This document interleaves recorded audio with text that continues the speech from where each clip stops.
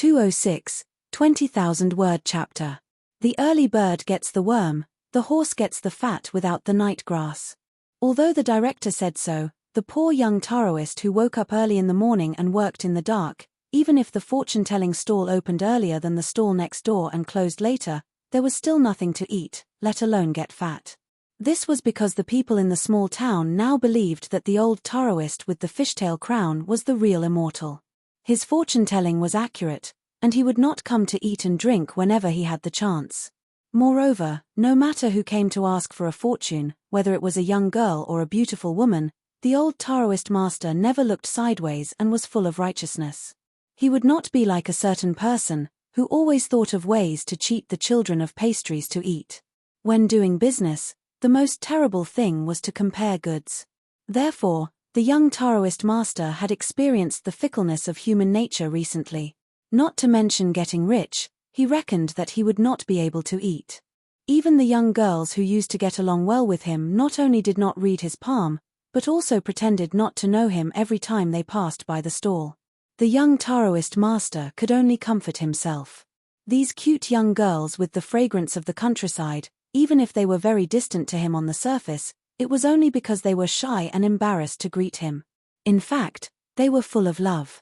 Otherwise, every time they passed by, they would wear beautiful new clothes.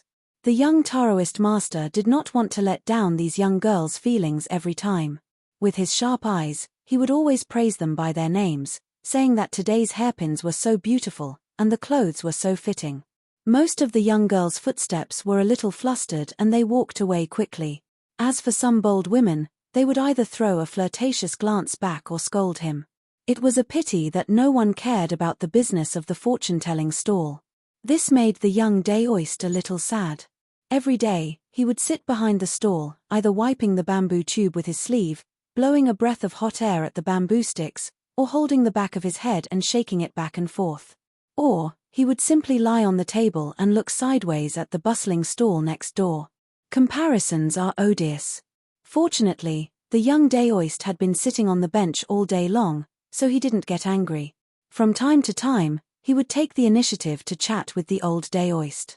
This made the old daoist, who was wondering if he should change to a place with good feng shui, feel a little relieved. In the end, even the old daoist felt a little sorry for such a simple-minded junior. Thinking that this trip to the small town was quite fruitful, which was almost enough to cover half a year's expenses, he wanted to give a few words of advice. When there was no business coming to him, he waved his hand and asked the lotus-crowned daoist to sit over.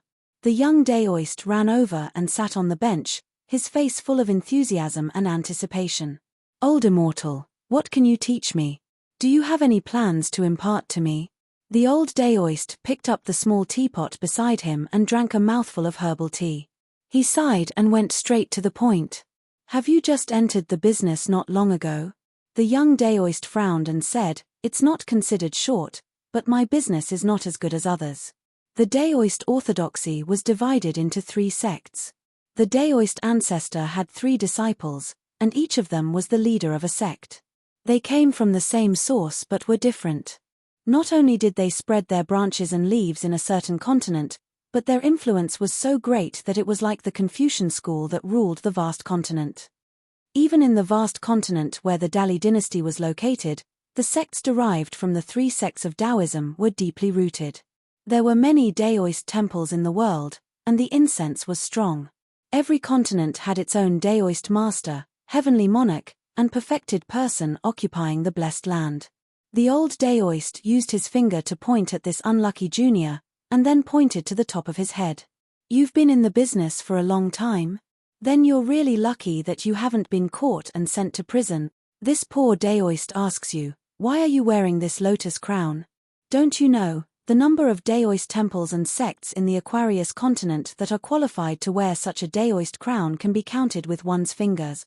The one leading them is the Divine Grandeur sect of the Southern Stream Kingdom, and their leader is the daoist master of the continent, Old Immortal Chi.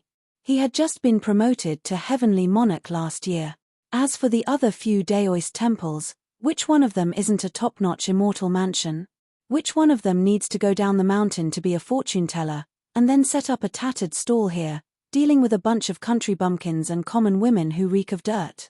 What, are you a Jade Archive immortal of the Divine Grandeur sect, or a registered Daoist from those few big Daoist temples?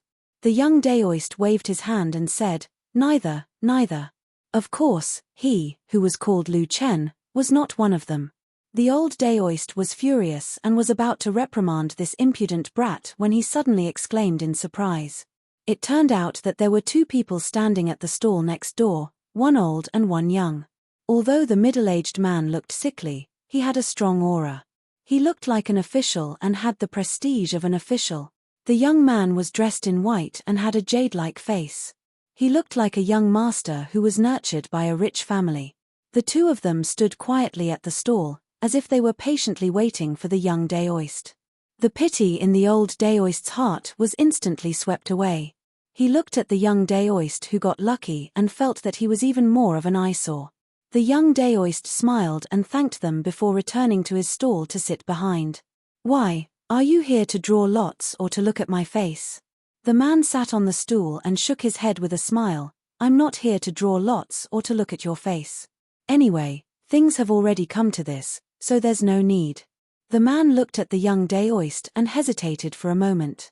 Then, he took out the fist salute for the first time in his life and said frankly, I'm the king of the mortal world.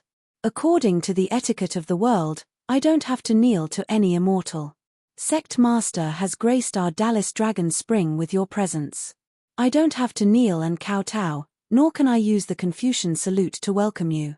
I'll just treat it as a chance meeting in the Jianghu. I'll be bold enough to use the Jianghu's way to welcome Sect Master Lu. I hope Sect Master Lu won't take offense. Lu Chen smiled and asked, that's strange. You're an emperor, why don't you address yourself as I or I? The man smiled bitterly, I really don't dare to do that in front of you. Lu Chen joked, I thought that the emperor of the Song clan in Dali was a hero who feared nothing. When Alliance killed his way to the White Jade Tower in your palace, you were very brave and refused to kneel. I was watching the show from afar in Nanjian Kingdom and I couldn't help but break out in cold sweat for you. Emperor Dali said self-deprecatingly, if I kneel, the spirit accumulated by the ancestors of the Song clan will all collapse. How can I kneel? That's why I can't kneel even if I die.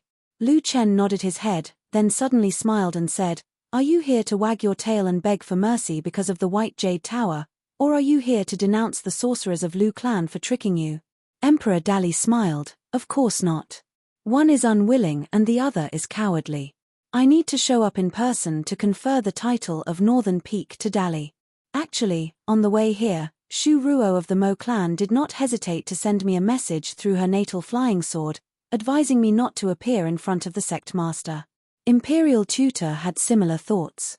Both of them were very direct and did not hold back. Especially our Dali Imperial Tutor, he knew my temper best and was afraid that I would offend the sect master. Lu Chen casually sized up the terminally ill Emperor Dali and said, I'm very curious about one thing. Alliance's punch broke your longevity bridge. Not only did he help you escape the fate of being a puppet, but he also left you with a short life. Are you grateful or resentful? Emperor Dali said frankly, both. It's hard to say whether I'm grateful or resentful. In the vast world, there have been rules since ancient times to restrict the rulers. Qi cultivators of the middle 5 realms are not allowed to be the ruler of a country. Qi cultivators of the lower 5 realms are not allowed to sit on the dragon throne for more than 60 years. In addition, the people of the emperor are indeed congenitally unsuitable for cultivation. That's why I couldn't resist the temptation and was bewitched by Mr. Lu, who helped to build the White Jade Tower. I took an unorthodox shortcut and secretly cultivated to the 10th realm. In fact, it was a big mistake. It was because I wanted so badly to hear Dallas horse galloping at the coast of the South Sea outside Old Dragon City. At this point, Emperor Dali was full of vigor, like an old patient who was on his deathbed. If such a day really comes, I believe it will be louder than the spring thunder in the sky. Lu Chen was non-committal. It's not easy for you to clean up your house in such a short time and have the courage to reject the Lu clan of the Central Divine Continent. Of course, this has a lot to do with the fact that the main branch of the Mo clan suddenly chose the Dali dynasty. But no matter what, your position as an emperor, is full of ups and downs. Emperor Dali was not surprised. Although immortals had to abide by the complicated rules set by the Sage of Rites when they came down, the young and handsome Taoist in front of him was not an ordinary Taoist. The reason why Dali insisted on coming to the small town and wanted to see the young Taoist with his own eyes was because he was in awe and admiration. It was the simplest and purest of emotions. He looked up to the high mountain and looked up to it. Although he could not reach it, he yearned for it. If he could really walk up to it and see it with his own eyes, it would be a great blessing in life. Emperor Dali suddenly showed a hint of luck and anxiety. With the sect master here, will I be able to escape? Lu Chen smiled and shook his head. In the dazzling galaxy that flows in the human world, you belong to the brighter kind. Of course, I can extend your life. Let alone 10 years, 100 years, or even 1,000 years is not difficult. But if I can change your fate, I'm afraid you will have to give up your ancestral property and follow me to another world. Only then can you live. Otherwise, do you really think that the Sage of Rites rules are just for show and that the statues in the Confucian temple are all dead people? Emperor Dali sighed and did not speak for a long time. Lu Chen threw a sideways glance at the young man, who had an old-fashioned expression, and said smilingly, Song Jisin, or should I call you Song Mu? What a coincidence, we meet again. Then, do you know that Qi Jingchun thinks highly of you? Back then, you were the key person who inherited the heritage of the literary lineage. It's not as simple as Qi Jingchun casting a spell on me. Otherwise, my Q would never have taken away the copper coin that you threw out. It's a pity that you are quite lucky. You were just a little bit short of luck and lost it just like that.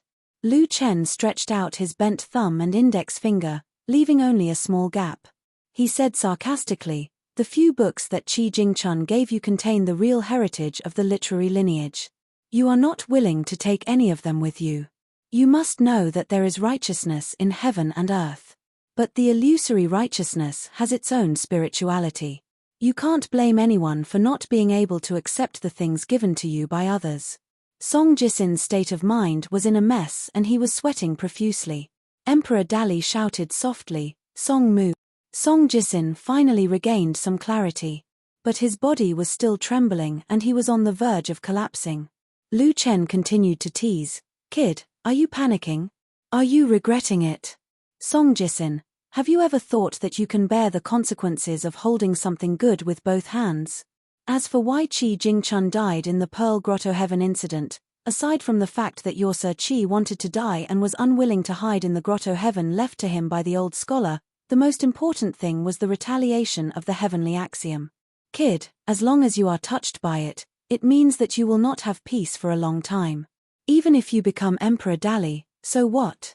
Even if Dali's cavalry trampled the coast of the South Sea, so what? Emperor Dali pressed a hand heavily on the young man's shoulder and said in a low voice, Don't think too much. Lu Chen was no longer aggressive. Languid, he said, people always like to regret the good things that passed by them. They are busy envying other people's encounters and fortune. Haha, it's really funny and fun. Emperor Dali retracted his hand. His palm was already sweaty and his face was even paler. Master Lu, can you let Dali go? Lu Chen was stunned. He slammed the table and laughed, My words have come true. Lu Chen first looked around, then squinted his eyes and looked up. He smiled and said, How is it? It's not that I'm forcing you. Don't worry, whatever happens in the future will depend on let nature take its course. I don't have the time to waste here. To put it bluntly, if it wasn't for Qi Jingchun, I wouldn't be willing to live under someone else's roof in your territory. The old Daoist at the stall next door was in a daze. Ever since the young Daoist took a seat at his stall, the old Daoist had been dozing off. Moreover, there was no business coming, so the old Daoist just sat there alone. However, the old Daoist himself was not aware that the lines on his palm had quietly changed. His lifespan had quietly increased along with the lines. This was a blessing that he was completely unaware of. The bad mood that the young Daoist was in because of the Lu family finally turned for the better today. Thus, he casually showed mercy for once. Emperor Dali left with Song Jisin. The man had mixed feelings and did not dare to look back. Lu Chen sighed with emotion. The creation of heaven and earth is wonderful beyond words. The sages of the 3 sects and the 100 schools of thought, as well as the heroes of the 1,000-year-old clans, were actually very busy. They were all making their own arrangements for the upcoming era of great battles. All of this was like the spring wind and rain, bathing the common people in the secular world. Good and evil will be repaid, and good and bad will bring about their own blessings and misfortunes. The young Daoist snapped his fingers and the world became clear again. He turned to look in the direction of the mountains in the west. Go, go. Everything from now on has nothing to do with you. The old Daoist shuddered and wiped the saliva from the corner of his mouth. He looked around blankly and did not notice anything strange. He sighed. He was old after all. He had to admit that he was old. He could no longer withstand the bone-chilling cold of late spring. Then, the old Daoist realized that the young man was once again sitting on the bench in front of his stall with a smile on his face. He looked like he was all ears. The old Daoist thought about how a huge business had been taken away by a dog. How could he be willing to teach this young man priceless advice? Wouldn't that be digging a hole for himself? Who would he cry to if his business was taken away in the future? He waved his sleeves impatiently. Scram, scram, scram. You don't have any wisdom or comprehension. I can't teach you. Lu Chen pressed his hands against the stall and said shamelessly, Don't. Old immortal, please enlighten me so that I can advertise in my own territory in the future. The old Daoist frowned and then relaxed. He smiled and said, The words of an old man can't be bought with money. Do you understand the rules? Ah, Lu Chen said in surprise, Can I owe you first? Seeing that there was no one around, the old Daoist couldn't care less about his immortal-like demeanor. He glared at him and said, Scram. Lu Chen fished out a piece of silver with a troubled expression. It was just a piece of silver. He placed it on the table. Old immortal, you're really not a deity. Why do you still have the stench of money? The old Daoist grabbed it and kept it in his sleeves. He coughed and began to talk about his experiences in the martial world. He only talked about the superficial things. It was useless even if one listened to it. He was determined not to talk about the words of an expert that one needed to be in the martial world. However, the young man sitting across the table didn't seem to understand at all. He listened to the old Daoist's boastful talk and was surprised. His face was full of respect as he deeply agreed with the old Daoist. From time to time, the young Daoist would suddenly slap his thigh and act like he had learned a lot. This scared the old Daoist quite a bit. Unknowingly, the old Daoist's changed palm lines were restored to their original state without a single difference. Gains and losses in the world, one doesn't know nor feel. During the Lantern Festival in the capital of the Great Sui Kingdom, the city was filled with lights. It was as bright as day. Almost all the scholars of the Cliff Academy went down the mountain to join in the fun that night. The teachers of the academy didn't dislike this. If young people always stayed in the study room and shook their heads, they would lose their vitality. Without this kind of teaching, if they were too restrained and inflexible, the seeds of learning in the fertile fields would definitely not be able to grow into towering trees. Li Huai wanted to go, but after shouting here and there, only Yu Lu was willing to go. Li Baoping said that she had already gone to every nook and cranny of the Great Sui's capital. If she went to the foot of the mountain now, how could she be looking at the lanterns? She was clearly looking at people. It was boring. Furthermore, she still owed the teacher a few articles for her to copy as punishment. Lin Shuyi said that he, Xie Lingyu, had now become Xie Lingyu. He had also become Kui Dongshan's disciple and disciple's disciple. He had a lot of magic weapons that only immortals could use. Li Huai kept pestering him, so Xie Lingyu took them out to show him.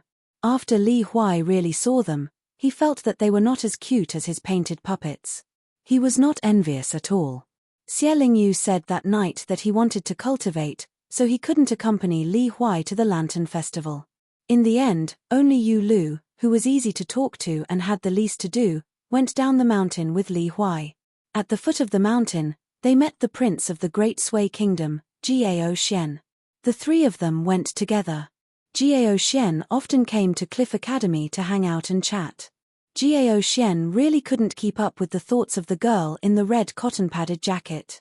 Lin Shuyi was also cold and cheerless. Xie Lingyu was often ordered around by the ancestor of the Cai family to serve tea, do the laundry, and sweep the floor. It was not the treatment that a cultivation genius should receive. It was worse than the treatment of a servant girl. Therefore, Jiao Xian was the most familiar with Yu Lu. From time to time, he would accompany Yu Lu to fish by the lake. On this lantern festival in the Great Sui Kingdom, the emperor and his ministers rejoiced together. For this occasion, Li Huai specially put on the black jade hairpin engraved with the words Huayin. When he walked, he held his chest high and walked with his head held high. Yu Lu and Jiao Xian guarded Li Huai on both sides. It was not that they were afraid that someone would bully Li Huai. It was just that Li Huai, this little brat, seemed to have a strange and unique temperament. A country bumpkin was a country bumpkin, but he was lucky. For example, right now, he was able to have the former crown prince of the Lu dynasty and the current prince of the Hong family of the Great Sui Kingdom protect him. Li Huai's Lantern Festival was worth it. In the library of Cliff Academy, Lin Shuyi was reading in the middle of the night. Suddenly, he felt uneasy. He sighed, put down the book, walked to the window, and thought of a charming girl.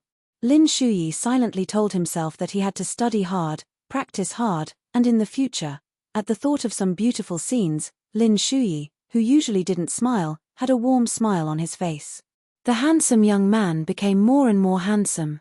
In the schoolhouse where the girl in the red cotton-padded jacket lived, there was also a light.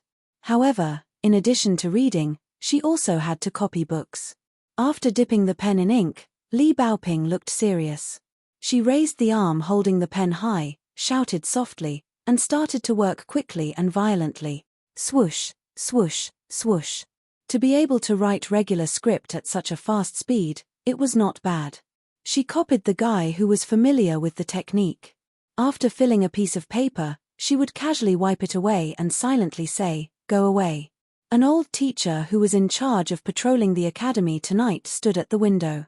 After seeing this scene, he did not know whether to laugh or cry. He felt helpless and distressed. The old teacher happened to be one of the girl's teachers. He quietly turned and left, not disturbing the girl's great task of copying books. However, the old man was thinking whether he should let little treasure bottle copy less books in the future. Maro Xiaodong, the deputy headmaster of the academy, was silently playing chess in his room.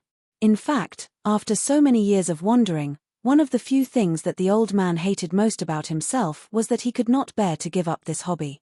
He had given up playing chess several times, but every time he accidentally saw others playing chess, he could not move away. The more he watched from the side, the more uncomfortable he felt. He secretly complained that the player was really bad. When he saw a good player, his heart was itching. When he went back, he could not help but review the whole game. Then he would continue to scold himself for not being able to control himself while playing chess happily. Some chess friends of many years liked to joke about this. They joked that Maro Xiaodong's withdrawal from chess was closed-door training and his comeback was out of closed-door training. Maro Xiaodong refused His Majesty's invitation tonight and did not go to the palace to watch the Lantern Festival. He silently played chess. The old man was taught to play chess by a certain bastard with the surname Kui. What was even more infuriating was that no matter how hard he tried to find the best chess manuals, spar with national players, and study the theories of various schools of chess. He had done everything he could, but his chess score was still rising slowly. He could not beat Kui Shi no matter what. The old man put away the chess manuals and chess pieces. He took the ruler from his waist and rubbed it carefully. Kui Dong from the academy, who showed himself as a teenager, had talked to him once. Then he talked to Emperor Dali again. Finally, he talked to the storyteller, the 11th state Qi trainer. When he talked to Maro Xiaodong, the old man advised him not to be wishful thinking. If he revealed his identity so early, he might die in the capital city of the Great Sui Kingdom. At that time, the academy would be implicated. Maro Xiaodong was very direct. If the Great Sui Kingdom mistakenly thought that the Cliff Academy was involved and the two sides could not reach an agreement, then Maro Xiaodong would be the first to kill. He would kill Dallas imperial tutor in the Great Sui Kingdom. Maro Xiaodong sighed and said, "How can a scholar become a businessman?" In a quiet courtyard, the young man in white, Kui Dongshan, sat under the eaves. He listened to a string of iron horses hanging under the eaves. It tinkled in the quiet spring night. Kui Dongshan suddenly turned to the young girl kneeling beside him. "Do you have a grandfather?" The young girl was stunned. How to answer this question? Was there a hidden secret? Otherwise, who didn't have a grandfather in the world? She felt that it must be a trap to test her will. Just as the young girl was thinking carefully about her words, Kui Dongshan laughed and said, "So you have one too?" Xie was speechless. What a joke. In the end, the two of them looked up at the night sky together. The bright moon of the Mid-Autumn Festival.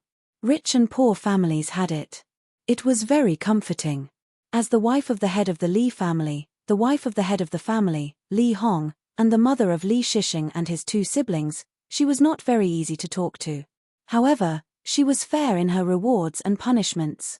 She was very prestigious in the family and was already a level 10 immortal.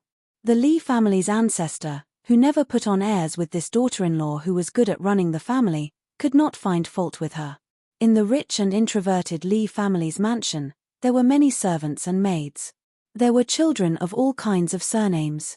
Their ancestors had been close to the Li family for generations. Moreover, the head of the Li family for generations had always been very compassionate to the servants. Zhu He and Zhu Lu, father and daughter, were an example. So much so that the old people in the mansion joked that Zhu Lu had the body of a maid and the life of a young lady. The head of the family, Li Hong, was a person who did not care about anything. She liked to collect porcelain pieces and read books. Except for the occasional chat with her eldest son, Li Shixing, she did not show up much. As the head of the family, she did not read many books and knew how to read because she had to check the accounts. The Li family had a long-standing tradition. Every year during festivals, children of the age of a child would memorize idioms with a certain word. If the elders of the Li family saw them and asked them, the children would be able to answer smoothly and they would receive a wedding gift. Last year on New Year's Eve, it was Jiao. This year on Lantern Festival, it was Dao. On the day of the Lantern Festival, the head of the family would let her personal maidservant carry a stack of red envelopes and money. On the way, she would meet children who were waiting for rabbits. She would open her mouth and ask them with a smile. Then, the children would have the answers that they had already prepared.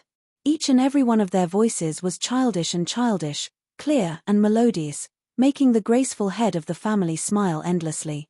For example, peach blossoms and plums did not speak but formed their own paths, peach blossoms and almond-shaped faces, and so on. These were all very beautiful sayings. Even if one of the children blurted out ordinary peach blossoms and ordinary plums, which was a very derogatory idiom, the head of the family was not angry. She still smiled and gave the child the wedding gift.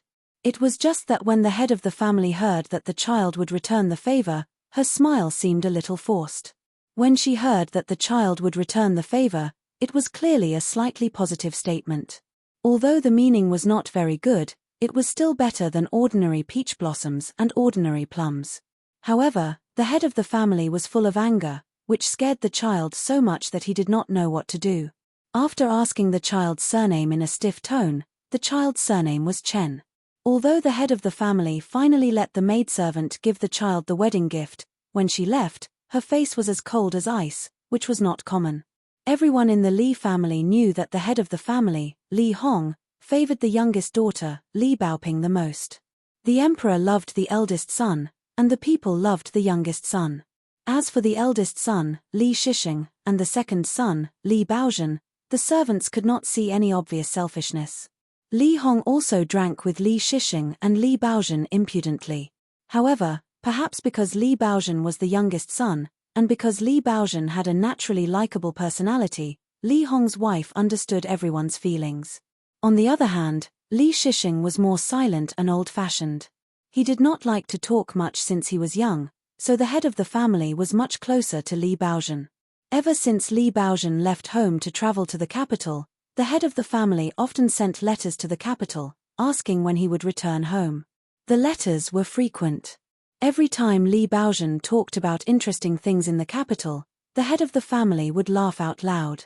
However, every time she put down the letter, she would be melancholic and worried that her youngest son would be wronged in such a big place like the capital of Dali. The second son's letters would be neatly stacked in a red lacquer box. Li Hong even teased her wife about this. Baozhen was such a smart child that even if he went out, he would not suffer any losses. She should be worried about others. Today, Li Shisheng returned from the school.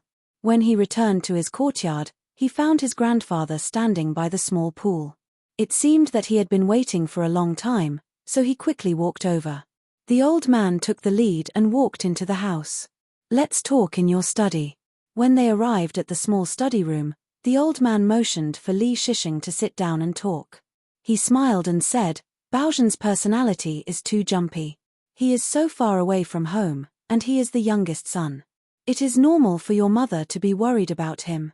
Don't think that she is biased and feel sad about it." Li Shisheng smiled and said, "Of course not." The old man said slowly, "Xiesha asked for 3 people, and I'm not surprised that you're one of them. Your father must be blind not to know your talent. I even think that you're no worse than he Xiaoyong of the Divine Grandeur sect. So what if you're the Jade Maiden of a continent? What's so great about you? My grandson has no sect to cultivate you. Otherwise, you might be the golden boy. When the time comes, you will become a celestial couple. Haha, this is not bad." At the end of his words, the old man laughed. Li Shisheng was a little helpless. His grandfather's temper of competing with others could not be changed. In order to become the first cultivator of the 10 realms in the Lizhu cave heaven, the process of breaking the realm was actually quite dangerous. However, no one could persuade him. Li Shisheng also could not persuade him. If he had not secretly divined a good divination, Li Shisheng would not have dared to let his grandfather rush into the life and death closed-door training. The old man sneered and said, "As for Ma Kuxuan, I really don't want to speak ill of him behind his back. His family is originally a nest of thieves and evilders. Humph, I don't think he will have a great future. The best is as good as water, and the toughest is easy to break. Since ancient times, he does not know how to hide his strength. So what if he broke 3 realms in 1 year? If he has the ability to break 3 realms after reaching the sea viewing realm, he can do it again." Li Shisheng was silent. The old man suddenly asked, "Why did you give the snow wind all and those talismans to Chen Pinggan?" The old man laughed angrily and said, "You should have left half for yourself. Believe it or not, that kid does not know the value of those papers and brushes at all." Li Shisheng smiled and said, "It seems that Grandpa does not care about the bottle." The old man was deflated and said angrily, "Who said so? If I don't care about the bottle, who will? All right, I gave it away. I just casually mentioned it. Do you think I will let you take it back?" Li Shisheng smiled knowingly. The old man saw the smile on his grandson's face and stretched out his finger to point twice in the air. "You can give away the family heirloom as you wish. Grandpa will not stop you, nor will I force you to go back on your words. However, it will not stop me from scolding you for being a wastrel." Li Shisheng's mouth was full of smiles. The old man put his hands on the armrests and said with a bit of fatigue, "Grandpa only has this little ability. Back then, I risked my life to reach the 10 realms. There is no hope for the 5 realms. Shisheng, Grandpa will not be able to do anything for you in the future." Li Shisheng quickly stood up and said softly, "Grandpa, don't think like that. You can't do better than that." The old man stood up and walked around the table to help his eldest grandson straighten his lapel. "Whether you go to the Julu continent or not, whether you will abandon Confucianism and follow Taoism in the future, you will always be my good grandson. There are countless reasons to be a person in this world, but I believe that my grandson will be righteous and always will be." Li Shisheng's eyes were a bit dry. He nodded vigorously and took 2 steps back. He bowed deeply and said loudly, "Teaching by example and teaching by word and deed, my Li family will not lose to anyone." The old man murmured, "Of course you are, and so is the bottle." The only person he missed was Li Baozhen, who was recognized as the most intelligent. Dali Changchun Palace. This was the only top sect in the Dali dynasty where female cultivators were the majority. Therefore, the once powerful Empress Dali chose to cultivate here. She lived in seclusion and was accompanied by Prince Songhe. Emperor Dali's number of children was not surprising. He had a dozen or so children, which was not a lot, and there was no need to worry about incense. Since the death of the Empress Dali, the position of the Empress had been left vacant by the Emperor. There were objections from all levels of the court, especially the officials of the Ministry of Rites. They had privately advised him several times, but they were all put aside by the Emperor. In addition, Dali's border army had been invincible in the past few years. It had largely diverted the attention of the civil and military officials in the court. Therefore, other than the scattered discussions, there was no large-scale discussion about the candidates for the Empress of Dali and the Crown Prince. However, with the trend of going south, the civil and military officials of Dali dared not say that half of the Aquarius continent was within their reach, but they did have the qualifications to think about it. Therefore, the selection of the Empress and the Crown Prince inevitably made people's hearts waver. This was not only for the sake of Dali's country, it was also a huge gamble. Whoever had the best foresight, the earlier they placed their bets, whoever would be able to occupy an important position in the future Dali court. But now, the family affairs of the Song clan were really complicated and confusing. Even the most astute and capable old foxes in the court did not dare to act rashly. The vassal king Song Jankyung had a high prestige in the military. Now that he was openly regent, and it was the emperor's own idea, it was simply inconceivable. Could it be that the emperor intended to abdicate the throne to his younger brother, and not pass it to any of the princes? However, although His Majesty did not take care of everything personally, he was diligent in governing and was willing to delegate many important government and military affairs, but he was definitely not a lazy and incapable ruler who slacked off on the court. Anyone who dared to think so was either a madman or a fool. And in the Dali court, where stars gathered, there was really no madman or fool. Then, on the 15th day of the first lunar month, when the atmosphere of the new year was still very strong, on the night of the Lantern Festival, when the streets were empty and every household went out for the Lantern Festival, Dali's capital ushered in an unforeseen change without warning. The Palace City, the Imperial City, the Inner City, and the Outer City, the entire capital of Dali, outside some rich and gorgeous houses, some inconspicuous common people's houses, and many time-honored restaurants, shops, and Taoist temples, almost at the same time, a group of Dali's elite soldiers, high-ranking military secretaries who were good at close combat, men of sacrifice secretly raised by the Yamen of the Ministry of Rites, and many Qi cultivators, including the Kintianjian, appeared together and forced their way in. If anyone dared to stop them, they would kill without mercy. If no one showed up, under the guidance of the Kintianjian officials, they began to dismantle all kinds of things, such as the towering memorial arch, the peach talisman hanging outside the door, the stone lion at the door, the plaque in the ancestral hall, the memorial tablet, and so on. There were all kinds of things. That night, Song Jankyung, the king of the vassal state, personally sat on the horse path in the outer city from nightfall to daybreak. He placed a chair and sat there with his eyes closed to rest. Beside Song Jankyung stood the Mo family's master who left the White Jade building. The only time Song Jankyung made a move that night was to intercept and kill a streak of rainbow that tried to escape. The king of Dali smashed the white rainbow with a punch. After that, Song Jankyung and that figure fought fiercely in the northwest area of the outer city. Their fists were magnificent, and bursts of light shone everywhere, illuminating the night. It was even brighter than thousands of lights combined. After the battle, more than 1,000 houses and buildings were destroyed, and nearly 10,000 people were killed or injured. After this earth-shattering battle, His Majesty the Emperor had gone to the capital of Dali. The atmosphere became extremely delicate. Even if the king of the vassal state suddenly sent someone to announce to the whole city that from today on, Song Jankyung was the new emperor of Dali, not many central officials would be shocked. In the capital, everyone was in danger.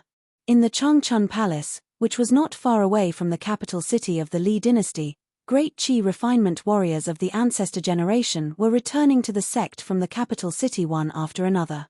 Although they reeked of blood and had a murderous aura, everyone looked calm. Therefore, the Changchun Palace was still as peaceful as before.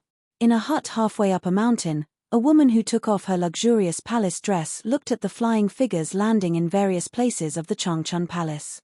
She was a little sad and resentful. She was sad that she was reduced from a chess player to a bystander, and she was the kind of poor person who was far away from the chessboard. She was even more resentful that she missed this grand event that was destined to be recorded in history. The woman gritted her teeth. A handsome young man walked to her with a smile, gently held her hand, and comforted her. "Mom, the wind is so strong outside.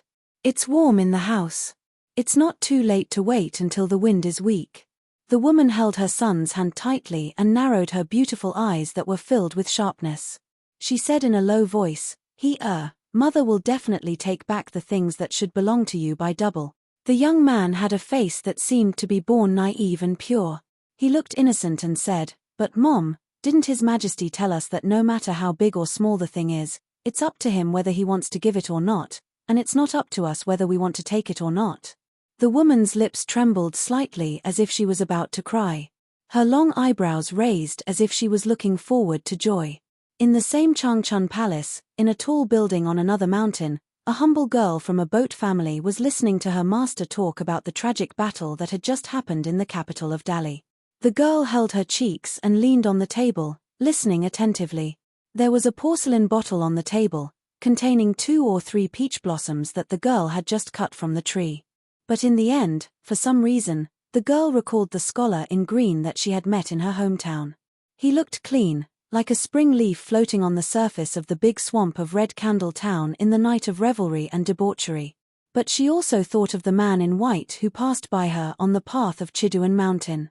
She only remembered that he seemed to be sad at that time.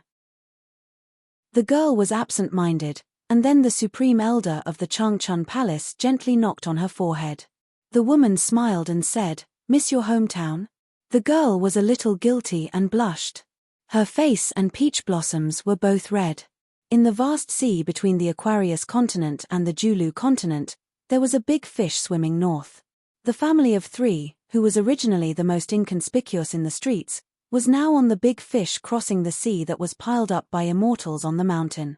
Even if they only lived in the most simple and crude inn, it was still quite eye-catching. In addition to the mother and daughter, one was a mature secular woman with a plump body. The girl was graceful and charming, and her eyes were full of spirit. Even if they couldn't be officially married and needed to swear an oath of eternal love, they were definitely more than enough to be a servant in an ordinary sect. Therefore, on the back of the big fish that was as vast as a small town, even if the family of 3 almost never went out to enjoy the sea scenery, it still made some unorthodox and itinerant cultivators covet it. The journey across the 2 continents was quite long. If they could find something interesting to do, why not? Fortunately, there were many eyes and eyes. Because this big fish that carried countless goods across the continents was guarded by a 9th realm immortal master and a 7th realm martial artist. Therefore, some young and strong chi refinement warriors who were ready to make a move did not dare to be too unsightly. In the beginning, they thought that money could move people's hearts. No matter how they looked at it, the family of 3 did not seem to have any background. Even if they were the relatives and family of some immortal master, most of them were from unorthodox small sects. Otherwise, they would not have lived in the cheapest rooms. Therefore, someone took the opportunity of polite greetings and knocked on the door. When they sat down to drink tea, they revealed some subtle hints. In the end, the woman was so scared that her face turned pale. On the contrary, the woman's daughter sneered and said to wait for her father to come back. At that time, there were many people standing in the corridor outside the door. Among them, there was a senior chi refinement warrior of the middle 5 states. Moreover, he was a swordsman with a sword hanging at his waist. Of course, this kind of thing did not need to be done personally. It would be too cheap. As for the first bite of the 2 plates of wild vegetables, he would definitely be the one to taste it. As for what would happen after that, it would depend on his mood whether he wanted to reward the lackeys around him. In the end, when the simple and honest man who went to buy food came back and heard this, he neither trembled in fear nor slammed the table and glared at them. After putting down the lunchbox with the simplest lunch, he only said that they would go out to talk. The The woman wanted to cry but had no tears. The girl held her mother's hand and said that it was fine. Father was here. The woman burst into tears at once and said something that made the girl's heart ache. I am afraid that your father will be beaten up. After the man stepped over the threshold, he gently closed the door.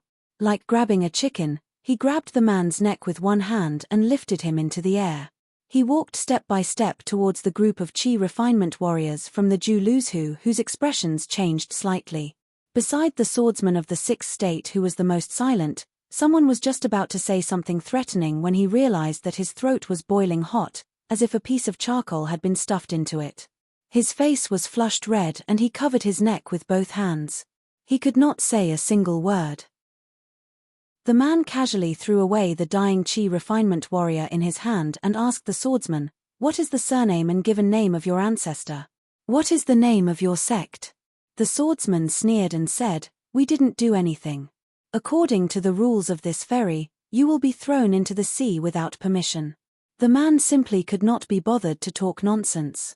He broke the swordsman's longevity bridge with a punch and forcibly uprooted the natal flying sword that did not even have time to make a move.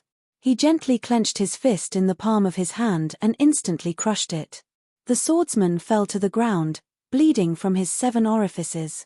The rest of the cultivators knelt down almost simultaneously and begged for mercy. However, all movements and sounds had long been isolated outside the door of the house by the man's martial arts. The man said indifferently, "Tell me the origins of this swordsman and your respective names and sects.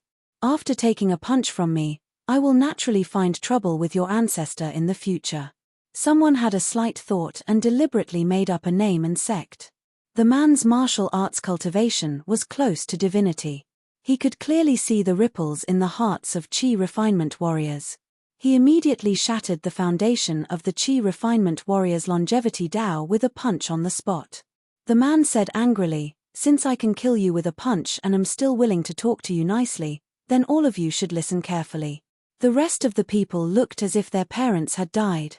The cultivator of the 9th state and the martial artist of the 7th state who were overseeing the ferry rushed over quickly. The cultivator was an old man with a dignified aura. The 9th state was the chi refinement warrior's golden core realm. There was a saying on the mountain, "Only by forming the golden core realm can one be considered one of our generation." He was a prodigy who had successfully broken through to the 8th state, the Dragon Gate realm.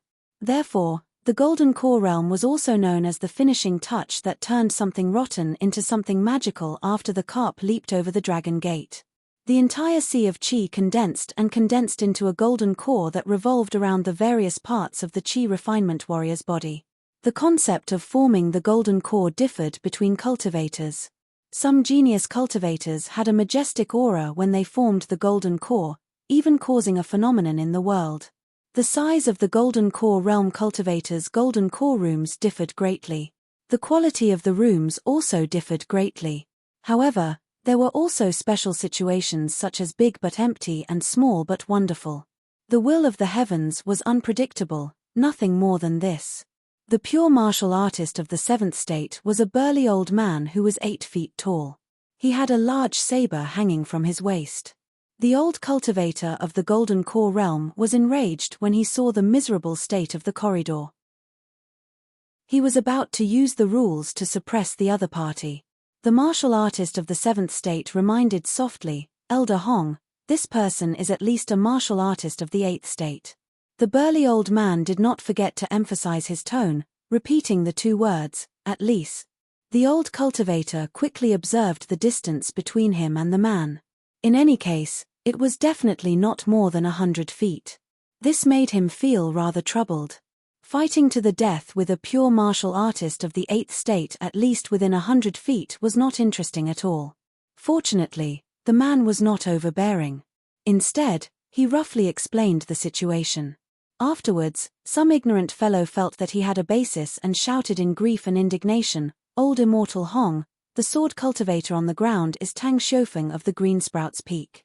His life-bound flying sword was forcefully pulled out of Tang Xiufeng's body by that madman and completely crushed. This is a great enmity of life and death. The Green Sprouts Peak will not let him go. If not for this reminder, The old cultivator of the Golden Core realm would not have been able to make up his mind. In the end, when he heard this, he hurriedly sized up the miserable state of the sword cultivator on the ground. The old cultivator gulped. Now, he could finally be sure that the ruthless man was not only a martial artist of the 8th state at least of the far travel realm, but he was also at least of the 8th state's completion realm. It was very likely that he had touched the threshold of the peak state. Otherwise, he would not have been able to so easily destroy the life-bound flying sword of a middle 5-state sword cultivator.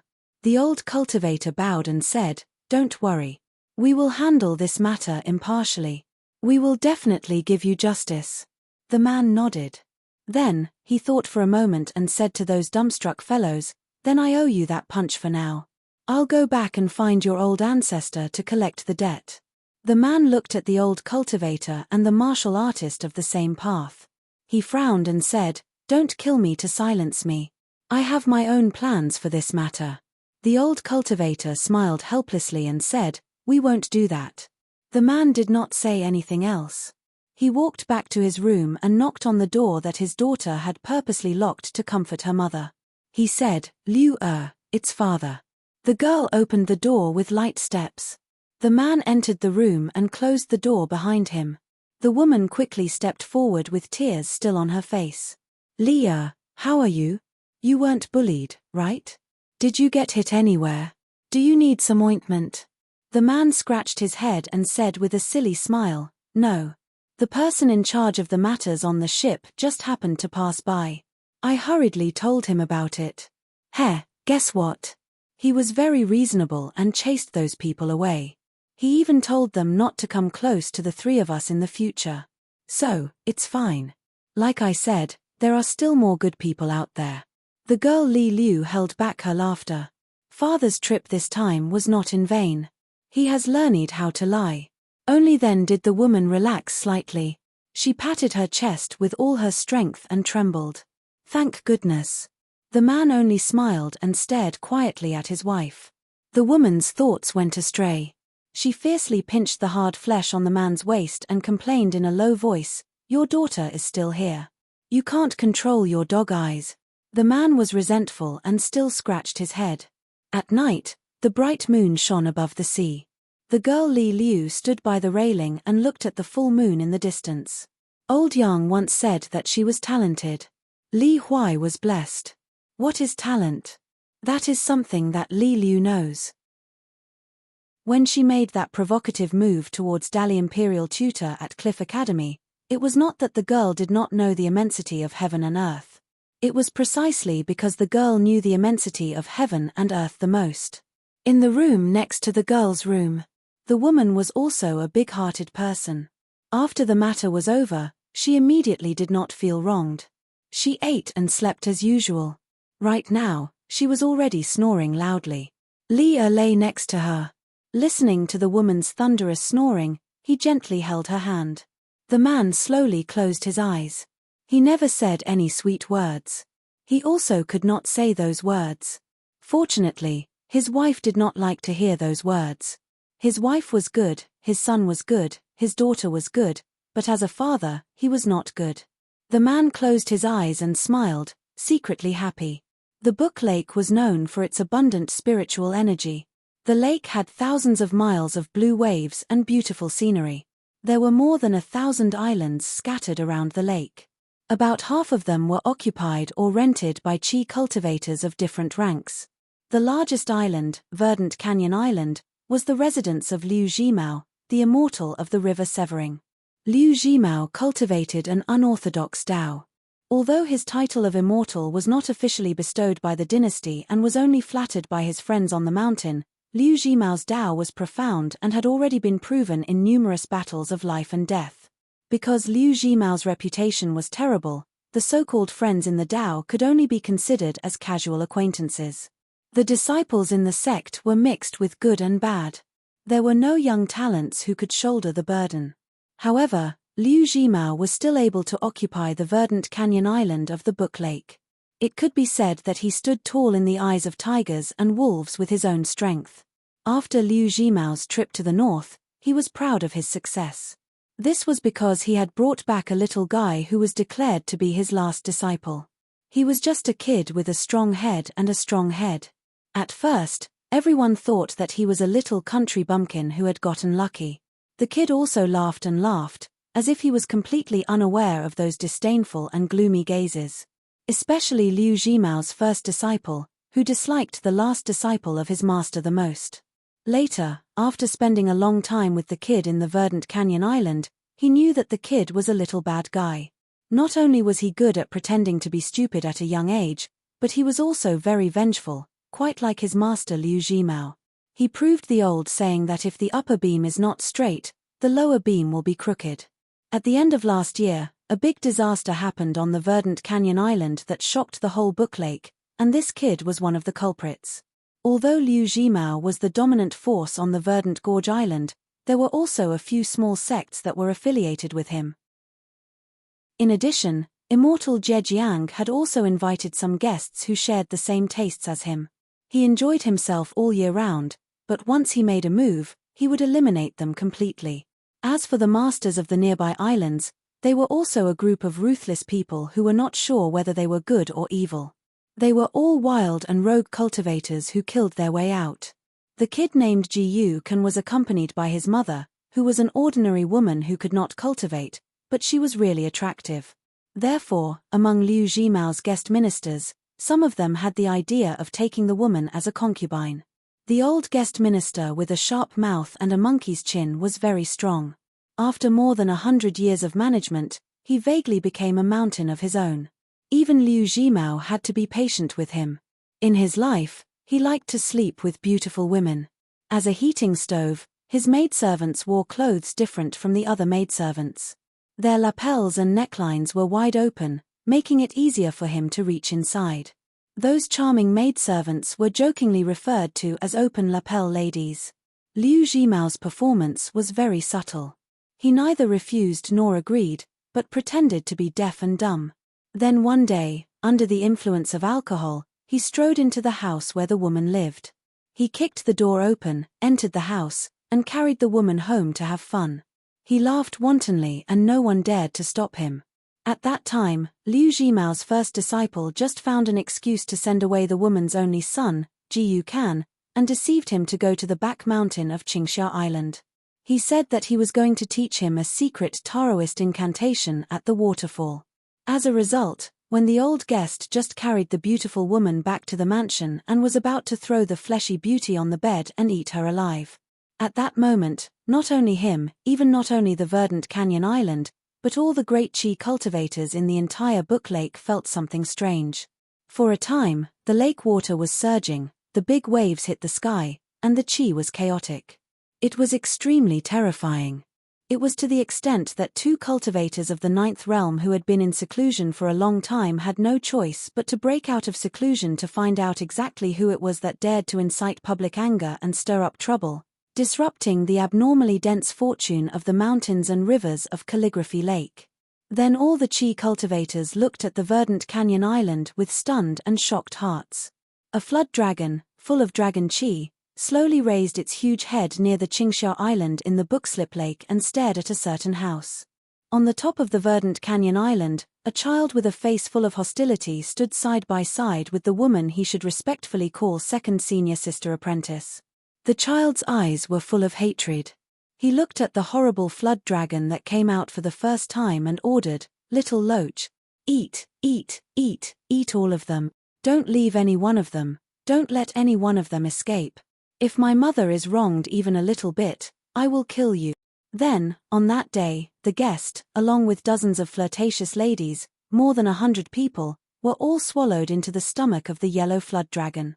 The ground was covered in blood, and countless broken limbs and bones were scattered everywhere. It was simply purgatory on earth. At first, a dignified guest of the ninth realm cultivator did not believe in the supernatural. He fought desperately with the huge monster in the sky above the mansion, but he still could not defeat it. He used all his magic weapons, but he still could not shake the beast at all. It only made the beast more violent and murderous. Finally, it jumped out of the lake and flew into the sky, biting the guest who tried to escape in half. The upper half of the guest's body was cut off at the waist and fell into the lake. It was then bitten by the yellow flood dragon that followed it. Finally, most of its body was submerged in the lake, and its head and neck came out of the water. It slowly chewed with its big mouth, making a terrifying sound. This action was full of provocation to the whole verdant canyon island. Its pair of cold eyes, which were bigger than lanterns, emitted a mischievous smile that was similar to a human's. The child on the mountain top grinned and said, "Good, good, good, little loach, go and eat that bastard senior brother. Whoever dares to stop you, eat them together." Even the woman who tipped off Jiyu Kan, standing next to the child, felt a chill. She was really frightened by the murderous nature of her junior brother Jiyu Kan. Liu Jimao, the immortal river severing, suddenly appeared on the mountain top and said with a pleasant face, "Although your senior brother is wrong, I will punish him well. Can you let him live?" Jiyu Kan smiled, "Master, you can either kill me and let the little loach fool around here, or you will have one less disciple." "Master, you have dozens of disciples. It is not a big deal to lose one. In the future, I will help you make a name for yourself. Not to mention the death of the senior brother, even the death of the second senior sister is not important." The child with a bright smile raised his head high and looked straight at the old man. He asked with a smile, "Master, what do you think?" Liu Jimao's face was gloomy and uncertain. In the end, he suddenly laughed and patted the child's head with a kind face. "Child, you have your master's style back then. Good, very good." Jiyu Kan smiled and narrowed his eyes. "Don't worry, master. In the future, whoever you want to kill, I will be your last disciple. I will definitely listen to you. Anyway, the little loach also likes to eat people, especially the immortals on the mountain. They are very nutritious and the little loach is very happy. Sigh, the little loach is really something. It grew so fast after leaving its hometown. Even your big white bowl can't hold it anymore. It can only be raised in the big lake. Master, do you have a bigger bowl?" Liu Jimao smiled and shook his head. The child chuckled obediently. Only the second senior sister was creeped out. The giant creature, nicknamed Little Loach by Jiyu Kan, then ate the eldest senior brother of the Green Gorge Island, who was begging for his life. Its huge body plowed out many gullies on the island. Not only did the flood dragon eat the man, but it also ate the nearby onlookers who were not afraid of death, or the servants and maids who did not manage to escape in time. The flood dragon probably thought that some ordinary people were not tasty, so it tore their bodies apart and threw them aside. It returned to the Bookslip Lake with its mouth full of blood dripping on the ground. That night, the child accompanied the frightened woman to admire the moon in the yard. Jiyu Kan ate the mooncake and said vaguely, "Mother, don't be afraid. No one will dare to bully you in the future." The woman looked around, then lowered her eyebrows and held the child in her arms. She lowered her voice and said, Can, don't be so fierce when you talk to your little loach in the future." Jiyu Kan nestled in his mother's warm arms. Only at this time, the child was not so angry and gloomy, and was slightly like a normal child. He grinned and said, "Don't worry, the little loach and I have the same mind. It knows that I am good to it. We have a good relationship. Even the one surnamed Liu." The woman quickly reached out to cover the child's mouth, picked up the mooncake with one hand, and said softly, "Eat the mooncake and talk less." Jiyu Kan patted his stomach. "Mother, I really can't eat anymore. I am not a little loach, who thinks about eating all day, like a big rice bucket." The woman smiled softly and gently stroked the child's head. Looking up at the moon, the woman's eyes were a little wet. Can has grown up and can protect mother. The child suddenly felt wronged. He pouted and said to himself, "Chen Pingan, I told you, in and out of the town, except for you, there are bad people. You didn't believe me." Jiyu Kan broke away from the woman's arms and jumped to the ground. He crossed his arms and said like an old man, "Mother, I promised Chen Pingan that I would find 17 or 18 women like Ji Qiu for him. Next time he comes to Qingxia Island, I will give them to him. Mother, what do you think?" Thinking of the boy in Mud Bottle Alley, the woman felt guilty and warm in her heart. She covered her mouth and smiled charmingly. Okay, as long as you are happy." Jiyu Kan suddenly became sick and lost his previous momentum. "Mother, If Chen Pinggan is not happy, but angry, what should I do? The woman joked, "Oh, my Can is afraid of someone." Ji Kan blushed and hummed, "I am not afraid of Chen Pinggan, I am." Speaking of this, Ji Kan, who was still a child, suddenly had red eyes. He lowered his head and wiped his eyes fiercely, sobbing, "I just think that if Chen Pinggan is here, he won't let anyone bully us. I just miss Chen Pinggan. He will help me with everything. Only Chen Pinggan is a good person in the world." The woman didn't know how to comfort her son, because she also began to cry. The moon bends over the 9 continents, some are happy and some are sad. The Chen family of Yingyin was the master of the collection of memorial archways in the world. As a result, the world's Confucian scholars only gave the 2 words mellow scholar to the Chen family of Yingyin. This branch of the Chen family that moved from the central continent to the South Hassa continent was actually not eye-catching during the Great Migration. Because at that time, this branch of the Chen family of Yingyin was only one of the 8 branches of the Chen family of righteousness in the central continent, and it had the least branches.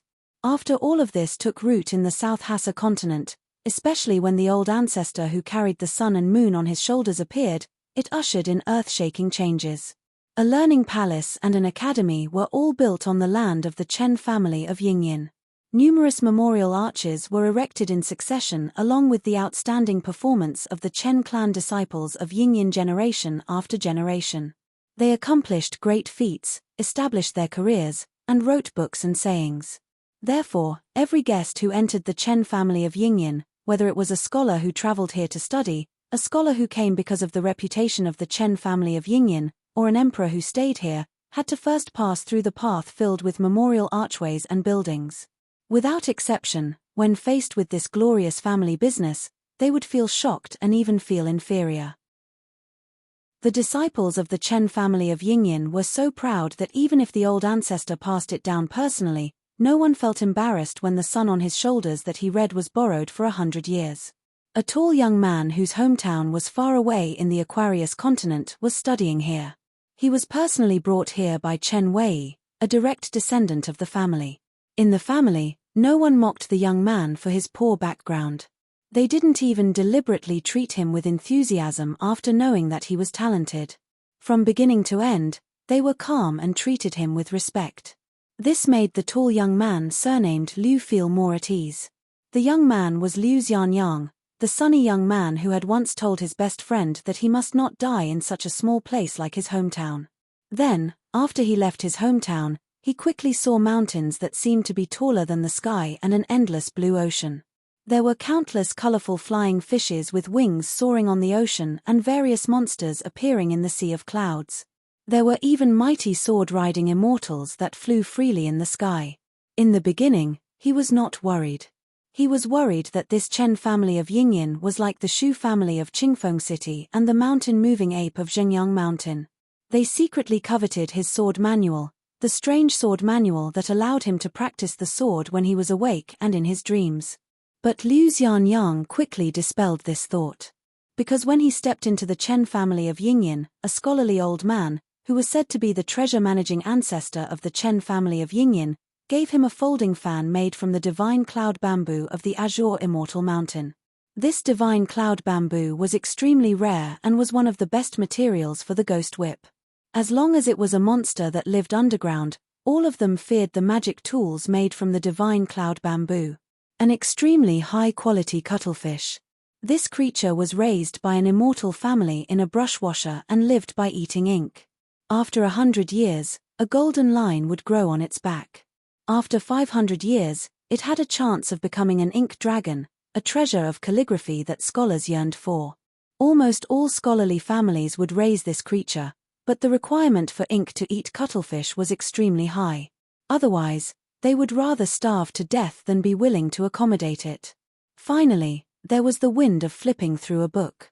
Liu Xianyang clearly remembered that even the arrogant Chen family's first wife's daughter, Chen Duan, was greatly surprised when she saw that breeze. She even felt a bit of jealousy. Liu Xianyang naturally liked this, but it was far from being wild with joy. Liu Xianyang knew that his foundation was still that sword manual. So, Liu Xianyang went to the Chen family's school on time every day and stayed in the courtyard to cultivate his sword techniques. Since the tall young man had seen the mountains and rivers, the next step, he wanted to rely on his own ability to ride his sword over the peak of the mountain, to ride his sword to the end of the river. There would be a day when he would meet that fellow surnamed Chen again, and he would be able to boast to him about the vastness of the outside world. Sometimes, Liu Xianyang was worried that if he returned to that small town one day, would Chen Pinggan be an old farmer who had already married and had children? Of course, Liu Xianyang would not disown him as a brother just like that. But Liu Xianyang was very, very afraid that at that time, the two of them would be sitting on the back of the green ox, chatting. After talking about embarrassing childhood stories, they would have nothing to say in the end. There were some words that came from the bottom of his heart. At that time, Liu Xianyang had purposely left in a hurry, purposely avoiding Chen Pinggan. Because he was afraid that when they parted, he would fail to live up to his expectations and cry. He would be laughed at by Chen Pinggan and others, and would look down on Liu Xianyang. Moreover, those words came from the bottom of his heart. At that time, Liu Xianyang was still a bit awkward, so in the end, he did not say anything. Now, Liu Xianyang was very regretful. He should have openly told Chen Pinggan that other than the matter of burning porcelain, he was inferior to him. He, Liu Xianyang, had taught Chen Pinggan so many other things. Fishing, using a wooden bow, setting traps in the mountains, crossing over mountains and ridges. Which one of these things, Chen Pinggan had done better than him, Liu Xianyang? The Yingyan Chen clan's residence was hundreds of miles in circumference. When Liu Xianyang was free, he would go to that road in one breath. He would pass by many memorial arches, walk to the bank of a large river, and sit on a stone cliff that was similar to the back of a green ox. He would sit there in a daze for half a day. For a tall youth who was diligently practicing the sword, this was a very extravagant thing to do. In the dusk of this day, Liu Xianyang sat there for another 4 hours. After he abruptly returned to his senses, he planned to stand up and return. There were still tens of miles to walk on the return journey. Moreover, within a radius of 1,000 miles, if there were no accidents, no one was allowed to ride the wind in the air. Generals, ministers, and officials had to dismount from their horses. This unshakable rule of the Chen clan had been passed down for thousands of years. After leaving the clan, there might still be some Chen clan disciples who were arrogant and willful outside. They might even do some bad things that went against etiquette. After all, the clan was too big, and it was inevitable that there would be crooks mixed in with the honest folk. However, as long as they were in the clan, no one dared to overstep the rules in the slightest. Especially when it was time to worship the ancestors every year, countless Chen clan descendants would rush back. The road was filled with pedestrians. Yes, pedestrians. Moreover, the adults were almost all dressed in scholarly robes, with jade pendants hanging from their waists. They were simply dressed. Liu Xianyang had seen it once from afar. The sound of jade pendants being struck rang out. This was an eye-opener for the youth. It was even more shocking than seeing mountains and rivers. As soon as Liu Xianyang stood up, he saw a thin white-haired Confucian scholar slowly walking up the stone cliff. Liu Xianyang bowed with his hands folded in front. The old Confucian scholar, who he couldn't tell if he was a gentleman or a sage, stood still and returned the greeting with a smile. If it was anywhere else in the Hassa continent, gentlemen and sages were quite rare. However, in the Chen clan of Yingyan, where there were many talents, if one didn't have a sage, he would be embarrassed to go out and greet others. The old man stood beside Liu Xianyang and looked at the rolling river. He gently stomped his feet on the stone cliff and said with a smile, "Do you know the name of this stone cliff?" Liu Xianyang had to stop and shook his head, "I don't know." The old man smiled and said, "It is recorded in the books that there is a strange stone on the river cliff of the Chen clan of Yingyan.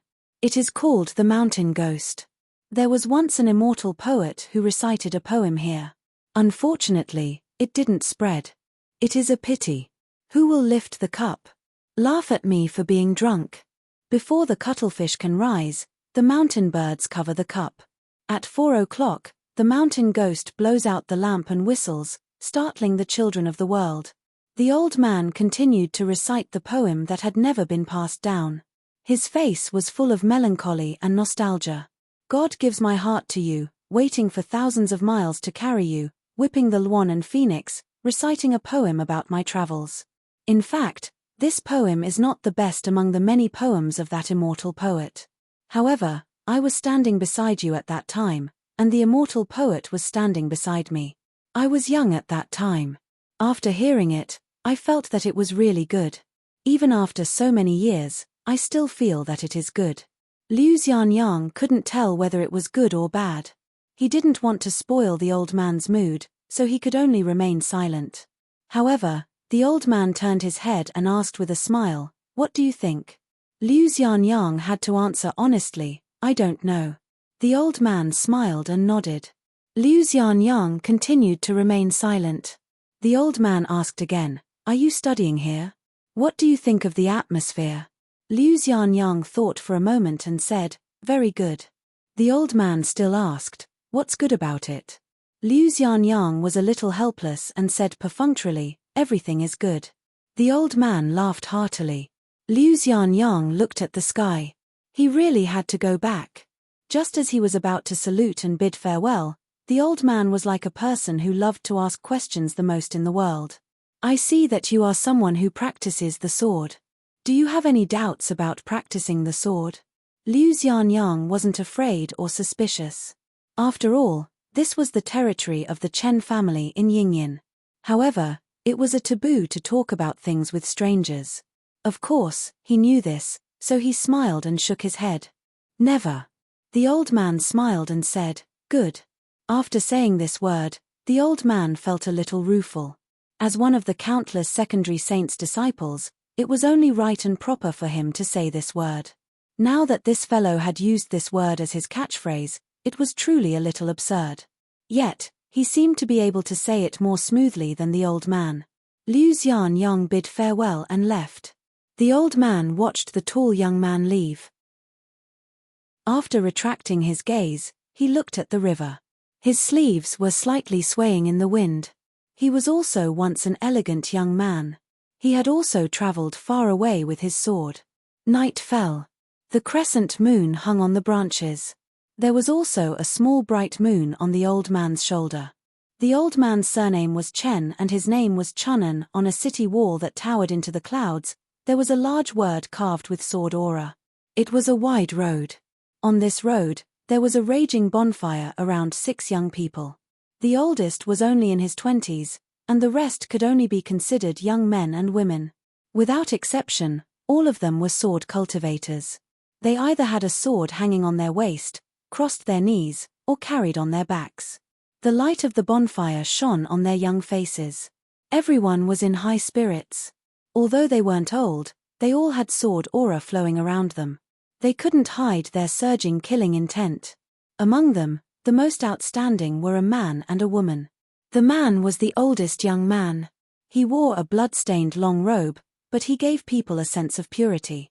Although he wasn't extraordinarily handsome, his clean and gentle temperament, coupled with the sword aura that was so condensed that it was almost solid, made people feel even more amazed. The young woman was full of heroic spirit. Her eyebrows were like narrow knives, showing off her sharpness. She sat cross-legged with her sword across her knees. She supported her chin with one hand and looked to the south of the high wall with a sharp gaze. The battle between the two sides had come to an end for the time being. The next attack and defense would definitely be more tragic. A fat young sword cultivator had a round face. When he smiled, his eyes would narrow into slits. He looked harmless, but his killing intent was the strongest. He drank hard liquor and handed it to the one-armed girl beside him. He wiped his mouth and laughed. "If it wasn't for the 6 swords that Alliance threw, we might not have survived this time. Hihi, next time, even if Alliance wants me to warm his bed, I'll wash my ass clean and agree." The fat young man patted the sword at his waist heavily. The sword's name was engraved with 2 words, Purple Lightning. When the sword was unsheathed, purple lightning lingered around it. It was extremely sharp and extraordinary. The other 5 swords were named Sutra, Zhenyu, Haoren Qi, Hongzhuang, and Yun Wen. The one-armed girl beside the fatty had a wooden expression on her face. She silently drank her wine. Her slender figure carried a large sword on her back.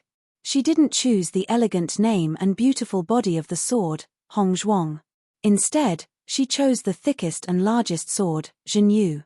The oldest one, who looked more like a scholar than a sword cultivator, chose love at first sight, Hao Renqi. The one-armed girl threw the liquor jug to the young man sitting opposite her. His face was dark and full of scars. He was wearing Hong Zhuang. The young man with a ferocious and ugly face took the wine jug, raised his head and took a big gulp. He then took another big gulp. Immediately, he was scolded by a handsome young man. "Dong, damn you. Can't you leave some for your ancestors?" The ugly young man was still stubborn and was about to drink a third mouthful. The handsome young man beside him was so angry that he wanted to give him a punch. He was the only one who had two swords. One was Sutra, and the other was Yun Wen. They were stacked on his thigh, but the Yun Wen sword seemed to have lost its scabbard. The ugly youth lifted his arm to block the fist. But after being struck by the fist, his body swayed and wine spilled all over his face. His ferocious nature erupted as he turned and glared at the handsome youth. The handsome youth also responded with equal harshness. "What, do you want to fight? If it weren't for you, would the little cricket die in the south for you?" The ugly young man's eyes turned red, and his lips turned blue. The girl with narrow eyebrows shouted, "Both of you, shut up." After she spoke, the ugly young man and the handsome young man stopped causing trouble. The former quietly passed the liquor jug to the latter. The girl stood up and said coldly, "Give me both the Yun Wen sword and the liquor jug." The handsome young man handed over the sword and the liquor. She walked to the edge of the road. Below her was the cliff. The strong wind was strong, and the chaotic sword aura and fierce sword intent were everywhere. Moreover, in this desolate land where benevolence and morality were useless, there were 3 moons in the sky. There was a full moon, a half moon, and a crescent moon. Therefore, there was no reason to speak of here. Everything depended on the sword in the hand. The girl held the sheathless long sword in one hand and the liquor jug in the other.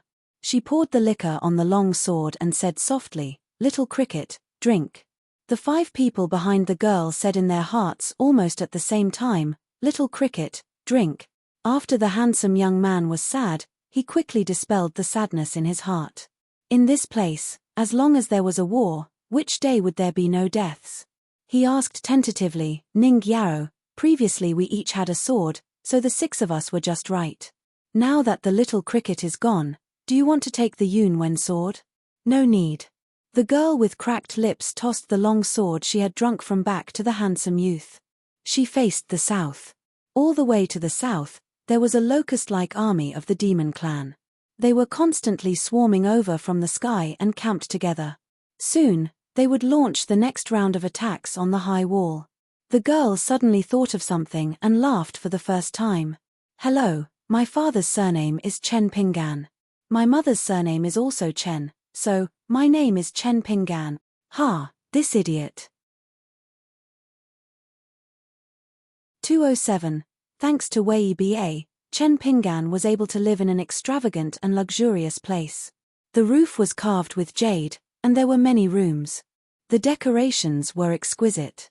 Chen Pingan felt that the place where the emperor lived was nothing more than this.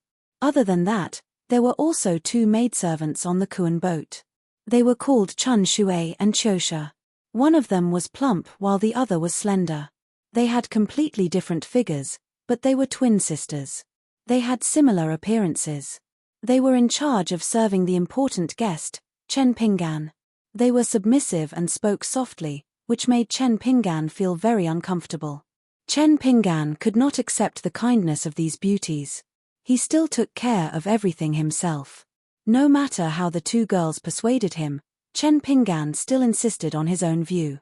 When night fell, Chen Pingan asked for a basin to wash his feet and put his calloused feet into boiling hot water. The 2 girls stood not far away with resentment in their eyes. Chen Pingan only felt uncomfortable all over. It took him a lot of persuasion to persuade them to go to the outer room to rest. Chen Pingan felt relieved. He stepped into the basin and looked around. Two young ladies were sitting in the outer room. Their heads were close to each other as they chatted softly. They used the dialect of their hometown in Julu continent to talk about their boudoir. They were curious about the young man's identity and how he could make the Lord Steward look at him with a whole new level of respect and reward him with a heaven character waist token. They were talking about the local customs of Great Lee, as well as the interesting stories of the Eastern Vase continent under their feet during the new year.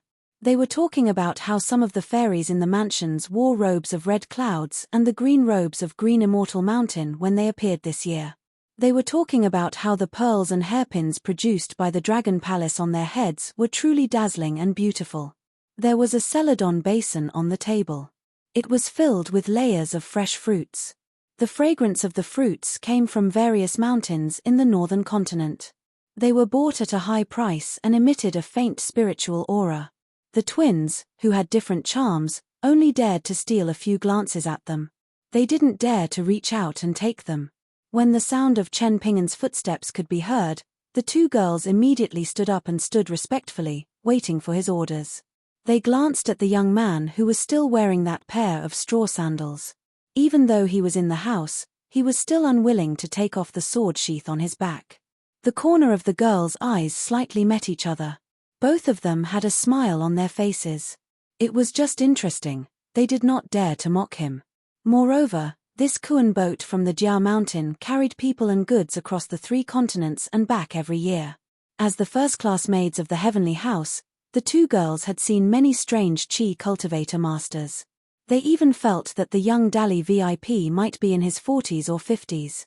This was too common on the mountain. When traveling, the younger the character, the more careful one had to be. They must not provoke him easily. Chosha took the foot basin and went out to pour some water. Smiling, Chun Shui asked Chen Pingan if he wanted to listen to the zither music. Tonight, there was a fairy from the Yellow Millet Pavilion who had a good relationship with the Jiao Mountain on the Kuan boat. She would be playing the zither on the Kuan boat tonight.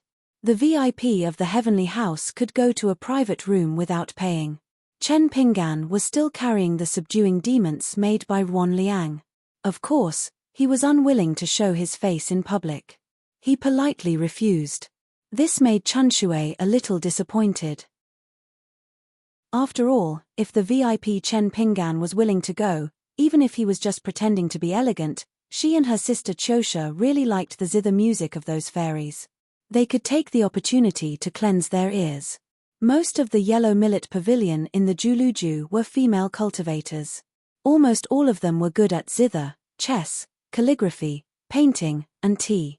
The fairies who had studied a certain craft to the highest level would be praised for brightening the eyes, clearing the heart, and cleansing the ears. The zither music of the fairy on the Kuan boat could cleanse the ears. Firstly, the music that flowed out from her hands was pleasing to the ears. Secondly, the cleansing the ears matter was real.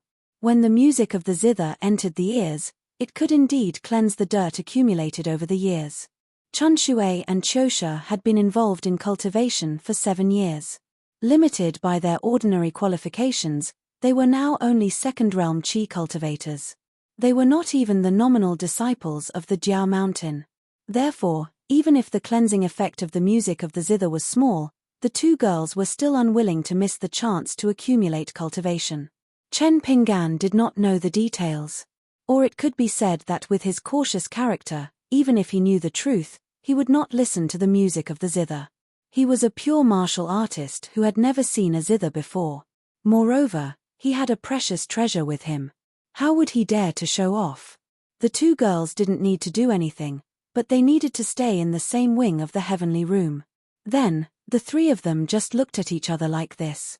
Chen Pingan became more and more envious of Wei Ba. If Wei Ba was sitting in his seat, the 2 of them would definitely be talking and laughing. How could there be such an awkward atmosphere? In fact, Chun Shui and Chosha were not embarrassed. Instead, they felt that it was novel. After all, guests like the young man in front of them were rare. In the past, there were also strange guests, but they were eccentric and eccentric. For example, there were guests who were so strange that they had to clean every corner of the house. They wiped the beams and the bottom of the bed. They were so busy that they were unwilling to help. It was as if a little bit of dust would fall on their hearts. There were also guests who were afraid of the dark. They would take out huge bright pearls from their fungsuan items and place them on the table and the bed. The light was so bright that it was dazzling. There were also withered old men who brought along a group of stinking mummies. The mummies were all women, but they were all dressed in red and green. They applied makeup and could move freely, but they could not speak. The scene was so horrifying that the two maidservants were so scared that they slept in the wing. They did not dare to close their eyes to sleep for the entire night. They were afraid that if they were not careful, they would become one of the mummies by dawn. Chen Pingan felt that staring at them was not a good thing. It was also not good for him to practice the sword furnace stance in front of outsiders. He could only brace himself and break the silence. Using the Aquarius continent's language that was not fluent, he asked, "Chun Shui, Chosha, where is your Jia mountain in the Julu continent?" Once he started the conversation, Chen Pingan found that the atmosphere was much more harmonious. The two girls seemed to be naturally good at chatting. After that, it was almost not his turn to interrupt. He only needed to listen attentively. So much so that when Chen Pingan politely invited them to drink some fruits to quench their thirst, the girls agreed with a red face. One lowered her head to eat while the other explained to Chen Pingan about Jia Mountain. When one was tired, the other girl took over and let Chen Pingan listen with great interest. It turned out that Jia Mountain was a big local sect in the Julu continent. It was located in the southwest. Although there were no upper 5 states Qi cultivators guarding it for 2 decades, according to the rules, they had to remove the title of sect and demoted from Jiao sect to Jiao Mountain when the founder opened the sect. However, the ancestors of Jiao Mountain were truly prosperous. During their peak, there were 2 upper 5 states immortals who could summon the wind and rain. Their names shook the entire continent. Although the 2 founders who revived the sect were both at the first stage of the upper 5 states, the pure jade state, which was commonly known as the 11th state cultivator, no matter what, one sect had 2 pure jade state, which was still an extremely glorious existence. Although the 2 girls were not true disciples of Jiao Mountain, they had an extremely strong sense of honor. They told Chen Pingan many legendary stories of the sect's founders. There was someone who encountered a group of deep-sea beasts during a cross-continent voyage. He fought with all his might and retreated. His sword was so bright that it surpassed the bright moon on the sea. In history, there was another founder who was best at thunder techniques. He traveled from the southwest all the way to the northeast border of the Julu continent and earned the nickname of Lord of Heaven. He killed countless demons and devils. Until today, there were countless people in the Julu continent who were grateful. They erected memorial tablets of merit in their homes and incense continued to burn for generations. Chen Pingan had only heard of these glorious stories. He was only slightly fascinated and did not think too much about it. However, he was very interested in the 11th state of the pure jade state. He could not help but ask about it.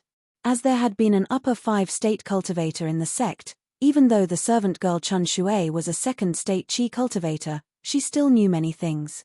She told him some of the things she knew. She said that the legendary pure jade state could be said to be the culmination of Qi cultivation and return to one's original state. Their body and spirit were close to perfection and they were as pure as gold and jade. They did not need any magic weapons to protect themselves. They were naturally immune to fire and water and evil spirits.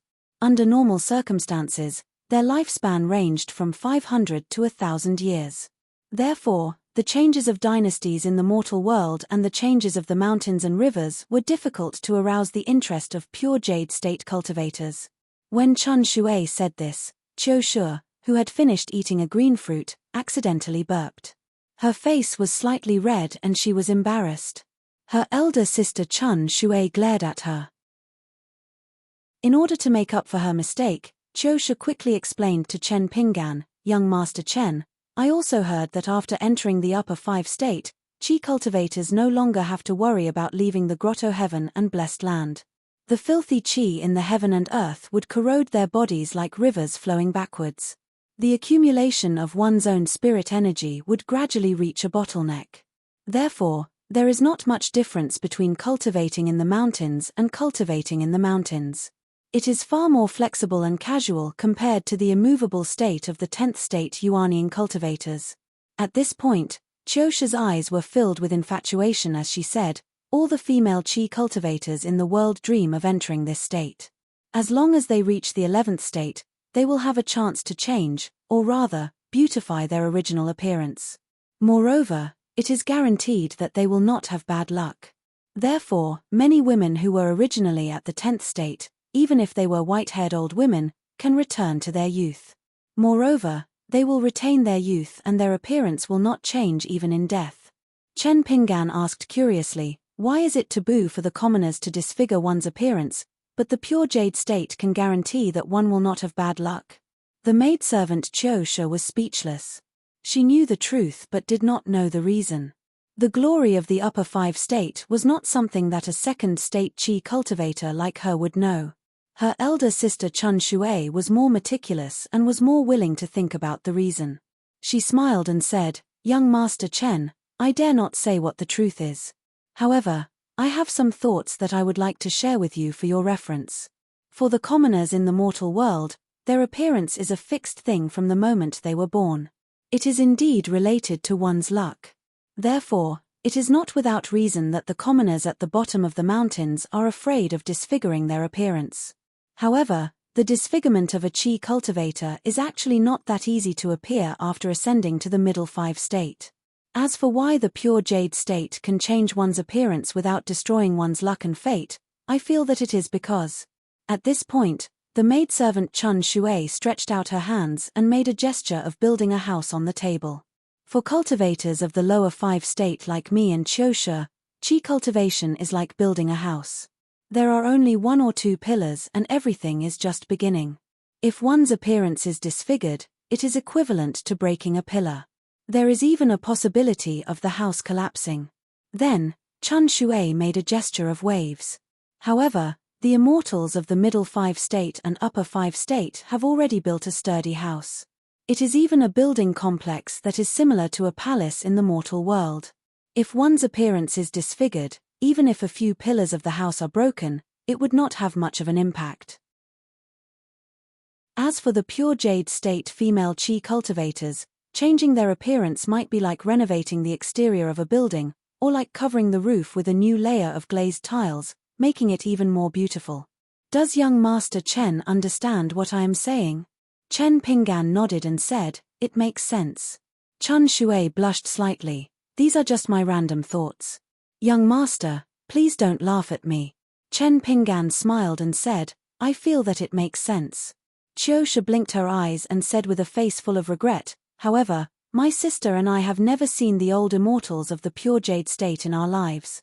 We have never even had the chance to see them from afar." Chun Shui's gaze was slightly deep. It is good that they are not well. Once the immortals of the upper 5 state start fighting, even if they are in the middle 5 state, they are not much better than ordinary people. Chiosha pouted, "It is good to see them from afar." Chun Shui said helplessly, "Our eyesight is just that little. It is far from the power of the treasures of the upper 5 state immortals, right? If we are not careful, we will not even know how we disappeared into thin air when we die." With regards to this, Chen Pinggan did not interrupt. Everyone had their own preferences and aspirations. Moreover, they were not familiar with each other. There was no need to criticize. At the bow of the Kuan ferry, suddenly, someone opened his mouth wide and pointed to the extreme west. After regaining his senses, he hurriedly called out to his companions and shouted with all his might, "Look, look!" In the vast sky, a hole of unknown size was forcefully torn open. Something fell, as if it was punched down from the sky. Although the falling speed was extremely fast, faster than any high-quality magic treasure, because the dome of the sky was really too high from the ground, as long as one inadvertently looked in that direction, they would be able to see this shocking and spectacular scene.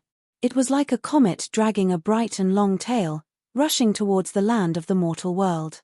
The entire Kuan ferry was in an uproar.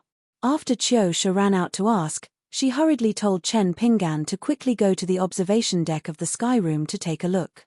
They must not miss it. Chen Pinggan brought Qiu Shi and Qiu Shi through the study room. They pushed the door open and came to the observation deck outside.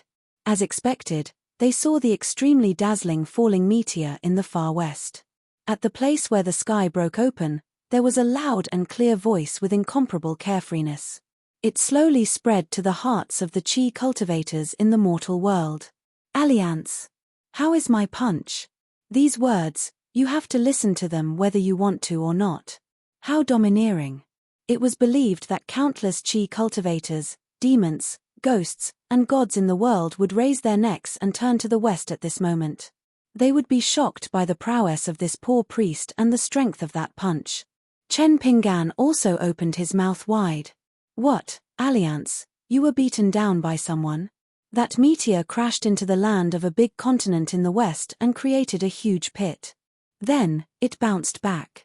Due to the strength of that punch, the height of the rebound was almost as high as Mount Sway in the central divine continent. The figure at the apex of the sky seemed to be looking for direction. Finally, it flashed and disappeared. Almost no one in the world could catch the figure. Those who had the ability to follow the figure could be counted with one's fingers. But without exception, they were all used to it and were too lazy to care about it. At most, they were silently deducing the changes in the heavenly secret. The young man with 2 swords on his back murmured, "This punch is a bit fierce." In the end, someone slapped the young man's head and said in exasperation, "Fierce my ass." 208. Chen Pinggan turned around and saw a familiar face. The man was no longer wearing a bamboo hat. Chen Pinggan looked at the man in a daze and was speechless for a moment. The 2 maidservants, Chun Shui and Qiu Shi, were shocked. They were annoyed that this man did not follow the rules and was too reckless. The Kuan boat was a small world and had its own rules. For example, private fights were not allowed. If there was a dispute, they had to inform the Kuan boat deacon. They were not allowed to use spells or supernatural powers without permission. If a mortal teacher boarded the boat, they were not allowed to humiliate him. There were many rules and regulations. However, the sects that had the ability to purchase the Kuan boat for cross-continent trade were, without exception, the top forces on the mountain. Every ferry was usually arranged with high-level cultivators and pure martial artists. At the same time, they hired a large number of itinerant cultivators who were good at fighting. This was the most important thing. At the end of the day, the rules were dead and the fists were alive. Therefore, in each corridor, there were decorative pink and green branches on the walls. There was a spiritual creature called the time cicada that did not sleep day and night. It could store the scenes that it captured. Even the slightest ripple of Qi activity could not escape its senses. If the time cicada was killed, it would release an ear-piercing cicada cry. Therefore, the Kuan boat was used to monitor thieves. One had to know that there were all kinds of Qi cultivators. Moreover, when it came to cultivation, the ripples in one's heart would be expanded endlessly. If an itinerant cultivator did not have a top-notch orthodox formula to concentrate and calm his heart, he would often be extreme in good and evil. He would do whatever he liked. In addition, cultivation was a bottomless pit. Even if one had a mountain of gold or silver, one would not be rich without a windfall. Moreover, there was a saying that wealth came from danger. Naturally, there was no lack of people's evil intentions. Chen Pinggan snorted and then laughed happily. He was Alliance. The man was travel-worn. He was barefooted and his sleeves were rolled up.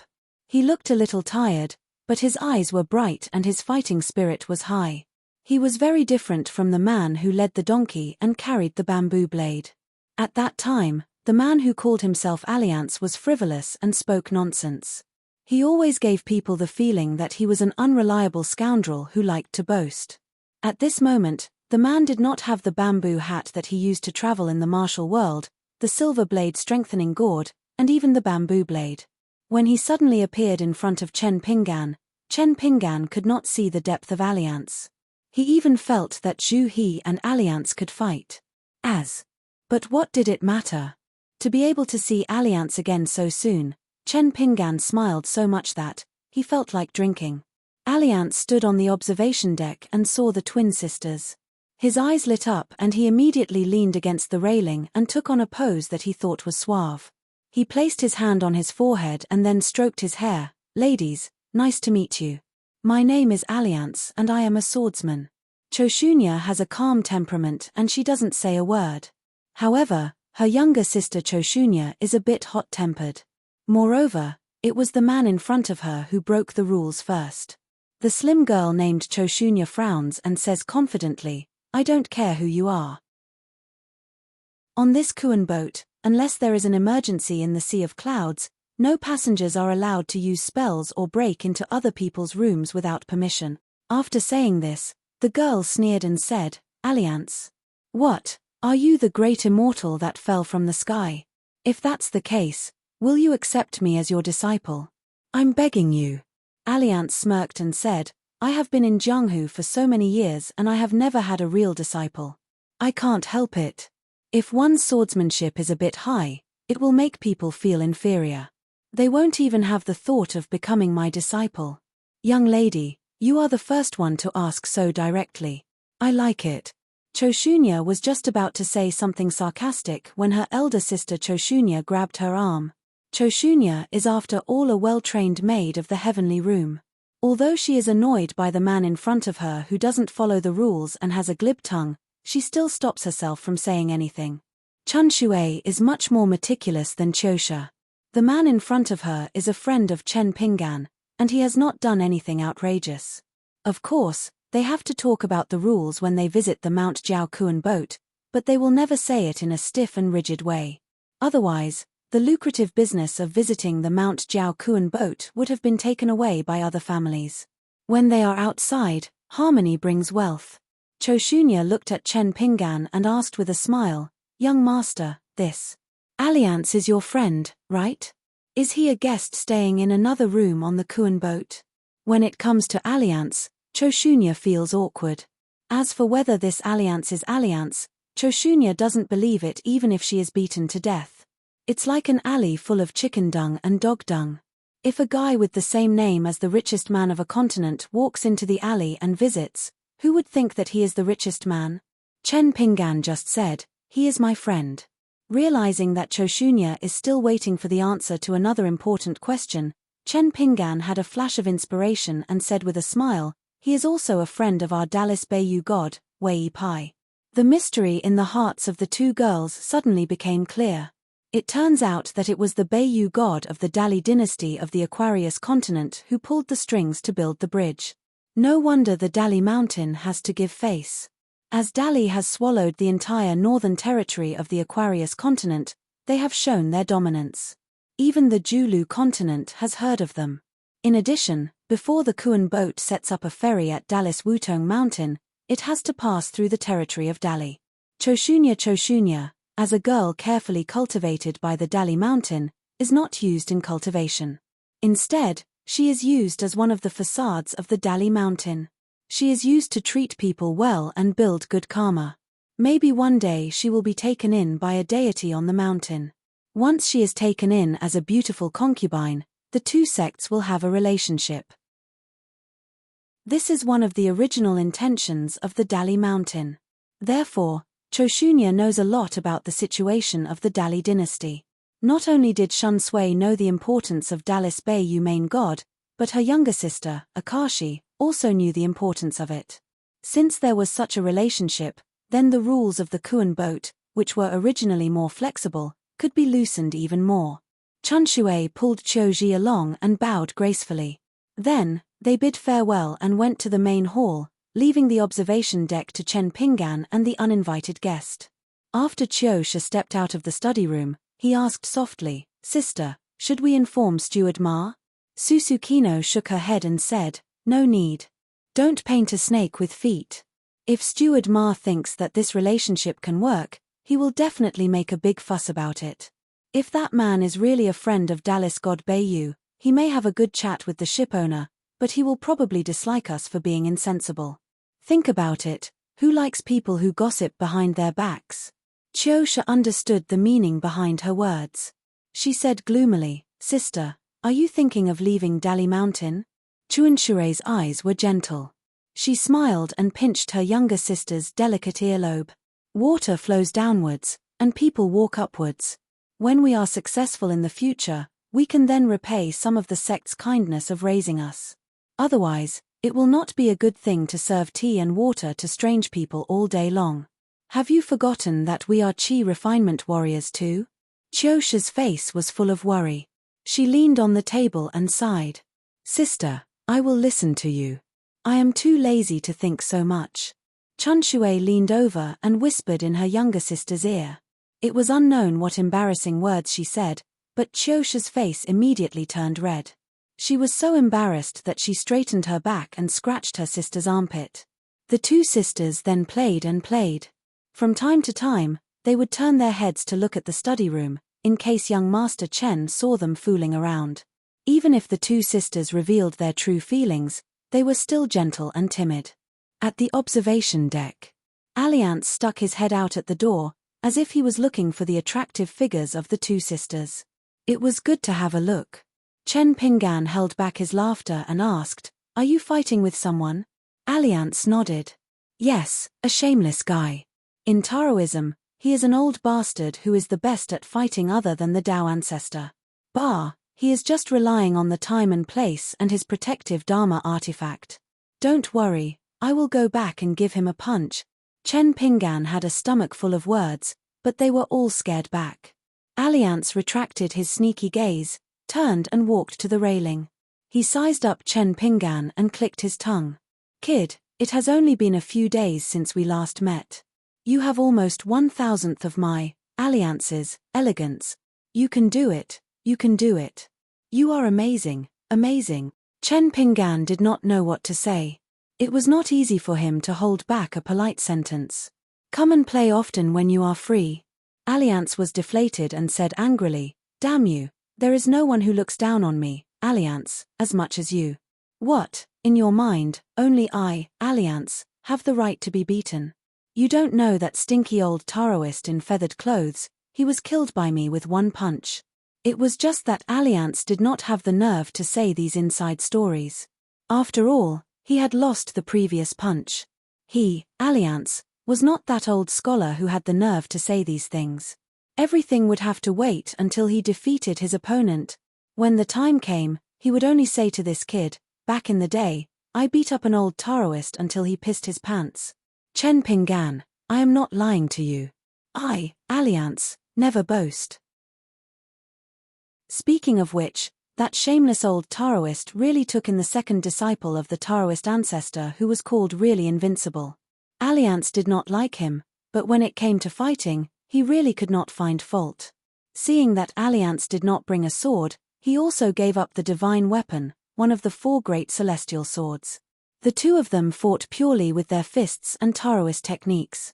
In the higher place of the green underworld, they fought each other while killing the sky demons. It was really satisfying. Sooner or later, he would beat that stinky old Taoist until he admitted that he was really an enemy.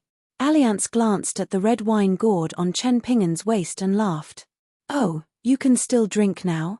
Chen Pinggan nodded. "I still can't drink that much. I can only drink a little at a time." Alliance glanced at the sky. "Chen Pinggan, we can still talk for a while. Pick the important things to say." Then Chen Pinggan roughly explained the recent situation. Alliance gave him a thumbs up. "In that case, don't worry and go down south. Take this trip to the Jianghu well. Hurry up and become stronger. In the future, come to the heavens to play. The human world is very good. In the heavens, there are many strong enemies. It is also very exciting." Chen Pinggan was a little guilty. "Alliance, although I have a sword on my back, I have not officially started practicing the sword." Alliance grinned and said, "When you practice the fist to the extreme, it is equivalent to practicing the sword. Don't be anxious." Chen Pinggan wanted to say something, but he stopped. Liang patted Chen Pinggan's shoulder, "Don't think like that. It was indeed Qi Jingchun who told me about the old sword on the stone arch bridge. However, he later changed his mind and said that he had chosen someone else who was more suitable than me. I wasn't angry because I knew Qi Jingchun's temper better than anyone else in the world. However, I was also curious as to who could enlighten Qi Jing-chun. That's why we met each other. After that, I felt relieved because I figured out one thing. I'm afraid that even if I walked to the Stone Arch Bridge in your town, she might not choose me. When we were on the hillside, I told you that I was already in the bag. I was just bragging. Hearing that, Liang's face turned pale and he looked at Chen Pinggan with a serious expression. Chen Pinggan was stunned. Alliance also knows how to brag. Alliance smiled and squinted his eyes. His whole face was squeezed together, as if a mass of warm sunshine was folded together. He laughed heartily and said, "Why? You don't allow me to brag for once. Just like this time, I was punched down to the mortal world. Isn't it embarrassing? It's so embarrassing. But I, Alliance, still came to see you, Chen Pinggan, didn't I? Why?" Chen Pinggan was confused. Why? Alliance pointed to the sky. The real powerhouse is not about being invincible. It is about being alive. No matter how badly you lose, you don't die. Instead, it is about being able to stand up every time and angrily punch and sword again. Alliance pointed to the south and said with a smile, "After the inverted hanging mountain of the stinky Taoist, there is the Great Wall of Sword Qi. I, Alliance, have been practicing swordsmanship there for many years. Do you think that I am invincible every time? Absolutely not. The number of times I have been chased away is even worse than a stray dog. Of course, in a one-on-one fight, I, Alliance, am not afraid of anyone in the world. If I can't withstand those big demons shamelessly ganging up on me, I will run and curse. After I have escaped with great difficulty, I will secretly kill my way back, take the head, and leave. I will throw the big demon's head in front of those little bastards at the Great Wall of Sword Qi. Even without me, Alliance, saying anything, they will all scream. You don't know that the little girls and beautiful women over there, their eyes can eat people up. I am quite embarrassed." Chen Pinggan could not help but say, "I believe the previous ones. But I don't really believe the last one." Alliance said awkwardly, "You can see through it but you don't say it." For a moment, there was silence. Alliance raised his head and looked at the big hole in the sky in the west. It was slowly closing. Chen Pinggan suddenly asked loudly, "Alliance, do you want to drink?" Alliance was stunned. He laughed and said, "I will owe it to you first. Then let's leave it at that. When you reach the Great Wall of Sword Qi one day, if there is a bastard who uses this embarrassing incident to laugh at me, remember to tell him that Alliance guarantees that he will soon punch that Taoist's second brother into the heavenly firmament." Alliance shouted softly, "Let's go." The Kuan ship shook violently. It slowly sank for hundreds of feet before it finally stopped its downward momentum. There was a rumbling sound in the sky. Then, that streak of rainbow light rose to the top of the Kuan ship where the Qi refinement warriors could not see it. There was an even more shocking explosion that caused the hundreds of miles of cloud sea to shatter. Alliance disappeared completely just like that. In the next moment, he appeared in the sky above the Aquarius continent and the Central Plains. There was another loud sound and he flew past the East Sea of the Central Plains, as well as the towering Sway Mountain. A god in golden armor who was sitting cross-legged in the void opened his eyes. He also passed by the White Emperor City amidst the colorful clouds outside the small grotto heaven of the Yellow River. There was a big fiend who stood on the city wall and looked at the figure that flashed past. This repeated again and again. Under the hole in the sky, he rose rapidly. At the moment before the sky closed, Alliance went back and forth and broke through the sky. Chen Pinggan stood on the observation deck and was unwilling to move for a long time. It was hard to say whether Alliance was invincible or not. He was really cool. 209. Alliance came and left in a hurry. Chen Pinggan did not feel that Alliance was not the ferocious person in his mind after being punched into the mortal world. Instead, he felt that this Alliance was especially handsome. However, Chen Pinggan still felt a little regretful that he had not seen Alliance use his sword with his own eyes until now. After Chen Pinggan retracted his gaze, he took off the sword-nurturing gourd called ginger gourd and drank a mouthful of wine gently. He could not help but lament, after practicing a million fists, I should seize the time to practice my swordsmanship. After placing the wine gourd back, Chen Pinggan was no longer so reserved. He took a deep breath and smiled. He actually started to practice the sword furnace stance openly. The mighty sword immortals who passed through the sky above the small town rode the wind and looked at the strong winds in the sky. They rode on their swords and looked at the ebb and flow of the tides. The old man surnamed Kui punched out, causing the earth to tremble and the mountains to shake. The sword immortal of the wind snow temple, Wei Jin, arrived before the person, causing the world to shine brightly. Some beautiful things, if revealed by others, would be learned after being envious. As for whether or not one could learn it, one would have to work hard to figure it out. It was such a simple matter. After waiting for a long time, coupled with the violent tremors previously, it had caused everyone on the Kuan boat to feel uneasy. Chun Shui was afraid that an accident had happened at the observation deck. She took the risk of attracting the disgust of the esteemed guest and walked through the study room to the doorstep. She found that the cultivator who was on good terms with Dallas god Beiyu had disappeared. Chun Shui could not help but curse in her heart. This fellow was really elusive. Realizing that Chen Pinggan seemed to be cultivating, Chun Shui hurriedly turned around silently and did not say a word. When she returned to the main hall, she even deliberately lightened her footsteps. It was a big taboo to disturb the cultivation of a chi cultivator or a pure martial artist on the mountain. The closed-door cultivation of a chi cultivator from each continent would be the top priority of the entire sect. More than 100 years ago, a young elder who was trying to break through the bottleneck of the 10th state in his closed-door cultivation of the 9th state was careless in his closed-door cultivation of the 9th state. During the closed-door cultivation, a young elder who was trying to break through the bottleneck of the 10th state was careless in his closed-door cultivation of the 9th state. His mortal enemy sneaked into the mountain and destroyed his foundation of Tao. He could only stay in the golden elixir state for the rest of his life. Not long after that, his state of mind decayed and he completely collapsed. A senior in the sect who had a good reputation became extremely violent. She often tortured and killed his concubines and maids. She even crippled a proud disciple who was in the viewing sea state and almost broke the longevity bridge.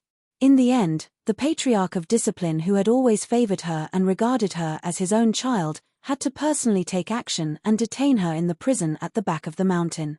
After that, the patriarch of discipline, who had not left the mountain for 100 years, made a shocking decision. She went to the ancestral hall and took the sword of the founder of the Ding Mountain. She went down the mountain with the sword and broke into the enemy's sect. After killing the enemy with her own hands, she returned with serious injuries amidst laughter. She died less than a year after returning to the sect. Regarding this matter, especially the revenge of the Patriarch of Discipline, the disciples of the Ding Mountain only dared to discuss in private whether it was worth it. However, the Patriarch of Discipline's heroic spirit was praised by even the immortals outside the Ding Mountain. They felt that she had the demeanor of the founder of the Ding Mountain. After that, many people treated the Ding Mountain, which had been stripped of its sect, with kindness. Steward Ma, who was in charge of all the affairs of the Heaven Room, was a chubby old man. He wore jade rings of various colors on his hands. He needed to personally explain to the distinguished guests in each room that the strange movement of the Kuan ship was not an attack. It was just a mischievous play of the Kuan fish. It was a once-in-100 years occurrence. As for the guests in the other rooms, the Ding Mountain did not bother to waste their saliva to explain anything. Qiusha opened the door. After hearing that Chen Pinggan was cultivating on the observation platform, the smiling steward Ma asked the girl to pass on the message. Don't forget it later. Before steward Ma, who was standing at the door, left, he looked over the slender shoulders of the young girl in front of him and looked at his sister, Chun Shui, whose figure was even more plump. Chun Shui, who was standing gracefully beside the table, could see the curve of the young girl's buttocks even from the front. The old man reluctantly withdrew his gaze and joked, "Qiusha, you should eat more. Look at how thin you are. It's not good for a girl to be too thin. If you can't bear to spend money, it's okay. Brother Ma still has this little bit of money." Qiusha agreed with a smile. After she closed the door and sat beside her sister, she could not help but roll her eyes and say, "What an old pervert. When I let him look at me, It's like a slug crawling on the back of my hand. It's sticky and disgusting. Elder brother Ma? Sister, I really want to punch his dog eyes out. Chun Shui joked gently, you're good looking, but you don't allow others to look at you. You have such a temper. Do you really think you're a fairy from a celestial sect? He wondered if Fairy Chosha was close friends with Fairy Liu from the Golden Millet Pavilion on the ship. Can you help me introduce you? Chosha glared and said angrily, Sister, how can you make fun of me like this? Chun Shui suddenly said, This Mr. Chen from Dali Longquan is easy to talk to. Chosha blinked her watery eyes. Why? Don't tell me you're really going to recommend yourself. He's still a child. Sister, do you like him? Chun Shui said helplessly, What nonsense are you talking about? Chosha giggled, I know. You like that immortal Han from our Jiao Mountain. That's right, he's the direct disciple of the sect leader. He's talented and good-looking. Most importantly, he's friendly to everyone. He made a name for himself in the 2 times he went down the mountain to sharpen his skills. During the triennial Jiao Mountain celebration, you watched from afar as he sparred with others. TSK, that's really like the spring breeze blowing and the snow melting. Chun Shui leaned forward, inadvertently pressing her chest into a shocking curve on the edge of the table. She reached out and patted her sister's forehead, You're at the 2nd realm, and I'm at the 2nd realm. Both of us combined are not as high as his realm. He was already at the cave-dwelling realm 3 years ago. Maybe when we go back this time, he'll be at the sea-viewing realm. Chosha smiled and grabbed her sister's hand. She imitated Steward Ma's tone and demeanor and said flirtatious words, Oh, Miss Chun Shui, your little hand is so white. You're really a natural beauty. Other fairies who don't do any household chores all year round may not be as beautiful as you. Chun Shui covered her mouth and laughed coquettishly as her sister held onto her with one hand. It was difficult to travel on the mountain roads, but there were always some happy things. For example, the 2 sisters relied on each other for survival. Since they were young, they had led a generally peaceful and worry-free life. In their free time, they could even secretly think about some high and mighty people and things. Chen Pinggan had already walked to the threshold that connected the study room and the main hall. After seeing this scene, he did not want to disturb the warmth and quietly retreated to the observation deck. From the beginning to the end, there was no sound or presence. The sisters who were Qi refinement warriors of the 2nd realm did not notice at all. Chen Pinggan simply practiced the walking stance on the observation deck. The goal that he set for himself was to practice 1,000,000 punches. It was not counted as one punch, but one complete 6-step walking stance. If he focused solely on speed, even if it was not imminent, he would still have about 2.5 years left if he could spend half a day, which was about 12 hours, on this trip to the south to practice the walking stance tirelessly. Including the number of times that he had accumulated during his year of traveling in the Great Sui Kingdom, he would still have about 2.5 years left. However, Chen Pinggan decided to go slow. This was because the 18 stops that Alliance imparted to him was a completely different scene from the previous 6 stops after breaking through the 6 stops. After that, it was like the flowing river, slow and vigorous. It did not allow Chen Pinggan to mess around. Furthermore, the saying more haste, less speed was a principle that appeared many times in books. Chen Pinggan did not dare to take it lightly. Therefore, if there were no accidents, he was afraid that he would not be able to achieve the goal of practicing 1,000,000 punches even if he successfully reached the inverted mountain. This made Chen Pinggan feel somewhat helpless. Initially, he was still thinking that he had at least accomplished one thing the next time they met. Chen Pinggan was now able to walk the stance. When the conditions were right, success would follow naturally. Even if he was thinking about something in his heart, it would not affect the tempering of his body and soul. Practicing punches was like reading books. After reading more than 10,000 books, his writing was like a god. The principles in the books were indeed the teachings of the sages. It was really not a lie. When Chen Pinggan was resting for a while, he leaned on the railing and looked at the sea of clouds. As the sun set in the west, the sea of clouds seemed to be covered with a layer of golden clothing. The golden light sparkled and it was a magnificent sight. It made one feel relaxed and happy. Previously, when the two girls introduced the various parts of the house, the sea of clouds in Chen Ping'an's eyes was like a huge white cotton. Moreover, it was divided into 2 layers. When the Kuan boat sailed in it, it seemed that the sky was not high and the earth was not far away. It was very interesting. Chen Ping'an slowly retracted his gaze. The building he was in was the tallest. The other buildings were much shorter. On the observation deck of some buildings, there were scattered Qi refinement warriors who were also admiring the sea of clouds in the sunset. Outside the tall and sturdy railings, there were even more people taking a stroll. Some children were running around under the care of their elders, letting out waves of laughter. Then, Chen Ping'an saw a back view. With his current eyesight, he could clearly see that the person was carrying a bag on his back. Under the bag was a wooden sword. He was wearing an old Daoist robe and his hair was tied up with a wooden hairpin. The young man slowly turned sideways and looked down at the land.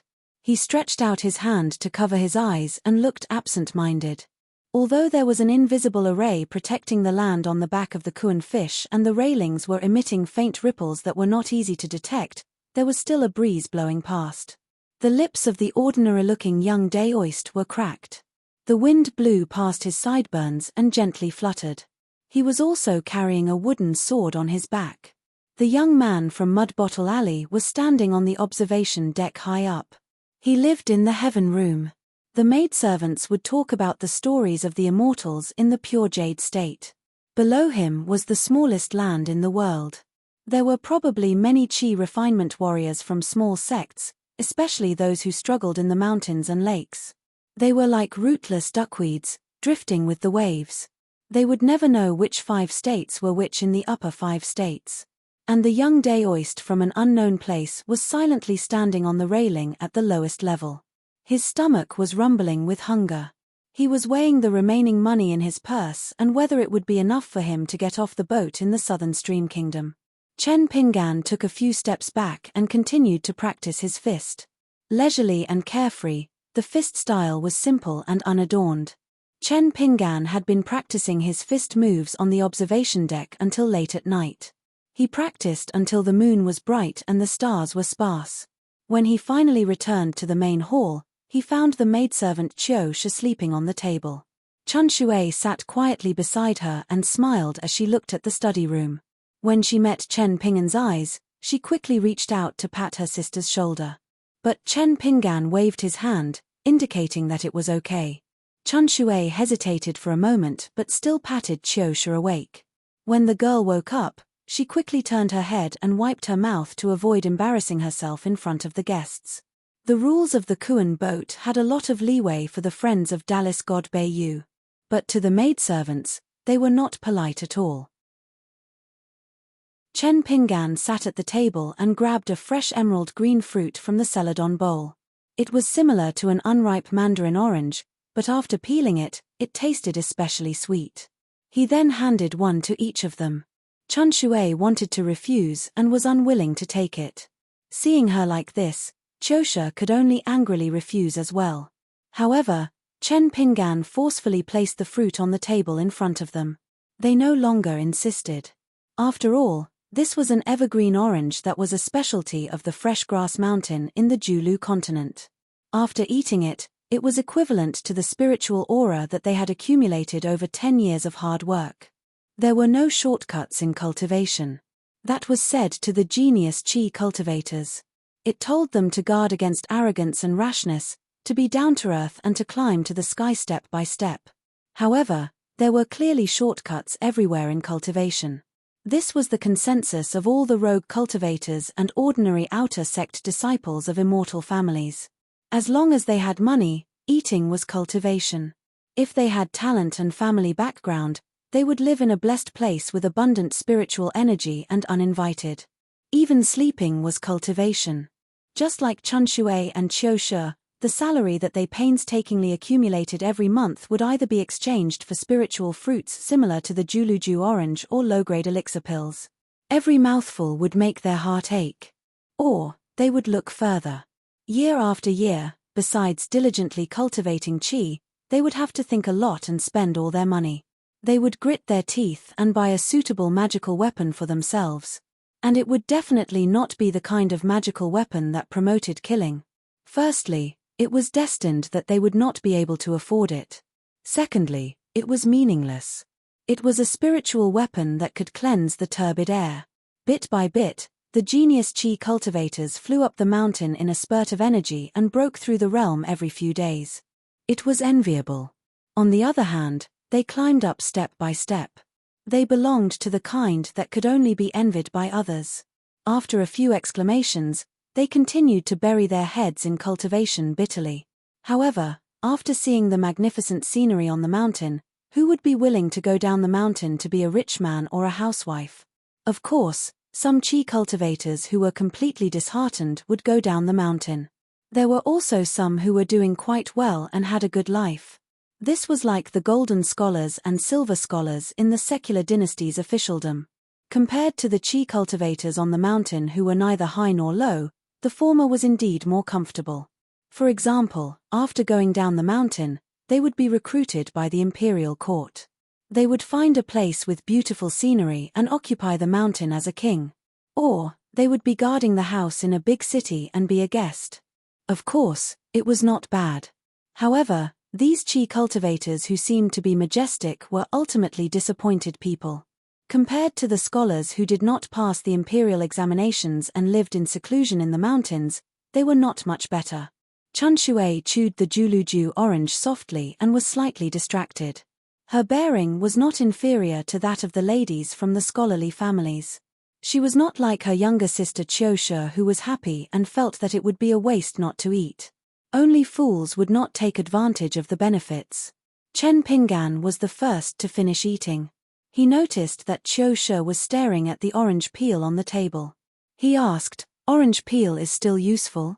Chiosha answered casually, "Young Master Chen, when you are cooking, tear a few pieces of orange peel and throw them in. It smells really good." Chen Pingan's eyes lit up. He thought to himself, "I like this.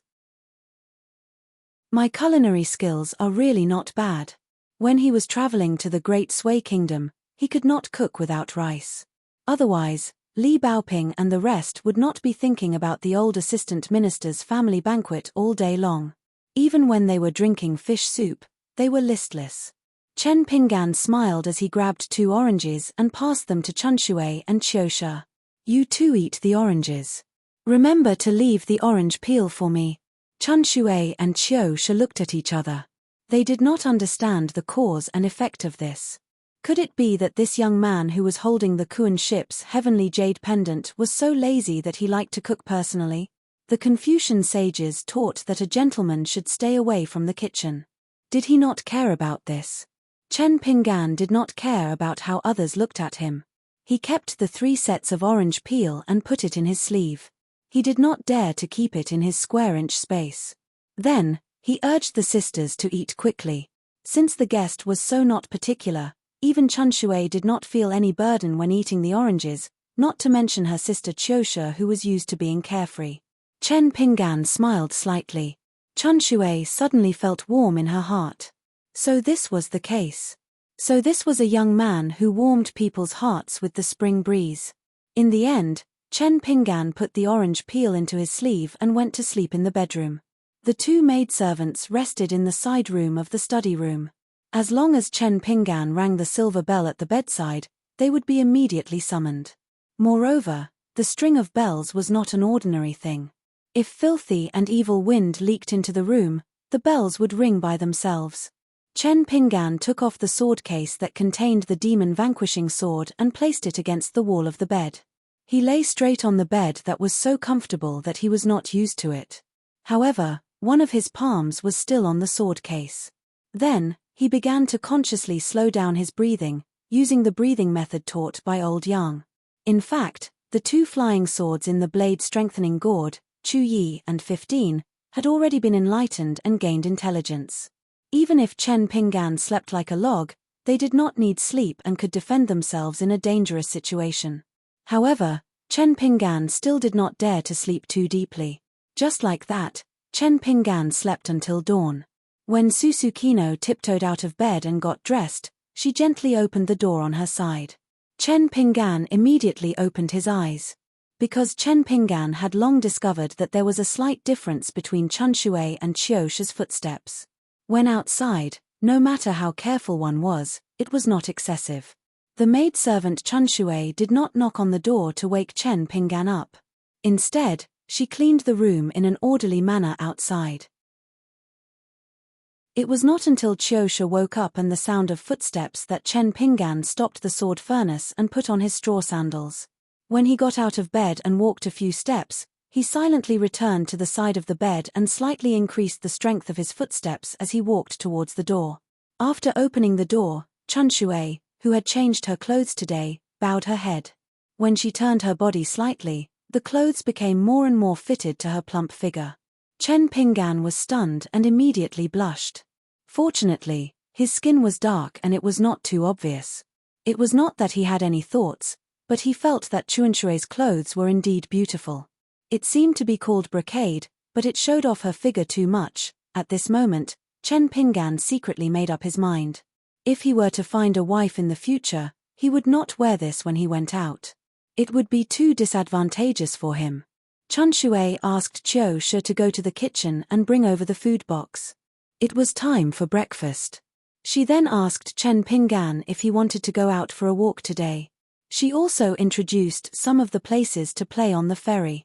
On the back of the Kuan fish, there was a rouge flower field that almost every cross-continent ferry in the world would have. She intentionally or unintentionally skipped over it. In addition, there were all kinds of shops, restaurants, gambling dens, weapon shops, and courier stations for flying swords. There were all kinds of things, and it could be said that although a sparrow was small, it had all the essentials. When Chen Pinggan heard this, he was speechless. It was not the least bit worse than his hometown. The three of them ate a sumptuous breakfast together. Chen Pinggan still did not intend to go out for a walk. He felt that he could stay in the study room and read after practicing his boxing. Chun Shui and Qiu Shi certainly did not have any objections to this, but Qiu Shi still felt a little regretful.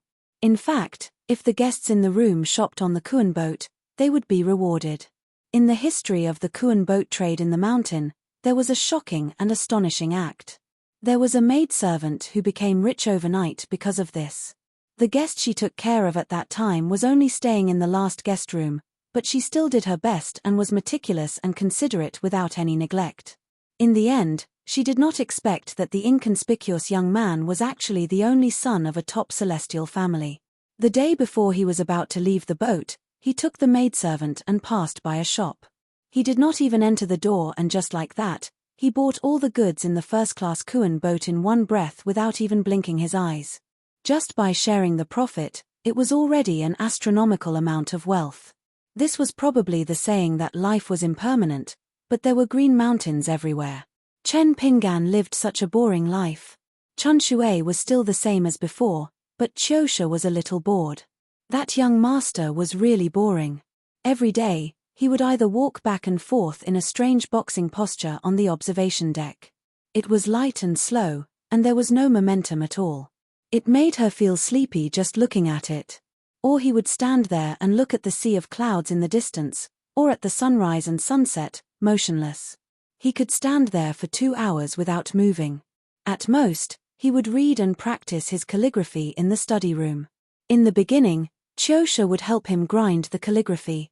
However, after looking at Chen Pinggan's monotonous handwriting for a long time, she really did not have any interest. On the other hand, her sister, Chun Shui, always stood beside the young man. Occasionally, she would sit not far away from the desk when her legs were sore. Qiu Shi had even secretly laughed at her sister for this. This was called the red sleeve adds fragrance to the hand grinding the calligraphy.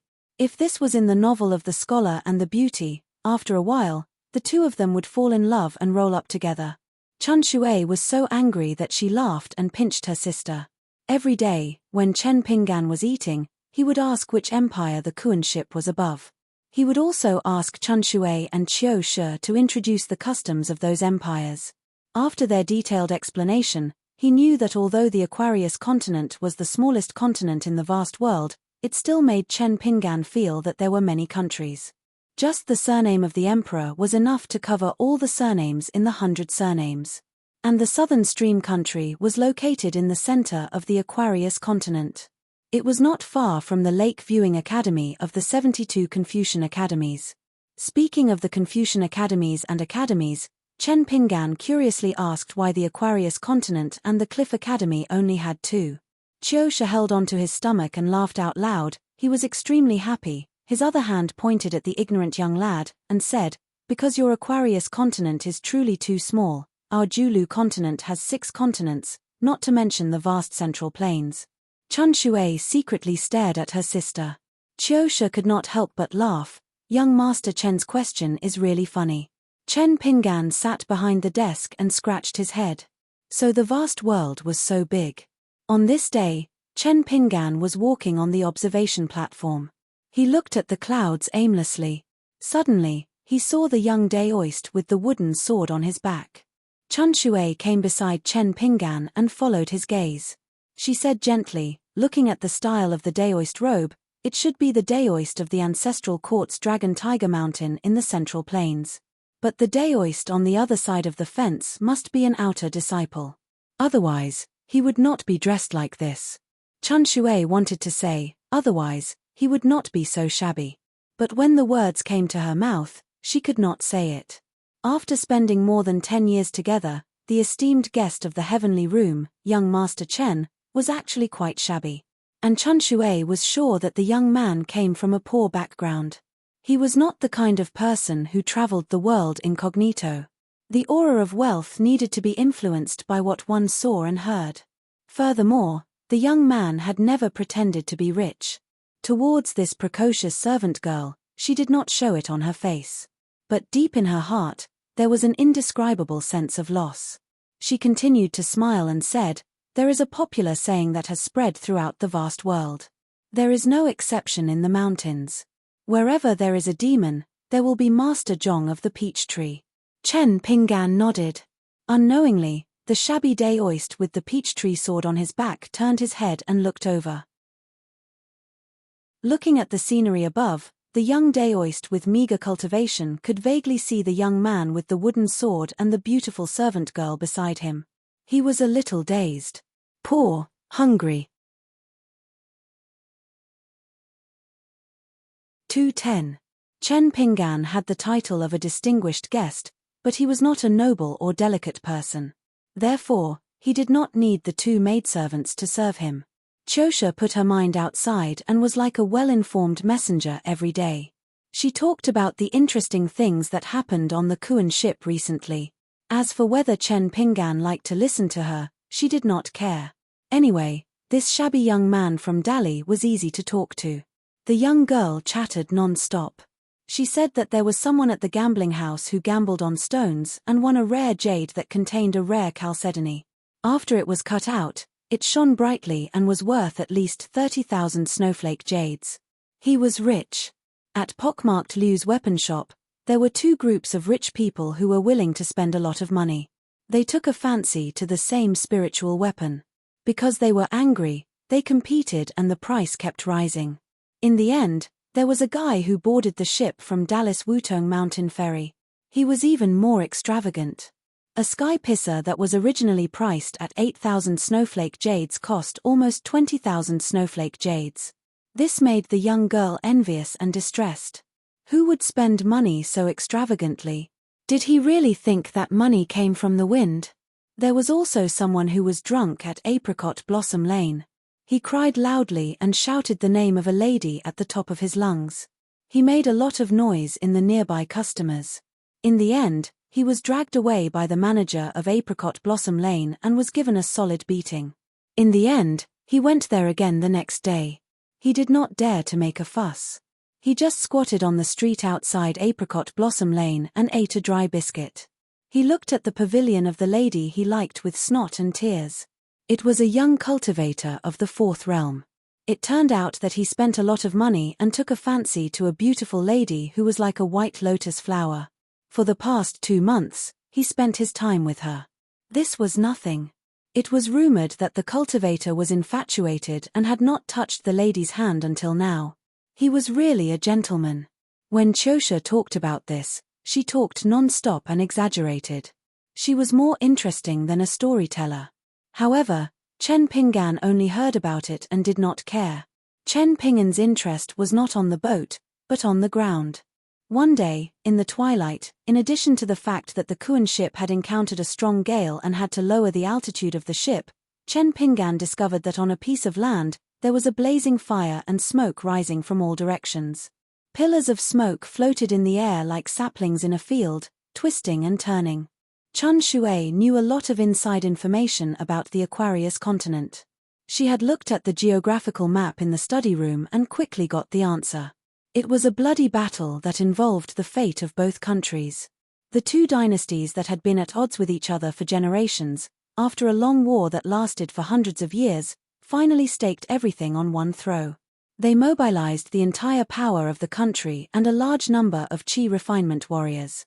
After this battle, both sides would definitely suffer heavy losses.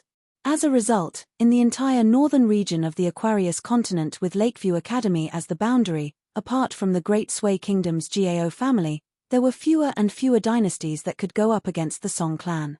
Chun Shui looked at the land that was in misery and suffering and sighed softly. If the battle was tragic, there might be another ancient battlefield in the Aquarius continent.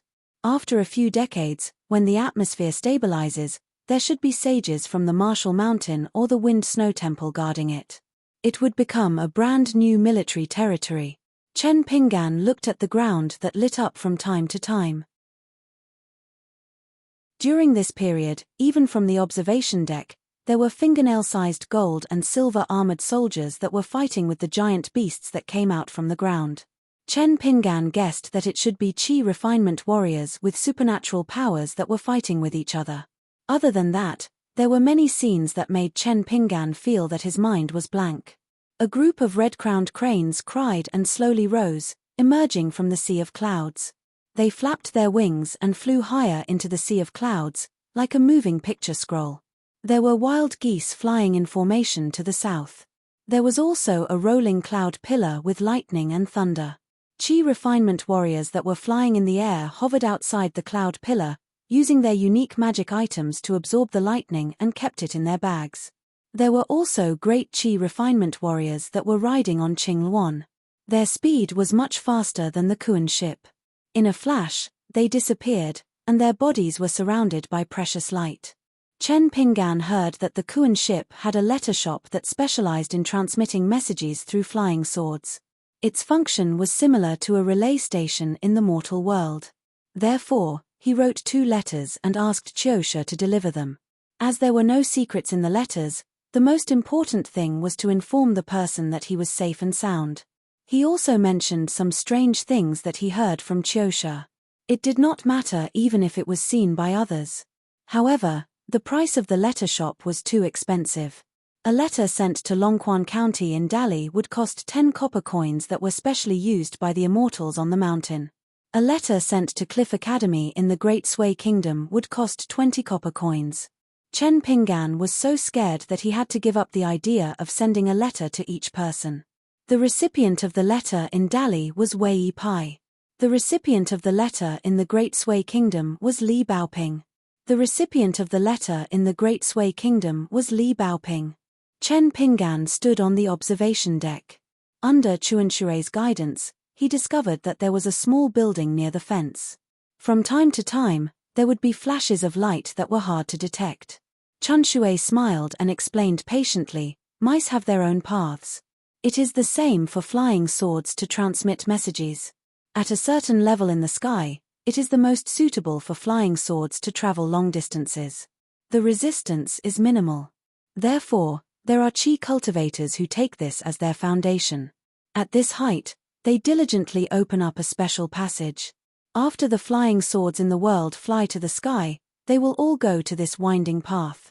As long as one is a disciple of a bigger sect, they will all know this rule. Therefore, once they travel with the wind, they will take the initiative to avoid it. Qiusha had just returned to the study room. She leaned against the doorsill and giggled. It is not that there are no silly unorthodox Qi cultivators who have just learned how to fly in the sky with great difficulty. Just when they are thinking of flying freely in the vast sky, they end up with a bloody nose and a swollen face. They are considered lucky. If they are unlucky, their eyeballs and necks will be pierced. They will fall from a high altitude and die on the spot, turning into a pile of mud. How pitiful. Chen Pinggan asked a very layman's question. Is there no one in the world who is so free as to intercept the flying swords? Qiusha nodded and said, of course there is. There are many qi cultivators who are not clear-headed. However, this winding path of flying swords is commonly known as the cloud pattern path. There are cloud pattern cultivators who specially keep an eye on this area, hoping to rely on this to make a fortune. They can't wait for fools to cut the path and steal the swords. A few flying swords are not worth much, but once they catch the thief, they can forcefully ask for a huge sum of compensation. If the thief is a pauper, they can ask for the compensation from the secular dynasty that he is from. If he is an unorthodox cultivator who has not been recorded in the archives and is penniless, then there is no other way but to admit defeat. Anyway, the loss is not great. Speaking of this, Qiusha looked envious and said, the qi cultivators who are in charge of the cloud pattern path are all very fat. Every time these fellows board a ship for a long journey, at the very least, they will stay in a medium-sized house. Chun Shui said gently, actually, the immortal clans that have been passed down for thousands of years usually do not use flying swords to send messages. There are many mysterious secret techniques in the world that can allow people to chat as if they are face to face. For example, if you use a technique to rub a pair of mother and son elm coins and then open your mouth to speak, the other elm coin placed elsewhere will automatically vibrate and make a sound. The other party will then be able to hear you. Chen Pinggan clicked his tongue in wonder. Qiusha looked at Chen Pinggan, who had a serious expression and was listening attentively. She thought to herself, how did this pauper manage to get acquainted with Dallas Bayou God? How big of a pile of dog poop did he have to step on for this to happen? Fortunately, Chen Pinggan was poor. He was short-sighted and would ask more questions. He would never puff himself up at his own cost. On the contrary, this made the innocent Qiusha feel that this was very good. If he did not have money and still liked to flaunt his wealth, then he would be pitiful and annoying. After chatting for a long time, the two sisters would inevitably mention their hometown, the North Continent. The North Continent had many swordsmen, and there was no other swordsman.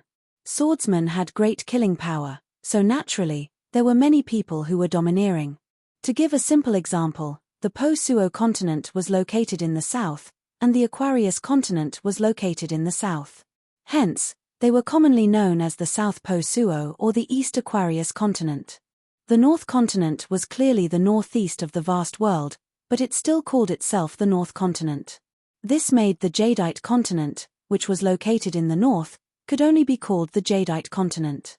Even Chun Shui, who had a graceful temperament, would be slightly arrogant when talking about the Julu continent. It was just that she didn't notice it herself. Qiusha was even more so. She liked to talk about how our North Continent was, and how your Aquarius continent was not.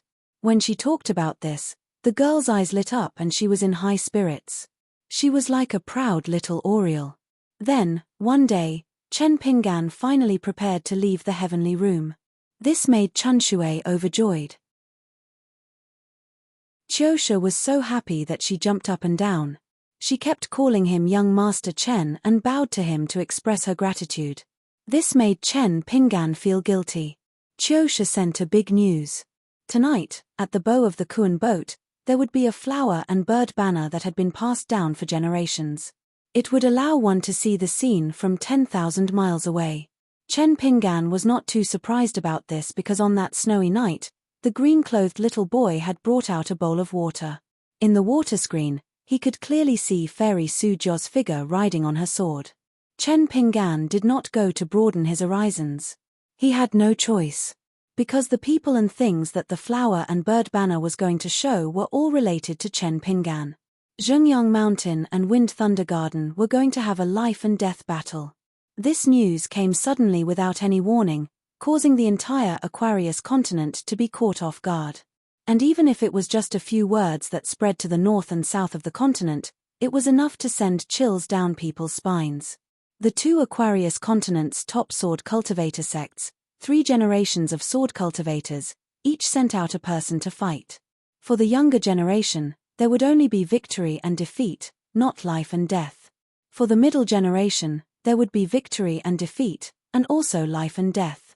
Everything depended on the intentions of the two sides. But who did not know that in Aquarius continent, once the two sects met outside the mountain gate, there would be a possibility of them fighting to the death. At this crucial moment that involved the honor of the mountain gate, with Zhengyang Mountain and Wind Thunder Garden's temperament, they would most likely fight to the death.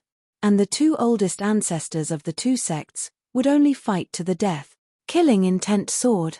It was as though before the sword was drawn, the spectators could already smell the thick stench of blood. And Zhengyang Mountain's younger generation sword cultivator was Fairy Su Jiao, a cultivation genius who possessed a high-grade blade strengthening gourd. On the Wind Thunder Garden's side, there was a direct disciple of the Garden Lord. He was not famous, and could be said to be a nobody. He was not even as famous as his junior brother Liu Baqiao. But how could Wind Thunder Garden treat this battle as a game? Chen Pinggan led them downstairs to the bow of the ferry. The long painting of flowers and birds passed down by the ancestors of Daojiao Mountain had various vivid and lifelike colored birds flying around on the painting. They would even let out a variety of clear and ethereal sounds. When the painting was fully stretched out and hung high above the bow of the ferry, it was 50 to 60 feet long and 20 feet wide. It looked extremely huge up close.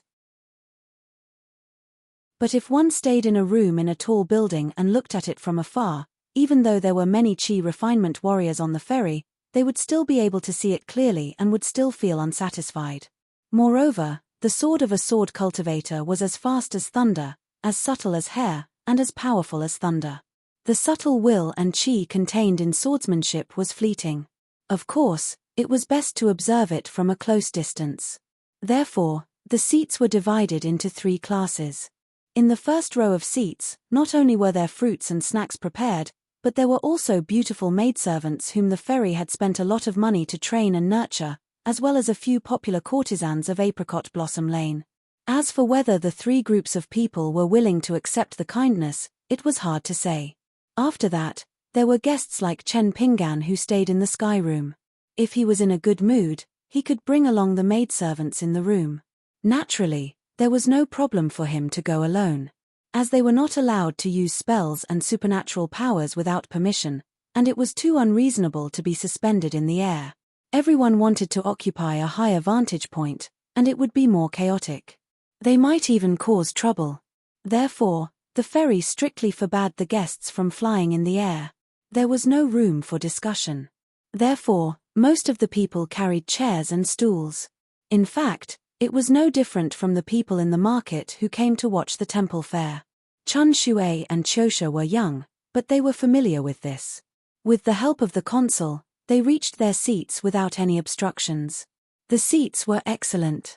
This caused the young man in straw sandals to attract a lot of curious gazes. Could it be that he was a direct descendant of a rich family with a bad temper and liked to pretend to be poor? Otherwise, if he wore a pair of straw sandals, were he going to do weeds or plant rice in the fields? There were 3 red sandalwood chairs, and between the chairs was a table. On the table was a small plate of tea called bitter sparrow tongue. It was a famous specialty of the Julu continent. There was no need to boil the tea with spring water, and the tea leaves could be chewed raw.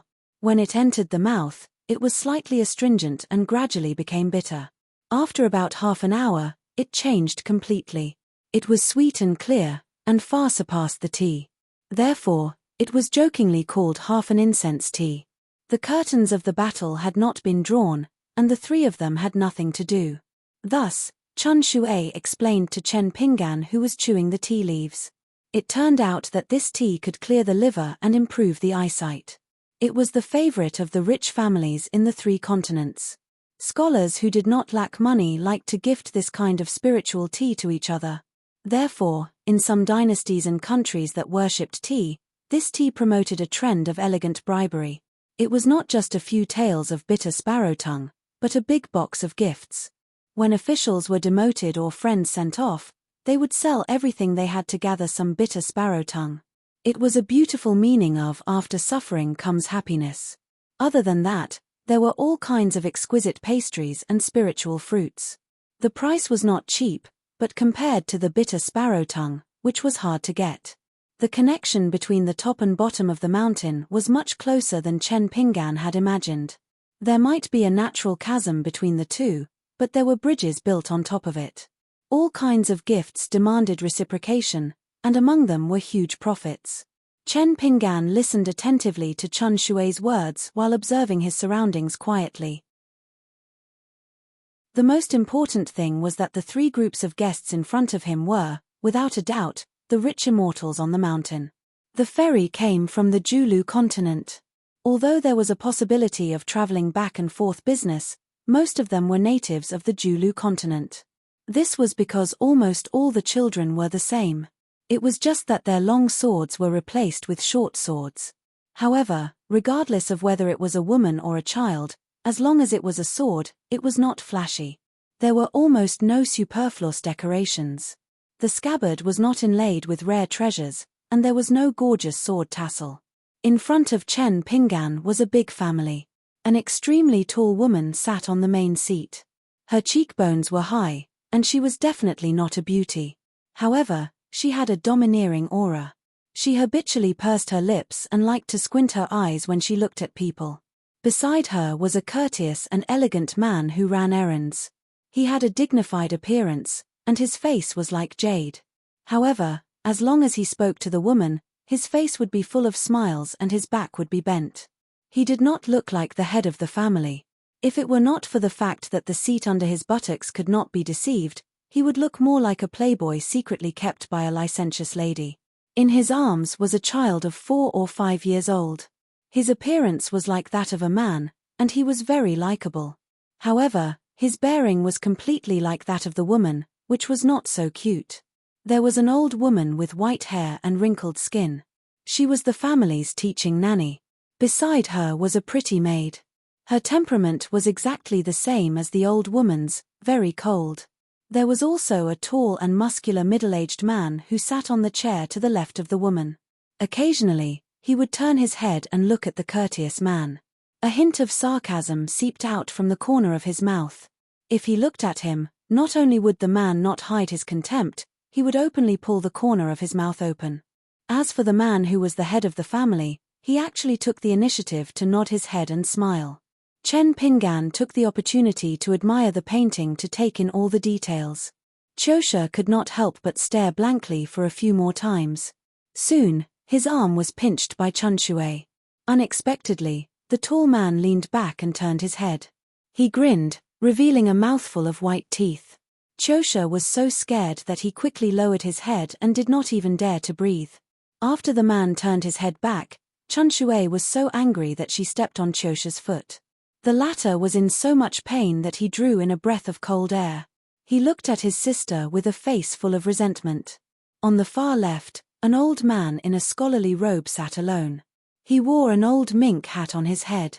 He took off his boots and sat cross-legged on the wide chair. It was somewhat comical. On the right, there were 2 young sword cultivators, 1 male and 1 female. They did not look very old. They were in their early 20s.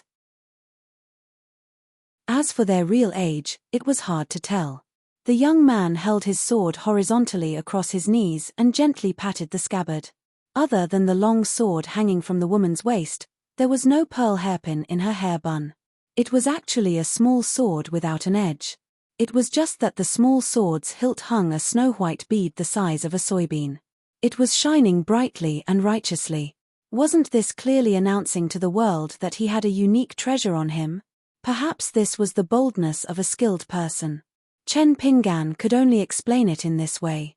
In short, none of the 3 groups of people who occupied the best positions at the front looked like they were to be trifled with. Chen Pingan took a deep breath and held his breath. He stared at the picture scroll without blinking. Zhangyang Mountain, mountain moving ape guardian. One of his enemies. And it was the kind of enemy that he had to take revenge on. Wind Thunder Garden's Liu Baqiao could be considered an old acquaintance. He seemed to have fallen in love with Zhengyang Mountain's fairy, Su Jia. At that time, Miss Ning even asked a question that made Liu Baqiao very embarrassed. Chen Pinggan sat on the chair and suddenly thought of something. He asked Chun Shui and Chosha to eat the bitter sparrow-tongue tea leaves. But this time, even Chosha shook his head vigorously. Chun Shui secretly pointed at the Kuan ship's deacon who was standing at the periphery in front. Chen Pinggan understood and asked, "Can I take some back? Or can I only sit here and eat the tea?" Chun Shui blushed and said timidly, "Young master, you can take it away, but it seems that no one has done so before." Chen Pinggan grinned and generously grabbed a few grams of tea leaves and put them into his sleeve pocket. He slightly emphasized his voice, "Such good tea leaves. In the future, when I return to my room, I will chew it carefully and eat it properly." Chen Pinggan quietly waited for the arrival of the great battle. But at this moment, in his heart lake, there was a soft voice that he was not familiar with. It called out to him, "Chen Pinggan." Chen Pinggan subconsciously wanted to look around, but he quickly restrained this impulse. With his excellent memory, he quickly thought of a person. Back then, when he saw her for the first time at the back of the Green Ox in his hometown, Chen Pinggan felt that she and a companion beside her were like a pair of immortals who walked out of a painting together. They were a perfect match. She should be called He Xiaoyong. It was said that she was a famous Taoist fairy in the Divine Grandeur sect. She was also the fairy that the little boy in green admired the most. He liked her even more than Su Jiao. He once said that if he had the chance to touch He Xiaoyong's hand, he would not hesitate to shorten his life by 100 years. The voice continued to softly sound in Chen Pinggan's heart, "Can you come back now? I have something to discuss with you. Usually, there are many people around, so I can only take this opportunity to talk to you." Chen Pinggan weighed the pros and cons. He glanced at the red wine gourd at his waist and said in his heart, "Okay." Chen Pinggan got up and told Chun Shui that he had to go back to his room. He would be back soon. Chun Shui wanted to help lead the way, but Chen Pinggan smiled and said that it was not necessary. It was such a short distance, how could he go wrong? Chen Pinggan took the key from her and silently left the crowd. There was a sea of people on the benches and chairs. At the end, there was a down-and-out Taoist priest with a peachwood sword on his back. He really did not have the strength to fight for the territory. Moreover, he had a shy character that stood aloof from worldly affairs. He stood at the end of the crowd and was helpless. He also held a stool in his hand, but he found that the long benches and chairs were full of spectators. Some of them even had children riding on their shoulders. Even if he stood on the stool, how could he see the scene of the painting? He was only in the third state and was far from reaching the middle 5 states. The Kuan ship crossed the continents from the Jelu continent to the south. The journey was long and it was difficult to even get off the ship. Only the Qi cultivators of the cave state in the middle 5 states could barely start to ride the wind. If one wanted to jump off the Kuan ship and ride the wind to land freely, even the average sea viewing state would not be able to do so. Only the great cultivators of the 8th state, the Dragon Gate state, could not be restrained by the heaven and earth and could ride the wind in the true sense. The reason why he was so poor on this trip to the south was that there was a little accident. Firstly, he was hot-headed and bought 2 talisman that was very expensive to him. Secondly, he relied on the dangerous battle to kill demons and demons to get a pearl. He wanted to sell it at a fair price. He did not expect that on the Kuan boat. The shop was willing to buy it but the price was too low. The young Taoist priest originally wanted to rely on this income to get through the difficulties. If there was a little surplus, he might be able to live in a middle-class room. Man proposes, but God disposes. A hero can't be killed by a copper coin. Moreover, he was not even a hero. He was just a pitiful person who wanted to kill demons and demons but things did not go as he wished. The real Celestial Master Zhong would not accept money and agree to go catch demons. However, he caused a well-off family to fall to the point where the family was ruined. The 2 surviving children of that family were simple and ignorant. They did not blame him for his lack of ability. However, the young Taoist priest would blame himself. At the thought of this, the young Taoist priest whose eyes were slightly red put down the stool and sat there. He placed his hands on his knees and carried a peachwood sword on his back. The young man was a little lost. He suddenly felt that he had given up the imperial examination and focused on seeking the Tao. In the end, he apprenticed himself to a master and rushed down the mountain excitedly to get rid of demons and demons. Was he wrong from the beginning? Thinking of the real sadness, the young Taoist priest who felt guilty raised his hand and clenched his fist to beat his chest gently. It seemed that only by doing so could he feel better. Then, he suddenly found a hand in front of him. On the hand was a delicate jade pendant engraved with the word heaven. He looked up and saw a young man with a dark complexion. The young man smiled and said, "I live in the room with the word heaven. If you really want to go in and look at the picture scroll, I can lend it to you. When you reach the second row, just find the girls named Chunshui Chosha. Just say, 'You are Chen Pingan's friend.' They can easily recognize you because you are sisters and look very similar." The young Taoist priest opened his mouth and stood there stupidly without saying a word. Chen Pingan stuffed the jade pendant into his arms and turned to trot away. He turned his head and said with a smile, "Remember to return it to me after you sit down over there." Chen Pingan thought as he ran. This young Taoist priest was too stubborn. He just couldn't see the picture of flowers and birds clearly. Why was he so sad? Chen Pingan, who happened to pass by earlier, was stunned. A big man like him actually wiped his tears. Could it be that he was like Liu Baqiao and the little boy in green, also an admirer of Fairy Suzhou? But these were not the real reasons why Chen Pingan handed over the jade pendant. Chen Pingan only remembered when he was 5 years old. On that winter evening, he walked over and over again in the clay bottle alley where the doors of every house were closed. He also secretly cried. Anyway, everyone was on the ferry. This Taoist priest who looked poorer than him could not run away. Moreover, even if he really lost a jade pendant, he could temporarily put it on Wei Pai's account. He could return the money to Wei Pai next time. He believed that Daoist priest Ji Shan would not mind giving him a little more since he had already done him a big favor. In the worst case, he, Chen Pingan, had money in the 15-square-inch object. In the study of Chen Pingan's temporary residence, there was a young female Taoist priest in a loose Taoist robe. She sat behind the table and gently turned the pages of paper full of regular script. Her face was extremely beautiful. The Taoist priest held her cheek with one hand and turned the paper with the other hand. Her posture was languid. At this time, the woman might be the one who moved Wei Jin of the Wind Snow Temple the most. She could make the youngest sword immortal in the Aquarius continent drink a pot of good wine and a pot of strong wine, but he still could not get rid of his sorrow. He drowned his sorrows with wine and became more sorrowful. He was a sword immortal who had traveled all over Jianghu and seen all the mountains and rivers.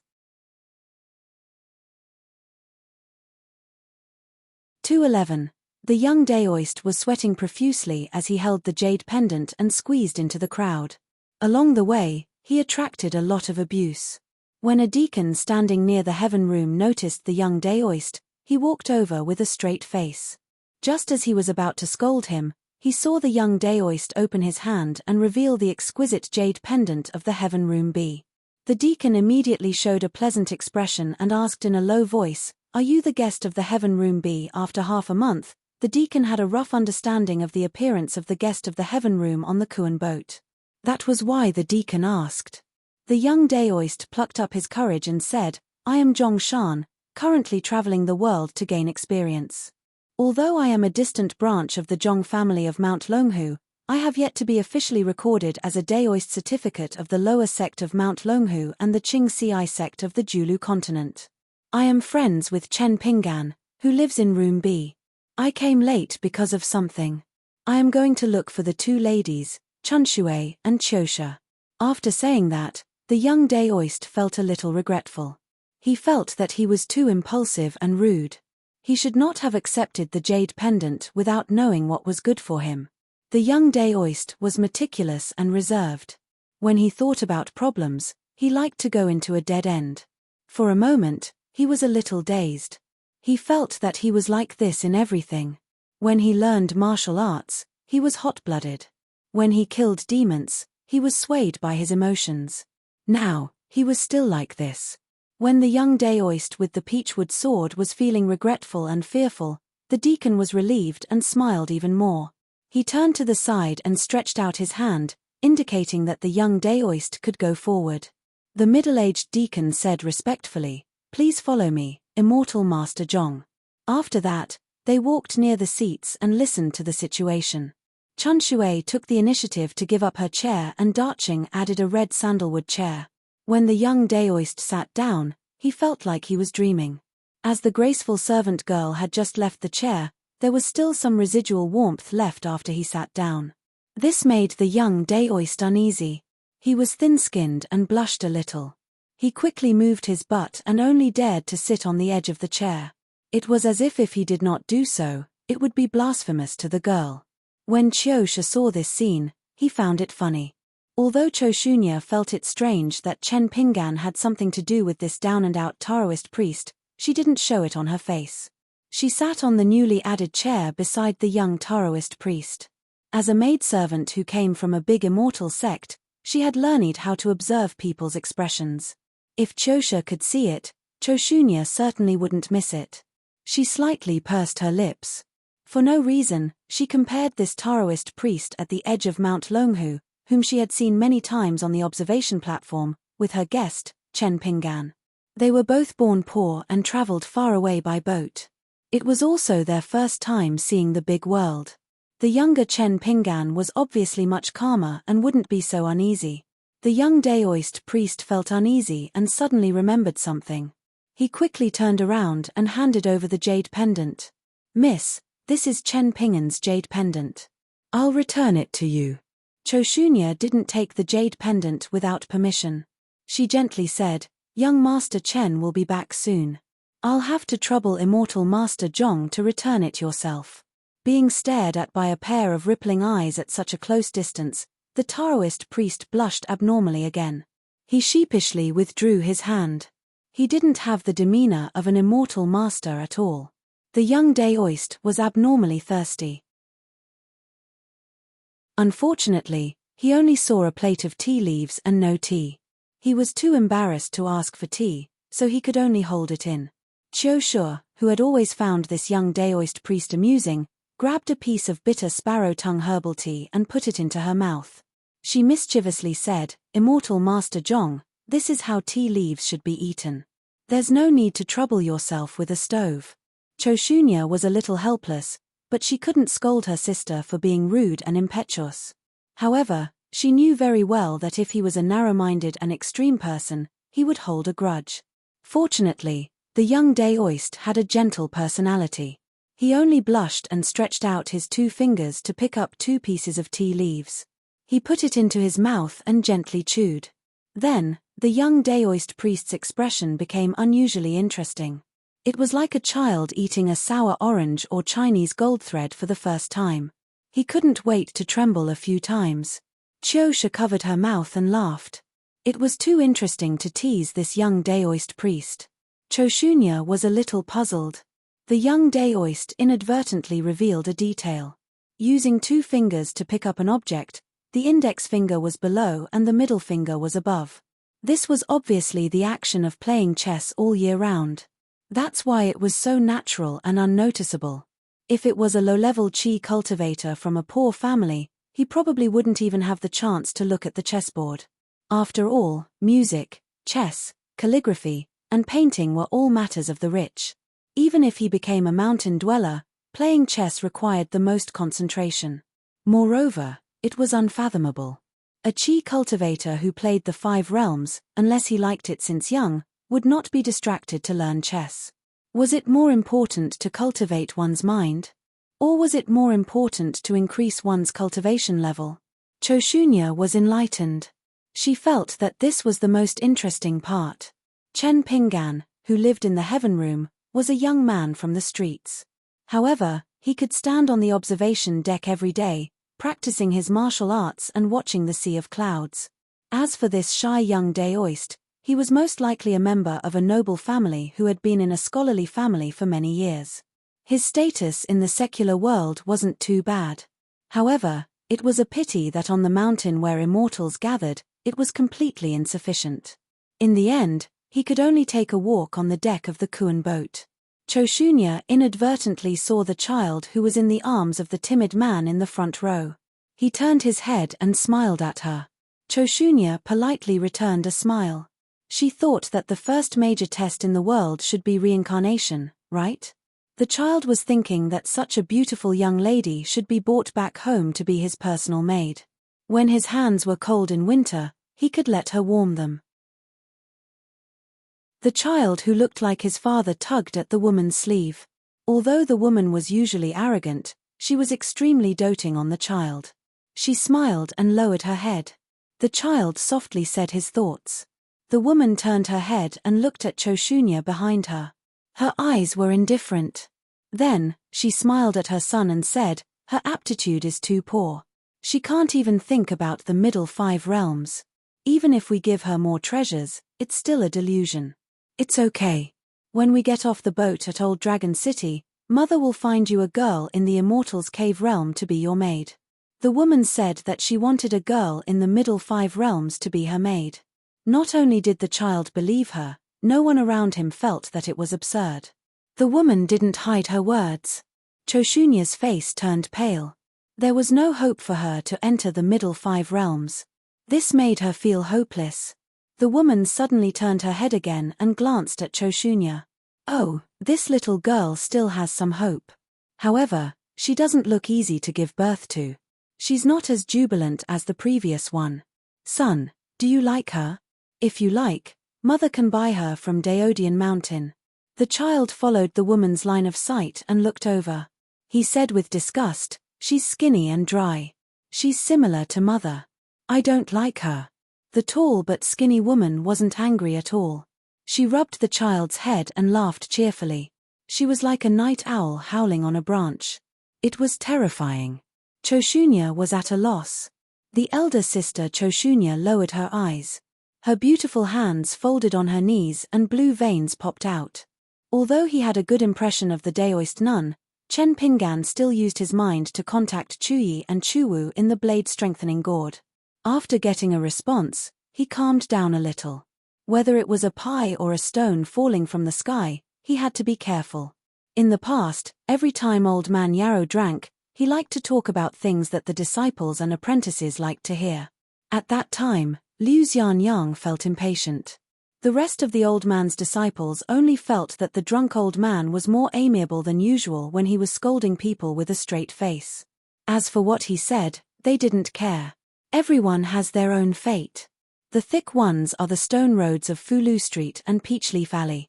Don't talk about wind and rain. Even if a knife fell from the sky, they wouldn't be afraid of not being able to walk. The thin ones are the muddy roads in small alleys. With a little rain, they would be muddy. The thinner ones are a layer of paper. They would be torn if you say so. Even if God bestowed a good thing, it would become a bad thing because you couldn't hold it. Chen Pingan would sit at the furthest place every time and silently remember it in his heart. What's interesting is that Old Man Yarrow was usually the least willing to talk to his apprentice Chen Pingan. However, his words were the ones that Chen Pingan listened to the most and was most willing to take seriously. How rare is it for a bad person to do a good thing? How many people can wait? But when a good person does a bad thing, as long as it falls on your head, it's too late to cry. Chen Pingan didn't want this meeting to be a conspiracy. If it was a bad thing that couldn't be avoided, then he guessed that it was very likely to be the sword in the locust wood sword case on his back. Even if Wei Pai, Ruan Tong, and Old Yang worked together to cover it up, there were still some clues. Chen Pingan slowly climbed up the stairs and opened the door. There was no Taoist nun in the main hall. He looked around and finally saw the woman standing by the table in the study. The beautiful Taoist nun was wearing a Taoist robe. However, she had taken off the fishtail crown that she didn't wear all year round and replaced it with a lotus crown. The Shunghua sect that she belonged to was a rather strange existence within the Taoist orthodoxy. The orthodoxy was complicated and the inheritance was chaotic. The 3 Taoist sects all had incense. It was a mess. He Xiaoyong put one hand on the desk and said directly, "Chen Pingan, I came to see you this time because someone asked me to." "Master Lu." He almost blurted out the word teach. He Xiaoyong changed his words with a normal expression and said, Lu Chen, the Taoist who went to Mud Bottle Alley, is now in Dragon Spring Town. It's just that it's not convenient to see you, so he asked me to come and get a prescription. Only the last one, the one with the 4 words red seal. Other than that, he also wants me to return it to you. Speaking of this, He Xiaoyong smiled slightly, a snake gallstone. From now on, you and him are even. You go your own way, and he goes his own way. He said himself, if we have the chance to meet again in the future, we can sit down and drink a cup of peach blossoms. Chen Pinggan breathed a sigh of relief and fell back into his stomach, but he also raised a breath that was stuck in his throat. It wasn't for the sword that Ruan Tong forged, but for him alone. He Xiaoyong smiled and said, in the end, he also wanted me to tell you that from now on, take care of yourself. Remember that you must not step off the boat in Southern Stream Country. Chen Pinggan nodded and said, okay. He Xiaoyong pointed to the table in the main hall. The two sat opposite each other. He Xiaoyong thought for a while, and with a swipe of his palm, a jade seal that had been passed down to the people after the fall of a country appeared on the table. It was square, and the texture was smooth and round. This was a close item, and it was even rarer than the already rare square-inch item. The young Kui Dong carried one with him. Back then, at the top of the East Mountain of the Great Sui Kingdom, he took out dozens of magic weapons from it. After one night, he made the name ancestor of the Cai family. Then He Xiaoyong reached out and lifted it. Above the jade seal, there was an ancient inkstone engraved with cloud seal. Then, an ancient jade book ran out of the ancient inkstone, and finally, a small lotus leaf floated out of the ancient book. Finally, from the lotus leaf of the square-inch item, a snake gallstone rolled out. It was the one that Chen Pinggan gave to He Xiaoyong to give to Lu Chen. 1 close item, 3 square-inch items. This was called silent flaunting of wealth. And the flaunting of wealth was done in one go. Perhaps any 10th realm Qi refinement warrior in the world would have their eyeballs popped out if they saw this. At most, others would lie down to earn money, but He Xiaoyong was lying down to receive good fortune. He Xiaoyong put away the lotus leaf, the jade book, the ancient inkstone, and the jade seal, and then gently pushed the snake gallstone to Chen Pinggan. Seeing that Chen Pinggan did not seem to dare to accept the snake gallstone, He Xiaoyong said frankly, don't worry, Lu Chen won't do anything this time. Just like how he personally promised that no matter what I do or say during this meeting between you and me, he won't use his supernatural powers to spy on us. As long as he says it himself, you and I can believe it. Chen Pinggan then steered 15, and a prescription floated out from it. The words Lu Chen's edict were printed on it. He Xiaoyong did not reach out to take it. Instead, he used a spell to keep it in his square-inch item, the lotus leaf. After doing this, He Xiaoyong's expression was obviously much more relaxed. He even picked up a spirit fruit called the fire pear and took a small bite. He smiled and said, all right, the official matters are over. Next, it's private matters. Chen Pinggan, don't be nervous. Chen Pinggan smiled bitterly and helplessly. How can I not be nervous? He Xiaoyong asked, have you heard that I've already left the Divine Grandeur sect? Chen Pinggan shook his head. He Xiaoyong said self-deprecatingly, it seems that my skills are still too low and my reputation is still too small. He Xiaoyong smiled and was not in a hurry to speak. He ate the fire pear with relish. This item could resist the cold and make one feel comfortable.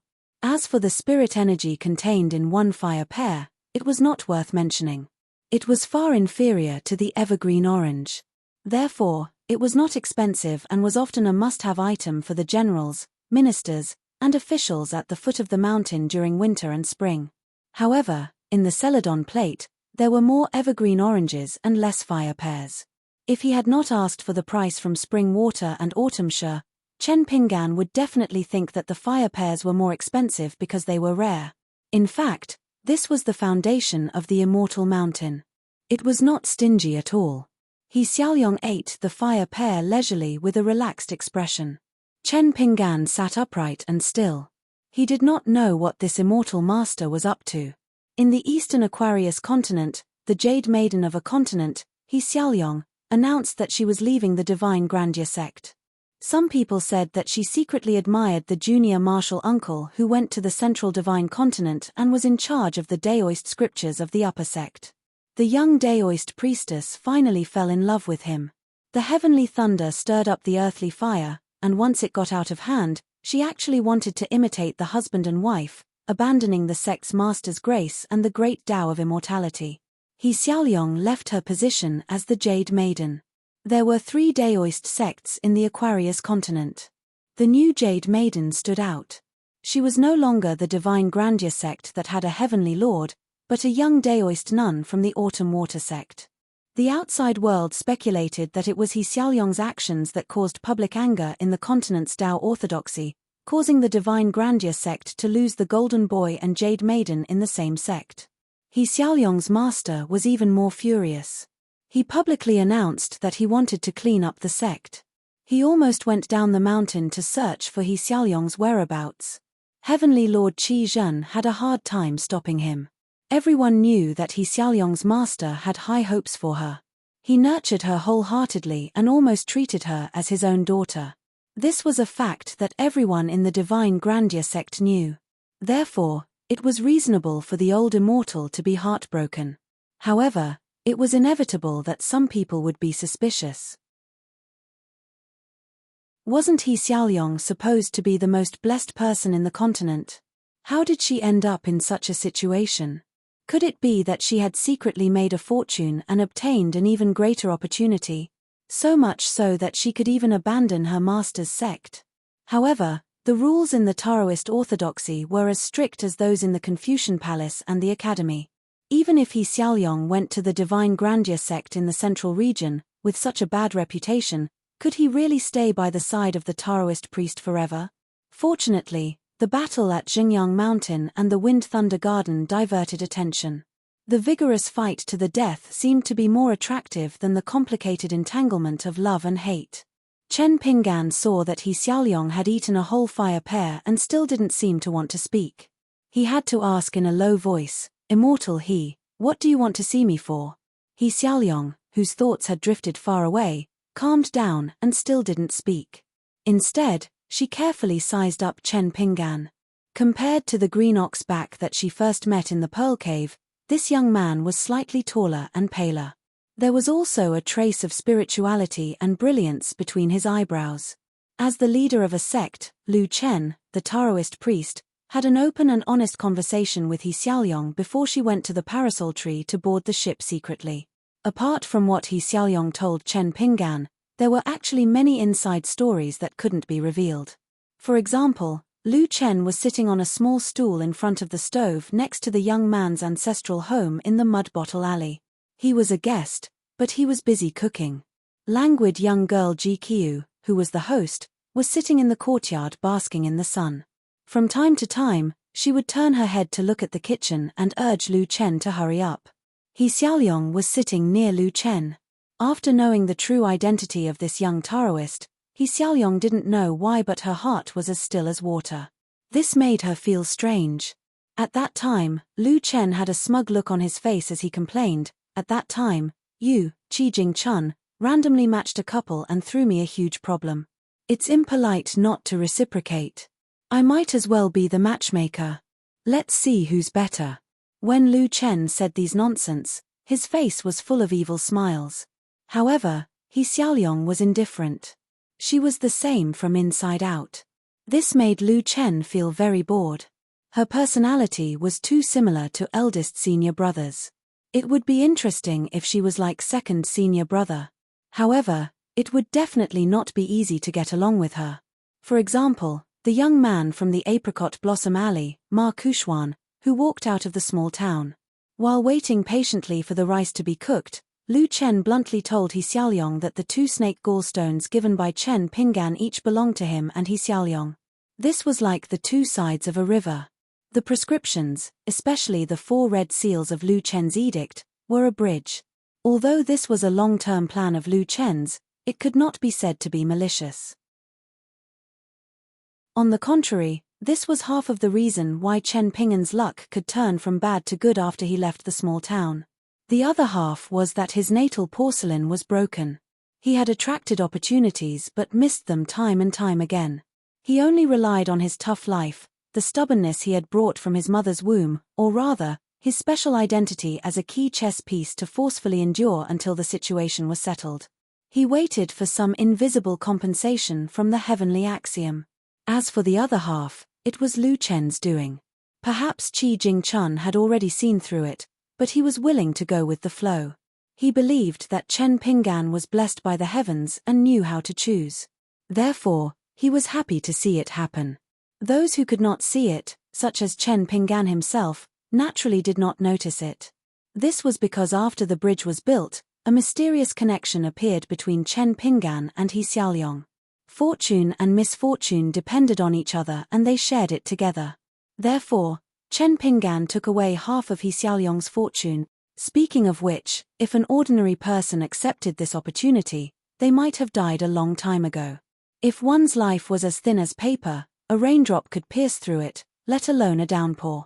Or, even if one's life was tough, but they were stubborn, daring to take and ask for anything, some seemingly small karma would eventually come crashing down. Not to mention the bluestone streets of Fulu Street, even the mountains to the west would be destroyed until nothing was left. Lu Chen did not have any ill intentions. However, as for whether Chen Pinggan would die from overeating, Lu Chen did not care at all. Later on, it was proven that Qi Jingchun had misjudged him. She had heard of a Daoist sect master divulging the heavenly secrets. At that moment, He Xiaoliang's state of mind, which had always been calm, finally began to show flaws, like cracks appearing on a mirror. She knew very well that He Xiaoliang, who had a smooth life and great fortune, had reached the edge of a cliff. Whether she would go against the flow of the great Tao and reunite with her, from then on, she would ascend to the heavens in one step. Or, she would fall into the abyss and be smashed into pieces. It was only her next step. Moreover, even if she made the right choice, she might not be able to cultivate as quickly as before, without any obstacles. At that time, it was already the most dangerous moment in her life where everything went smoothly.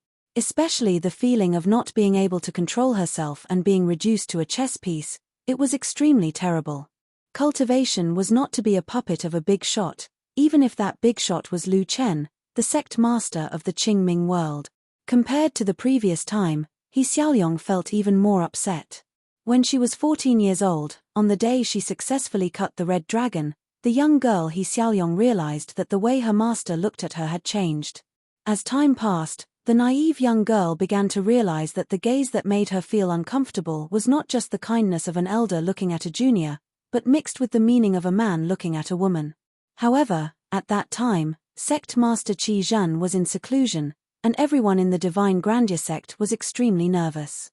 Before she left the Divine Grandeur sect and went to the Dragon Pearl Grotto Heaven, the old man told her bluntly that he wanted her to be a pair of Tao companions. The old man also said that for her, he could even leave the Divine Grandeur sect and be a pair of wild mandarin ducks living happily in the mountains without caring about the secular world. If He Xiaoliang did not want to wander around, it was fine. At most, they could continue to be master and disciple on the surface and become Tao companions secretly.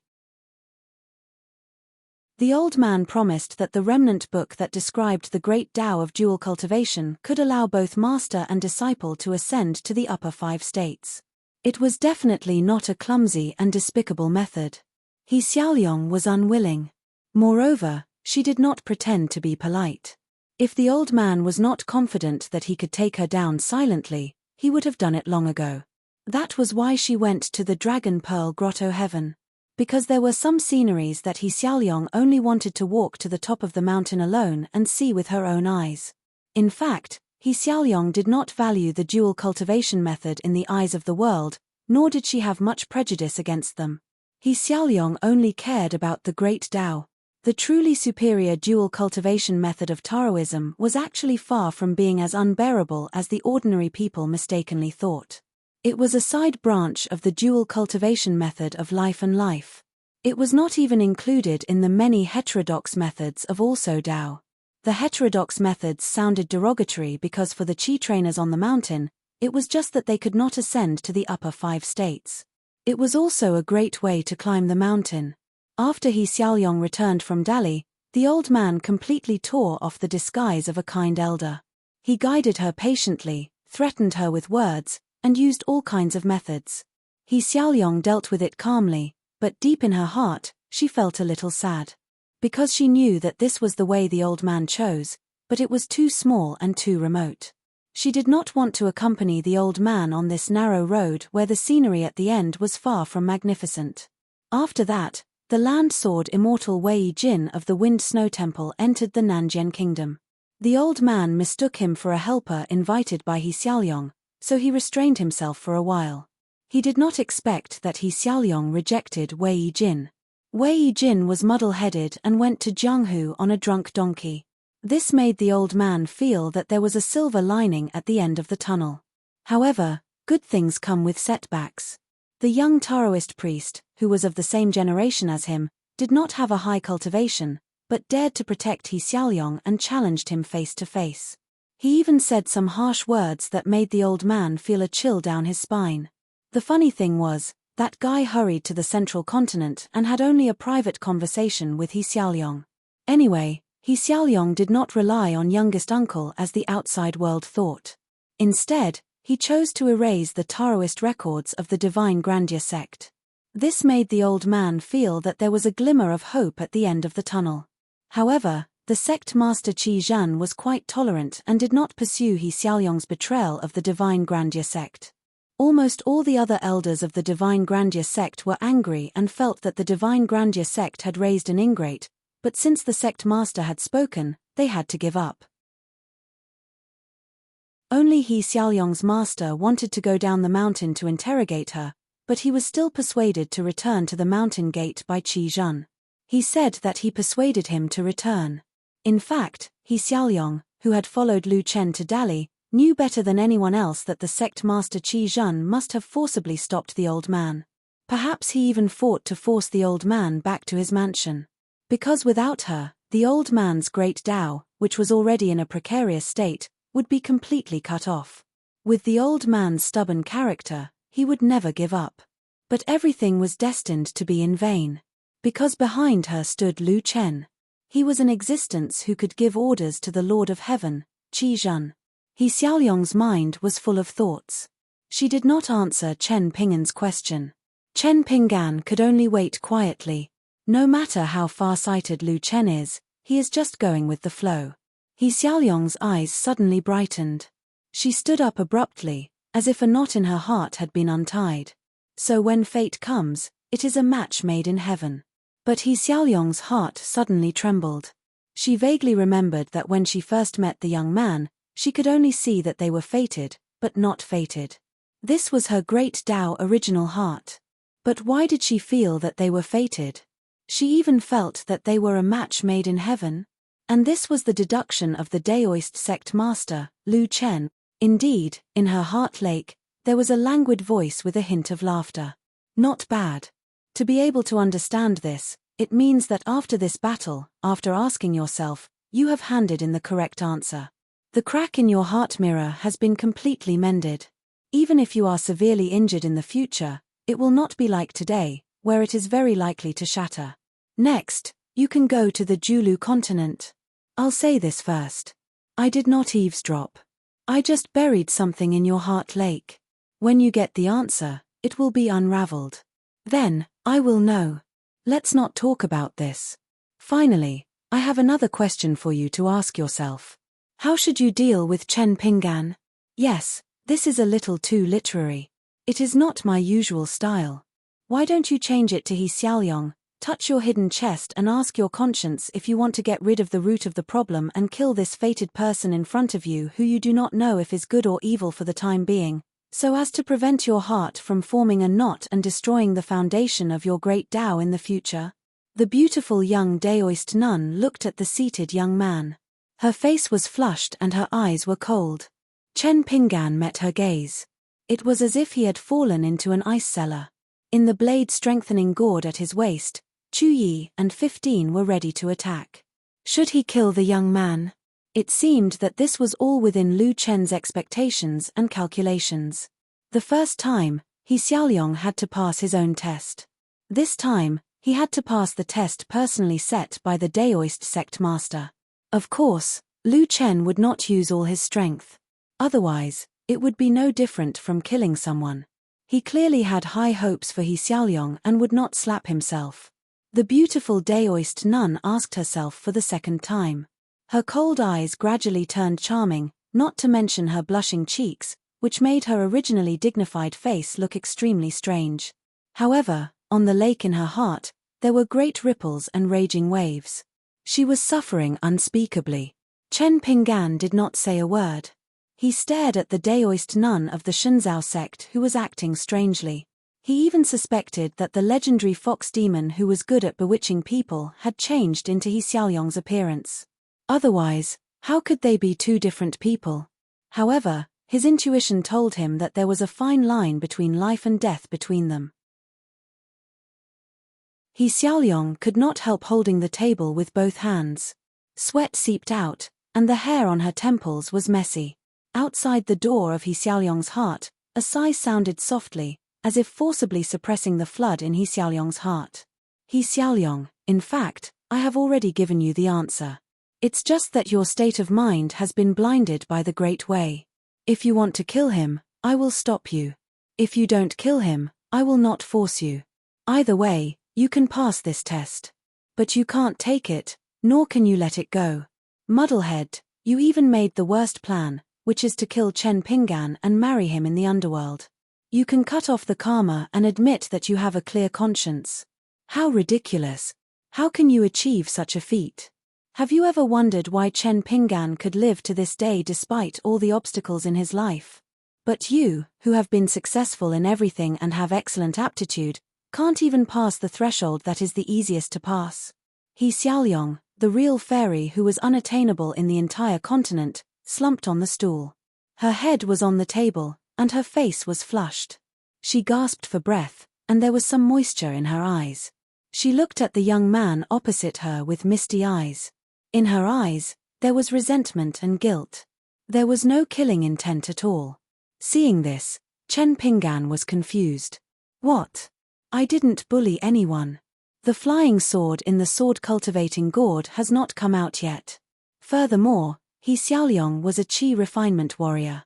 Even if he were to use all his qi refinement warriors and put on an act of subduing demons, he would still lose and die. He Xiaoliang came to her senses after a long time. The mist gradually disappeared, and the spring tide gradually subsided. She calmed down. She stood up and smiled at the young man. She finally became the fairy girl that Chen Pinggan first met, accompanied by the white deer and a fairy aura. She said resolutely and decisively, Chen Pinggan, when you die one day, you will be my husband. In the end, she made half of her original intention and half of her initial decision. She didn't kill anyone, but formed a bond. Above the Heart Lake, Lu Chen's deep and rich voice sounded slowly with undisguised admiration. Blessed and immeasurable celestial worthy. He Xiaoliang, from now on, you are under my tutelage as the sixth direct disciple. You can establish a sect in the Julu continent. Chen Pinggan was dumbfounded. He blurted out subconsciously, Immortal Master what did you say? Did I hear wrongly? Why don't you say it again? What did she mean by Lang Jun was dead? Chen Pinggan was increasingly certain that this He Xiaoliang in front of him was most likely a wild vixen who liked to make trouble. He Xiaoliang was a little embarrassed and annoyed. She glared at Chen Pinggan who took advantage of her. She took a deep look at Chen Pinggan and then left. Chen Pinggan remained seated at the same spot, frowning.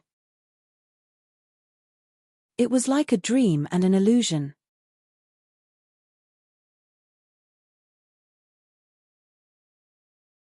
212. In an old school that was no longer in use in the Dragon Spring town, a young Daoist with a lotus crown on his head sat behind a small desk by himself as he looked at the spot where Qi Jingchun had been standing for 60 years. The Daoist was silent as he subconsciously swiped his finger across the surface of the table. Coming back to himself, Lu Chen raised his arm and grabbed. He Xiaoliang, who had left from the Kuan boat, was actually fished out from the surging sea of clouds. Even a qi refinement warrior in the Golden Core realm like He Xiaoliang felt dizzy from the thousands of kilometers that had passed in the blink of an eye. He staggered a little before he regained his balance. With a solemn expression, He Xiaoyong straightened his clothes and calmed his mind. He took 3 steps back and kowtowed. Disciple He Xiaoyong pays his respects to master. From a beautiful girl of a continent's orthodoxy to the direct disciple of the leader of a Daoist sect, it was no different from a carp jumping over the dragon's gate. Lu Chen nodded and raised his hand, indicating that He Xiaoyong could stand up. Stand up. Under my tutelage, you don't have to adhere to the formalities of acknowledging a master. It's fine as long as the intention is there.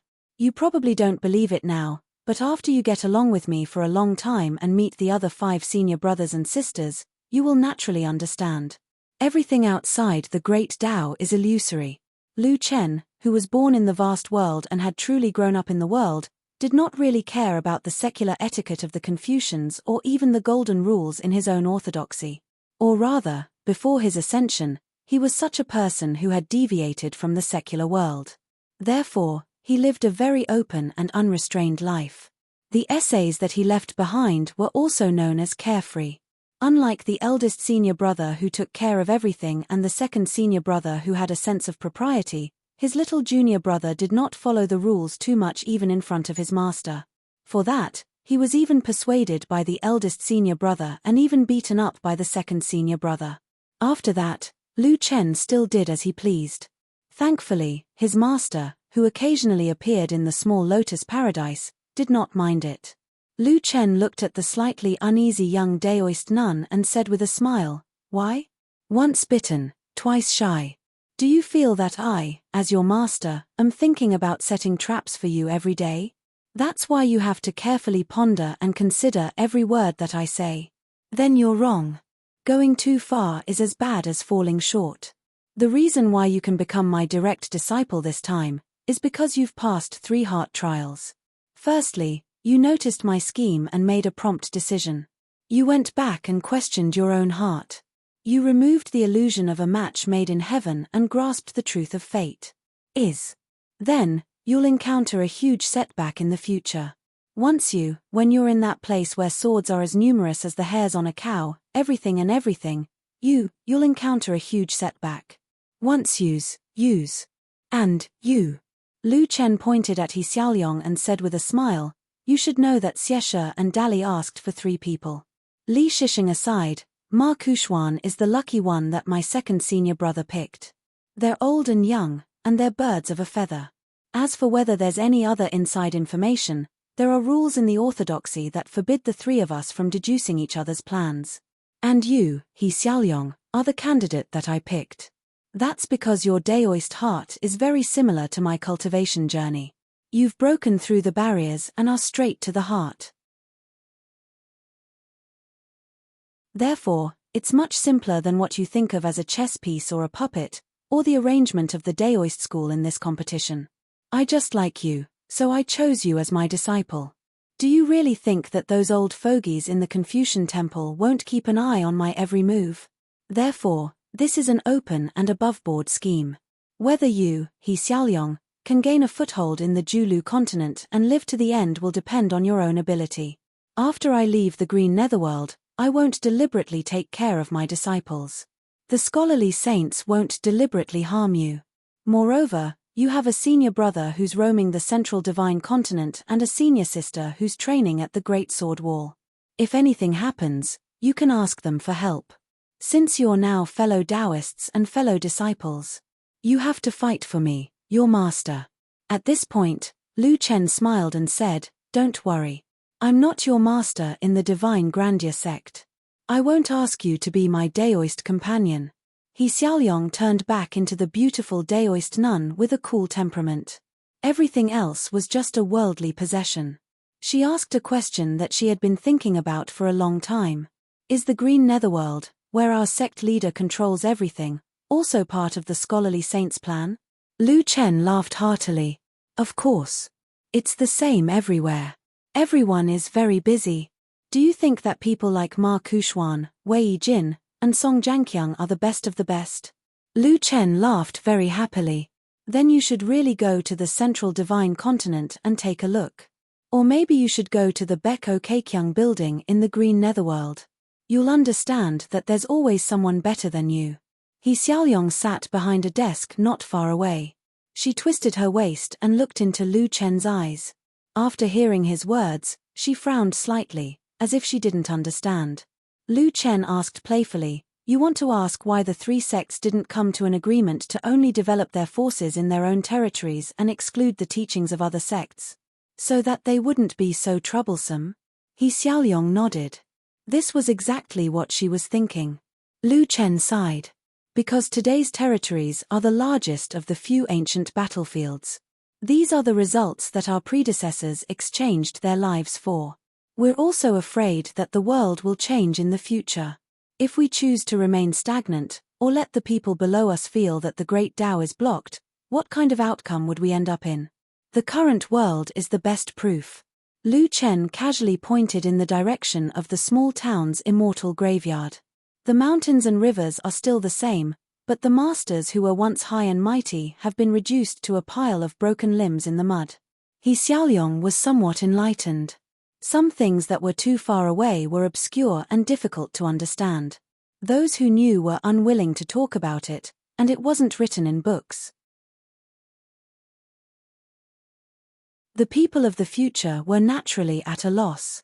There were too many conjectures and speculations. The novelists added fuel to the fire. The unconstrained writings of the literati and the unofficial histories that pretended to be profound. There were too many to count. Year after year, the mud and sand were buried together. Even if a little bit of truth surfaced, it would quickly be drowned out and eventually be treated as a fallacy. Lu Chen smiled. We've digressed. Back to the main topic. Your second test was that I needed to confirm if you were going to rely on the Heavenly Lord Xieshe during your trip to the Julu continent, or if you were going to establish your own sect and sect. Therefore, I purposely set a trap for you. I made you think that you gave up two correct choices and chose the most wrong one. I made you mistakenly think that you were going to brush past the Great Tao. I wanted you to feel regret and question your own Great Tao. He Xiaoyong said frankly, I only relied on the last bit of clarity in my mind to pass this test. Lu Chen smiled. Regarding this point, I'll use it as a conclusion to explain why you and Chen Pinggan were able to form a relationship. Let's talk about the last test first. It's relatively more complicated. It's a chain of tests. The word love can be used to explain everything. The relationship between a man and a woman is the easiest to be moved. Therefore, I planted a seed of love in the lake of your heart. Unknowingly, it would take root and germinate when it encounters the rain of opportunity. It would be extremely swift and violent. This was originally an unorthodox method, but it was effective for you, He Xiaoyong.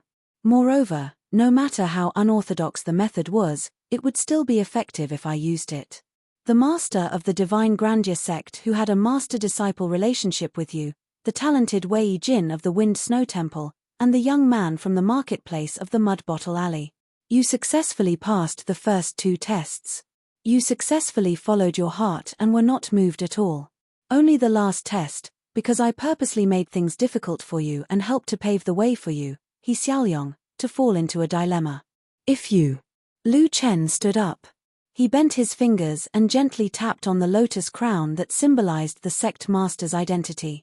He continued, in a daze, your Tao heart was shaken by the two words Lu Chen and you chose to walk on the path that I opened for you. Then, I will still allow you to establish a sect in the Julu continent, but I will definitely not accept you as a disciple. How difficult is it to accept a disciple? Lu Chen retracted his smile. If you want to become Lu Chen's disciple, you should have the thought that one day, your Tao skills will be higher than Lu Chen's, and your path will be longer than Lu Chen's. Deviate from the Tao? What Tao are you talking about?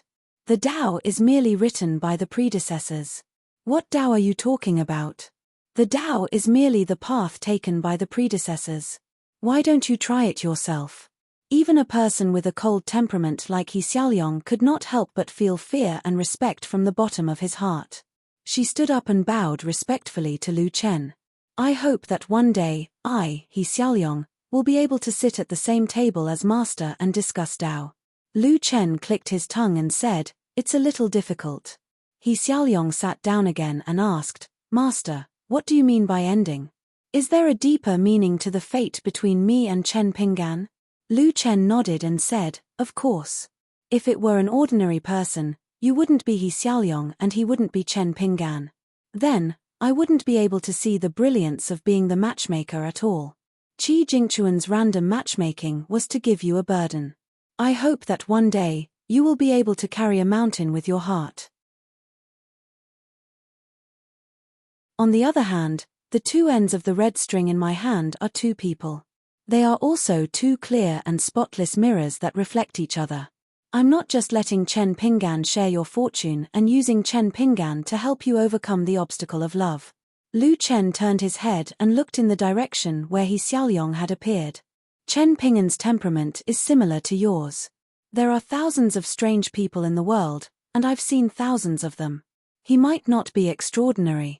However, his temperament is similar to yours, He Xiaoyong's temperament. Somehow, they are quite compatible. Therefore, even when the two of you met for the first time and there was a huge difference in status between the two of you, you still saw the shallow fate.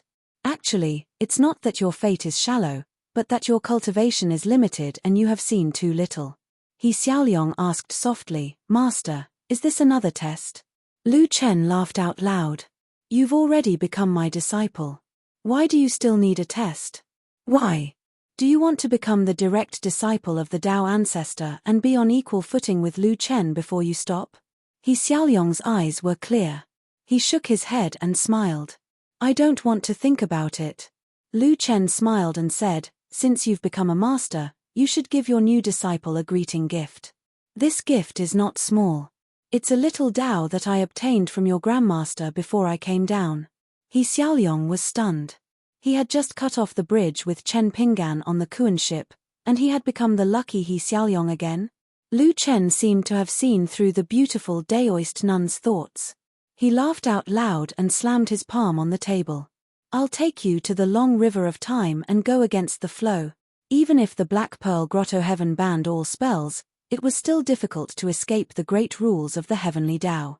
For example, spring, summer, autumn, winter, birth, old age, sickness, and death. Then, under the great supernatural power of the sect master, Lu Chen. Winter, autumn, summer, spring, death, sickness, old age, and death. He Xiaoyong, who was still in the school between heaven and earth but seemed to be temporarily unrelated to heaven and earth, looked at the strange and colorful scenes around her retreating. The beautiful Daoist nun's eyes were shining. This was the path that she wanted to take. Lu Chen smiled and said, follow behind me. We'll go to a place and I'll bring you to meet two people. The two of them started to leave. Behind them were the brand new school and the sound of children reading. The children could really recite the book backwards. However, probably because of some kind of restriction, or because Qi Jingquan had made a deal with the Taoist ancestor, the children's faces could be seen clearly and their voices could be heard clearly. However, the teacher in front of them no longer existed, as if he had completely disappeared in the long river of time. Along the way, He Xiaoyong followed closely behind Daoist Lotus Flower Crown, afraid that she would get lost if she made a mistake. Finally, Lu Chen stopped and said to wait for a while. He Xiaoyong did not dare to move and stood on the spot. Lu Chen waved his sleeves and heaven and earth reversed. Everything returned to normal and the long river of time began to flow downstream. Then, Lu Chen brought her to the vicinity of a stall. He Xiaoyong did not know why her sect master had brought her here. Could it be that there was something strange about the stall? He Xiaoyong looked over and saw a seemingly simple and honest middle-aged man. He was peddling candid haws. Then, He Xiaoyong saw a tanned and skinny child walk over slowly and stand beside her. He secretly looked at the busy stall and swallowed his saliva. When the business was a little quieter, the child walked away silently. Lu Chen snapped his fingers and the day and night passed in the blink of an eye. The stall owner went about his usual business day after day. The child would either go up the mountain to pick herbs, catch fish from the stream, or help the neighbors carry water. He would pass by the stall again and again. Finally, one day, the child, who was supposed to go up the mountain to pick herbs to exchange for money, walked to the entrance of Mud Bottle Alley with a basket on his back. However, when he thought of his good luck and picked a few valuable herbs, the small rice jar at home was filled to the brim for the first time. He did not have to worry about hunger for at least 10 days. Therefore, the child raised his head and looked at the gloomy sky, as if telling himself that it was going to rain heavily. Even if he went up the mountain, he would most likely return halfway. Therefore, the child ran back to the courtyard of the ancestral house and put down the basket. He took out a few copper coins from a small clay jar at the foot of the wall and ran quickly down Mud Bottle Alley to the stall. However, as the child got closer and closer to the stall, his footsteps became heavier and heavier, and he ran slower and slower. As a result, when he was still quite a distance away, the child stood in the same spot with a comical look on his face. He clenched his fists tightly and held onto the extra copper coins. Finally, the child walked a few steps closer and squatted down. He raised his head and looked at the bright red sugar-coated horse in a daze. Lu Chen and He Xiaoyong stood beside the child. Lu Chen smiled and asked, "If you put yourself in the child's shoes, what do you think is normal?" He Xiaoyong said without hesitation, "It would be great if he could eat the sugar-coated horse without spending money." Lu Chen smiled and nodded, "I'll wait and see." After that, the stall owner finished his business. When he was taking a break, he seemed to accidentally see the child who passed by his stall again and again but never bought the sugar-coated horse. The man thought for a while and sat on the stool without saying anything. Finally, as if he was really compassionate, he stood up and waved to the child, saying with a smile, "Come, I'm going to pack up my stall and go back. There are still some sugar-coated horse left that I can't sell. If you want to eat them, I can give you one for free." The man smiled in an extremely honest manner, no different from a farmer. He pulled out a stick of sugar-coated horse and shook it at the boy, "Take it." However, the child quickly stood up, shook his head with a smile, and ran off just like that. He Xiaoyong was a little puzzled. If this was the Chen Pinggan when he was young, she wouldn't find it strange that he would make such a choice. Lu Chen pointed at the man selling sugar-coated horse. "This person is from the school of Yin-Yang in the central divine continent. In the secular world, he's not very famous. In fact, he can contend with the entire school of Yin-Yang by himself.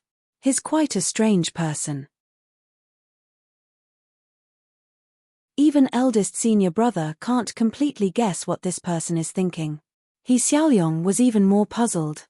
Lu Chen smiled and said, "That's not the point. What's next is..."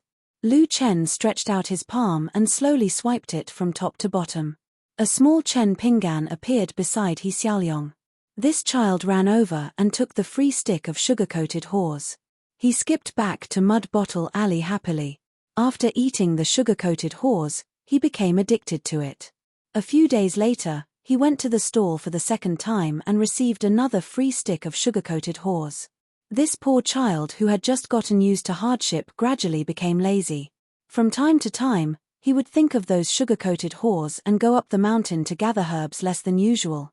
Day after day, year after year, the boy didn't become a bad person. However, in He Xiaoyong's eyes, he was no longer the straw sandal boy who met for the first time on the back of a green ox.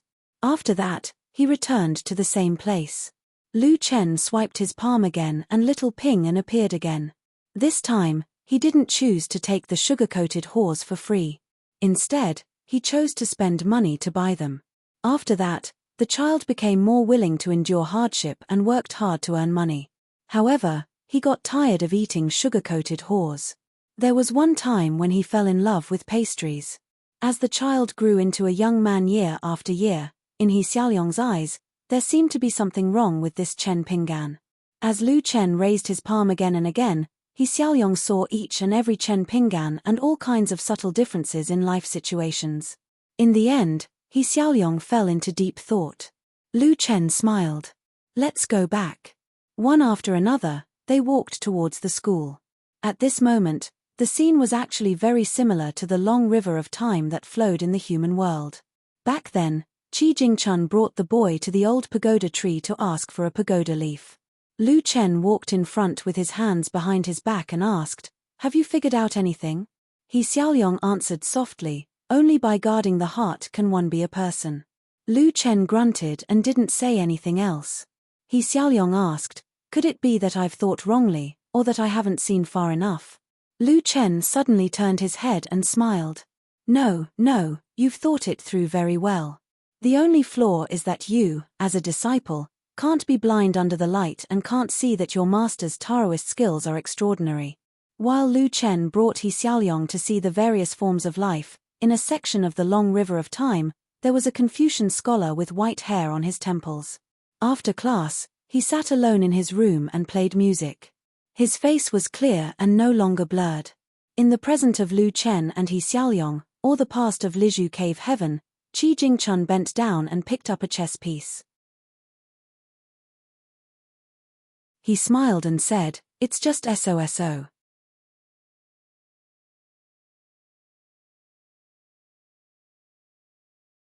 213. When Chen Pinggan walked down the tall building and returned to his seat, he had missed two big battles. When the Taoist Zhong Shan, who was sitting in the next chair, saw Chen Pinggan, he quickly got up and cupped his hands to thank him. Chen Pinggan had to return the gesture with cupped fists and took the jade token. For the sake of fairness, the battlefield was not set in the Wind and Thunder Garden or Zhengyang Mountain, but on the Immortal Platform, one of the 6 branches of the Wind and Snow Temple. As the holy land of the military, the Wind and Snow Temple had more friends than the Martial Arts Mountain. In addition, the Wind and Snow Temple was far more low-key than the Martial Arts Mountain. Most of the disciples of the Wind and Snow Temple went out of the mountain as wanderers rather than generals on the battlefield. Therefore, the Wind and Snow Temple had a good relationship with the two sects and would not take sides. As for why the Wind and Snow Temple chose the Immortal Platform, the first reason was that the Immortal Platform was located at the top of the mountain, with a wide view and pleasant scenery. In terms of appearance, it was the best place with the most abundant immortal qi in the Wind and Snow Temple. Secondly, there were few disciples on the Immortal Platform, so the Wind and Snow Temple almost relied on Wei Jin alone. Because Wei Jin was not close to the sect because of his master, the Wind and Snow Temple must have taken this opportunity to increase the number of disciples on the Immortal Platform. After hearing the result from Chosha, Chen Pinggan was shocked. The Wind and Thunder Garden had lost the previous 2 battles. A patriarch and a famous swordsman of different generations had died under the swords of the opponents of Zhengyang Mountain. In the second battle between the patriarchs, both sides had perished together. However, because the patriarch of Zhengyang Mountain had fought with his last breath and died later than the swordsman of the Wind and Thunder Garden, the Wind and Snow Temple ruled that Zhengyang Mountain had won according to the rules. The vast Immortal Platform was not crowded.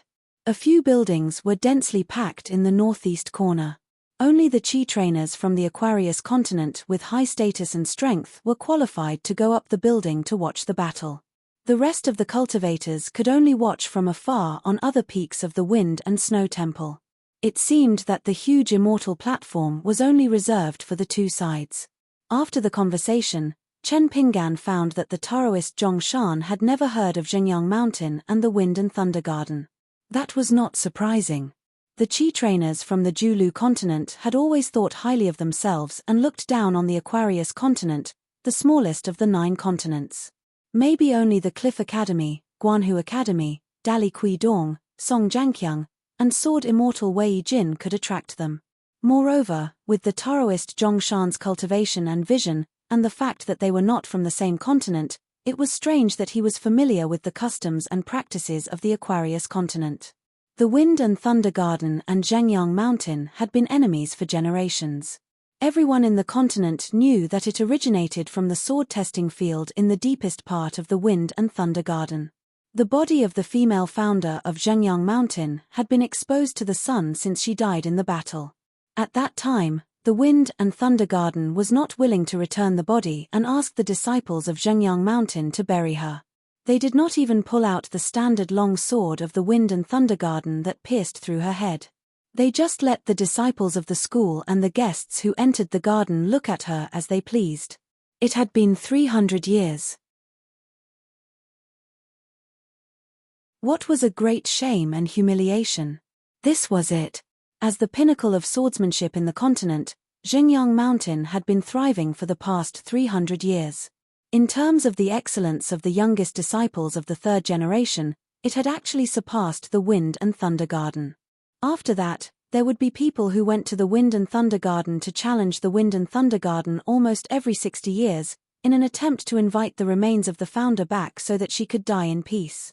However, the garden master of the Wind and Thunder Garden, who had killed the female sword cultivator of Zhengyang Mountain, had lived for another 300 years. Even though there were many geniuses in the 300 years of Zhengyang Mountain, they were still unable to win against him. He was not as ruthless towards those who challenged him later on, but he was not merciful either. He either broke the longevity bridge or destroyed his natal sword. Perhaps to the sword cultivator of Zhengyang Mountain, it was actually a life worse than death. It was better to die a heroic death in battle. This was the origin of the story of Wind and Thunder Garden suppressing a mountain with one person in the East Aquarius continent. Now, the garden master of the Wind and Thunder Garden was finally dead. In the spring of the new year, it was rumored that he had quietly passed away and reincarnated. Coincidentally, it happened to be the agreed-upon generational battle.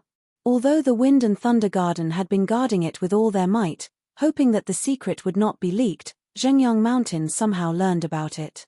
All the peaks of the mountain were shaken, and everyone was excited. Some people dragged their families to the grave to burn incense and toast. Some decaying old men who were struggling at death's door got drunk. The young sword cultivators of Zhengyang Mountain were even more spirited. They finally had the chance to vent the 300 years of humiliation and resentment. In fact, after the two battles, Zhengyang Mountain had indeed won, and it was a beautiful victory. They had gained a lot of face, so much so that in the final battle of the youngest generation, it was unnecessary whether they fought or not. The maidservant Chosha was a little worried. She felt that the last battle probably would not be fought. The sect called Wind and Thunder Garden had already lost 2 battles. Anyway, in the second battle, the Grand Master of the Wind and Thunder Garden was just a breath away, which saved some face. If they lost the third battle, they would lose 3 battles in a row. If the news spread, the reputation of the Wind and Thunder Garden would be completely ruined. If the Wind and Thunder Garden stopped now, they could at least get the consolation that they were willing to admit defeat.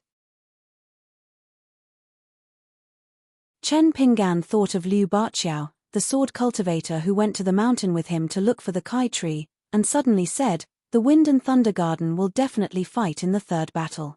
For Chen Pinggan, Liu Baqiao was neither a friend nor an enemy.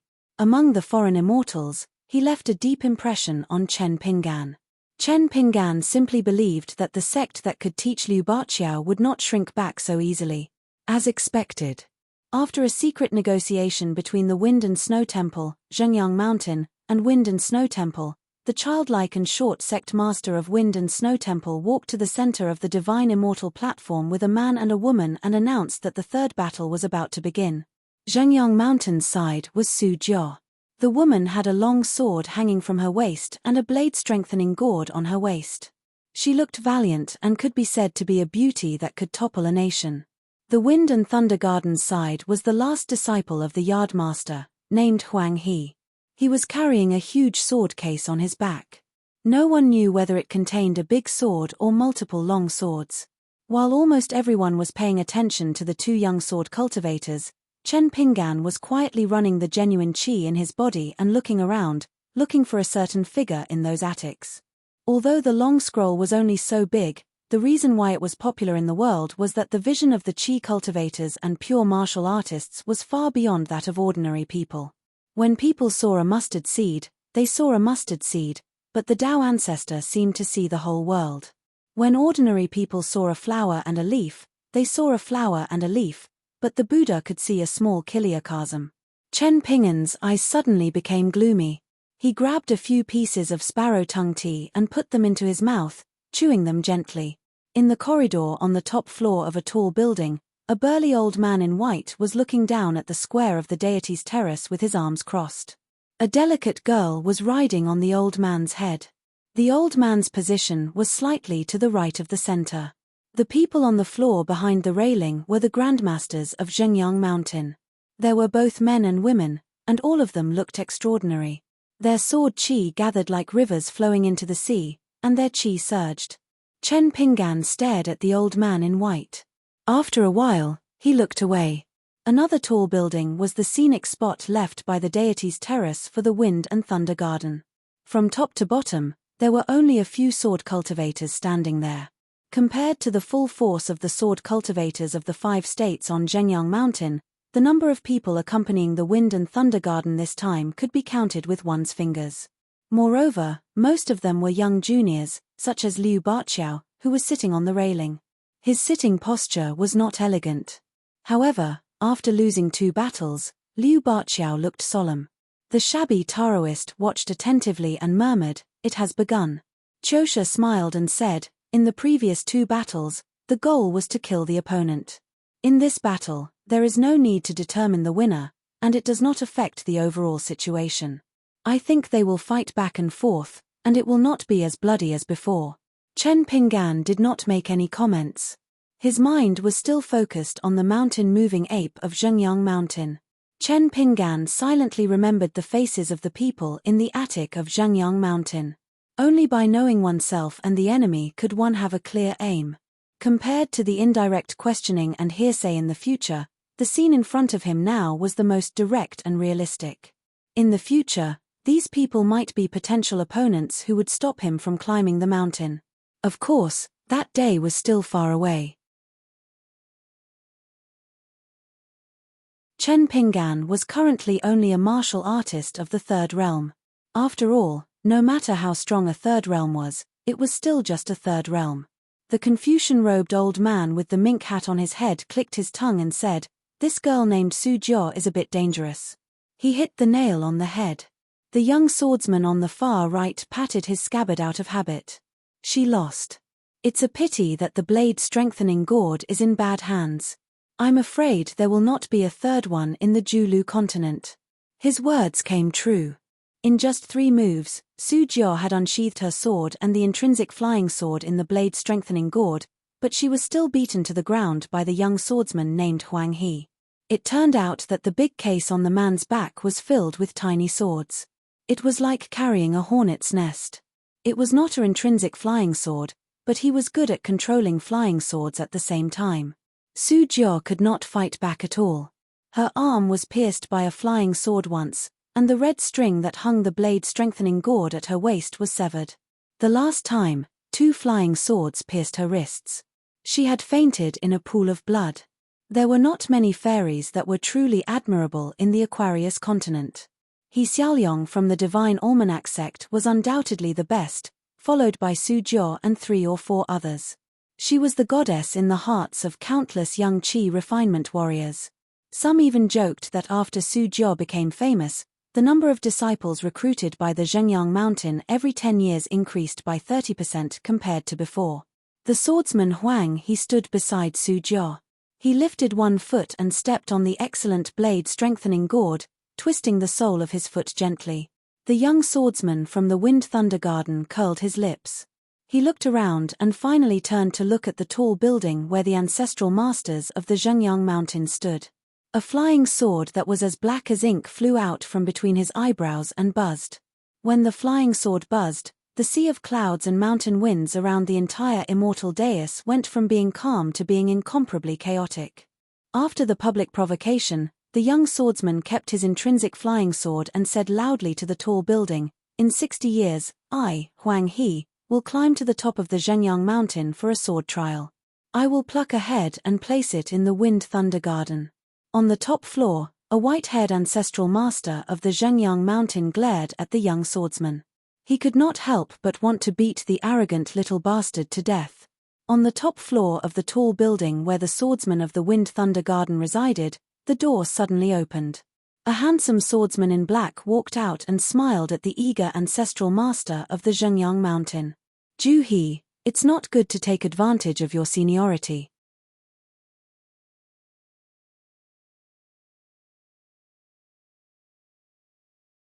Why don't I play with you?"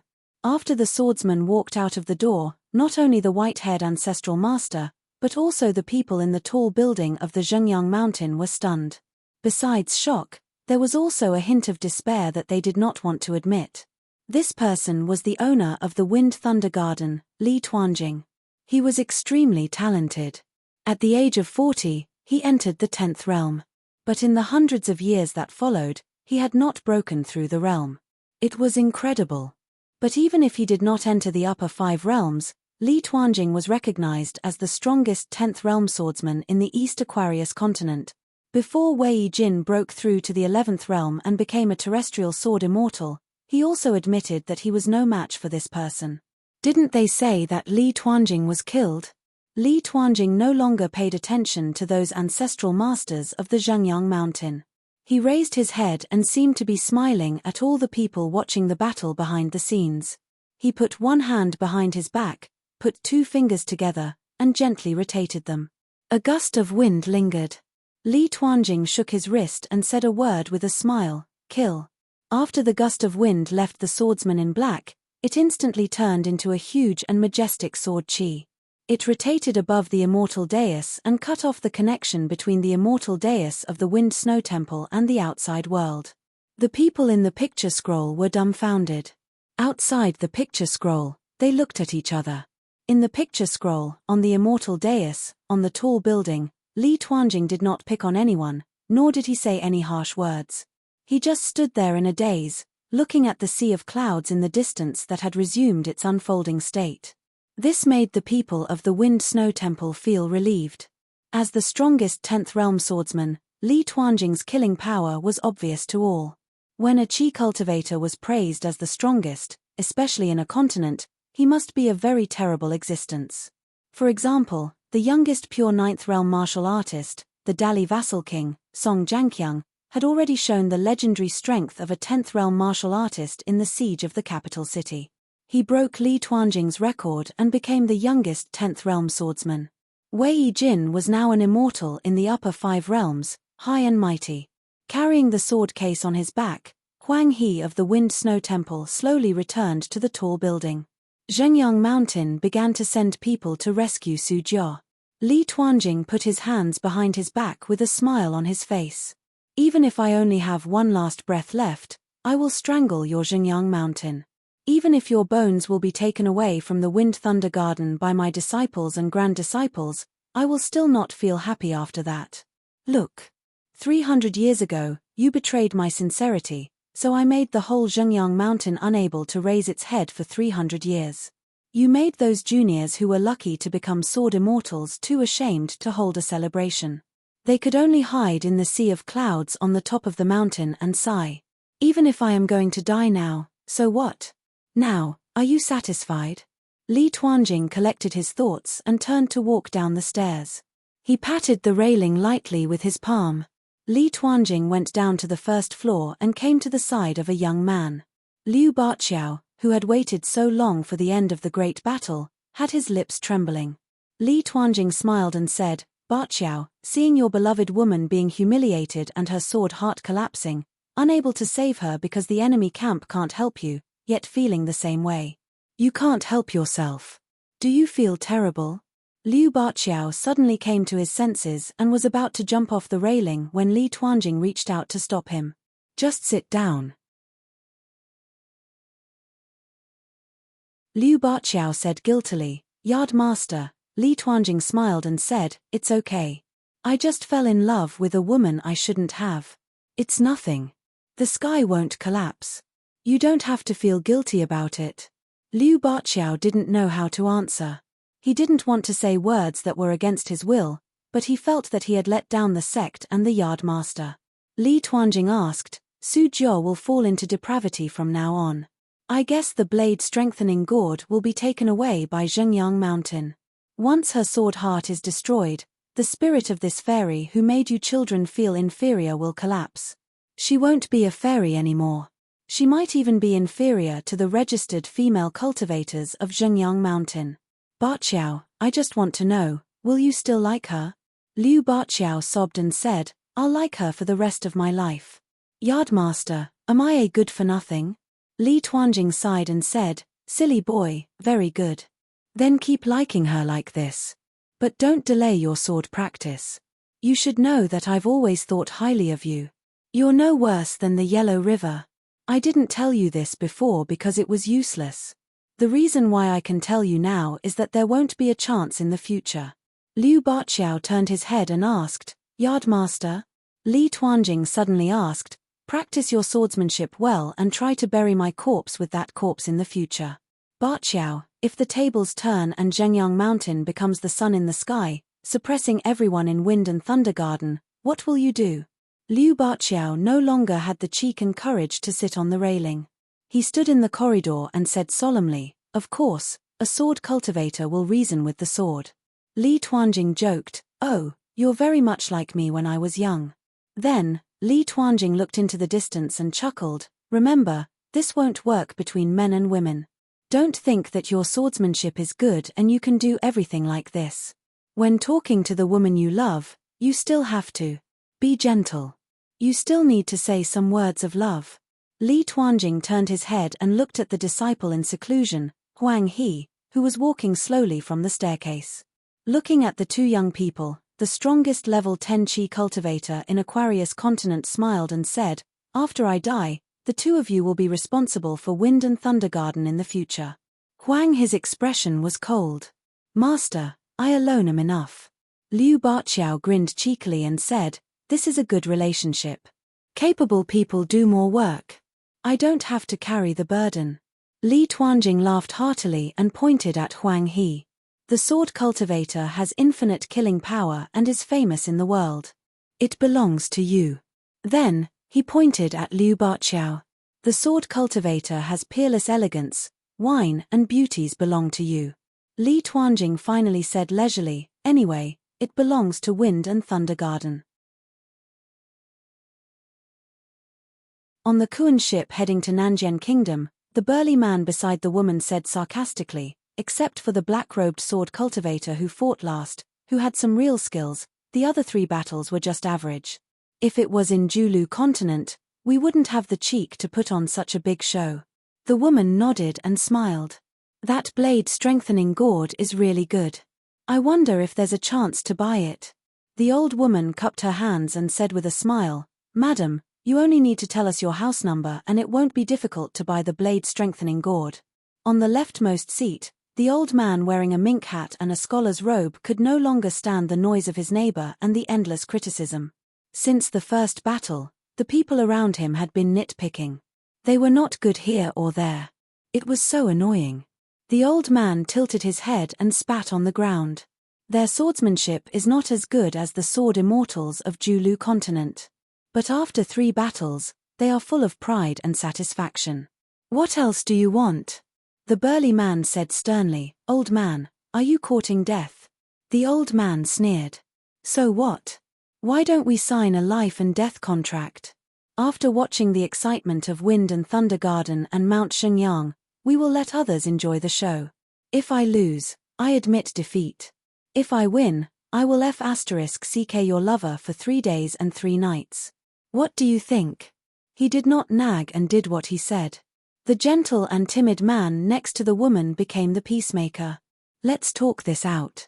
We're out here, and we're all from the Julu continent. Why do we have to hurt each other's relationship? The thin and tall woman did not get angry.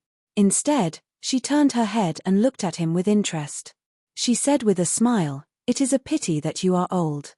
I guess your old waist will not be able to withstand a few blows from me. Fighting under the bed is very different from fighting on it.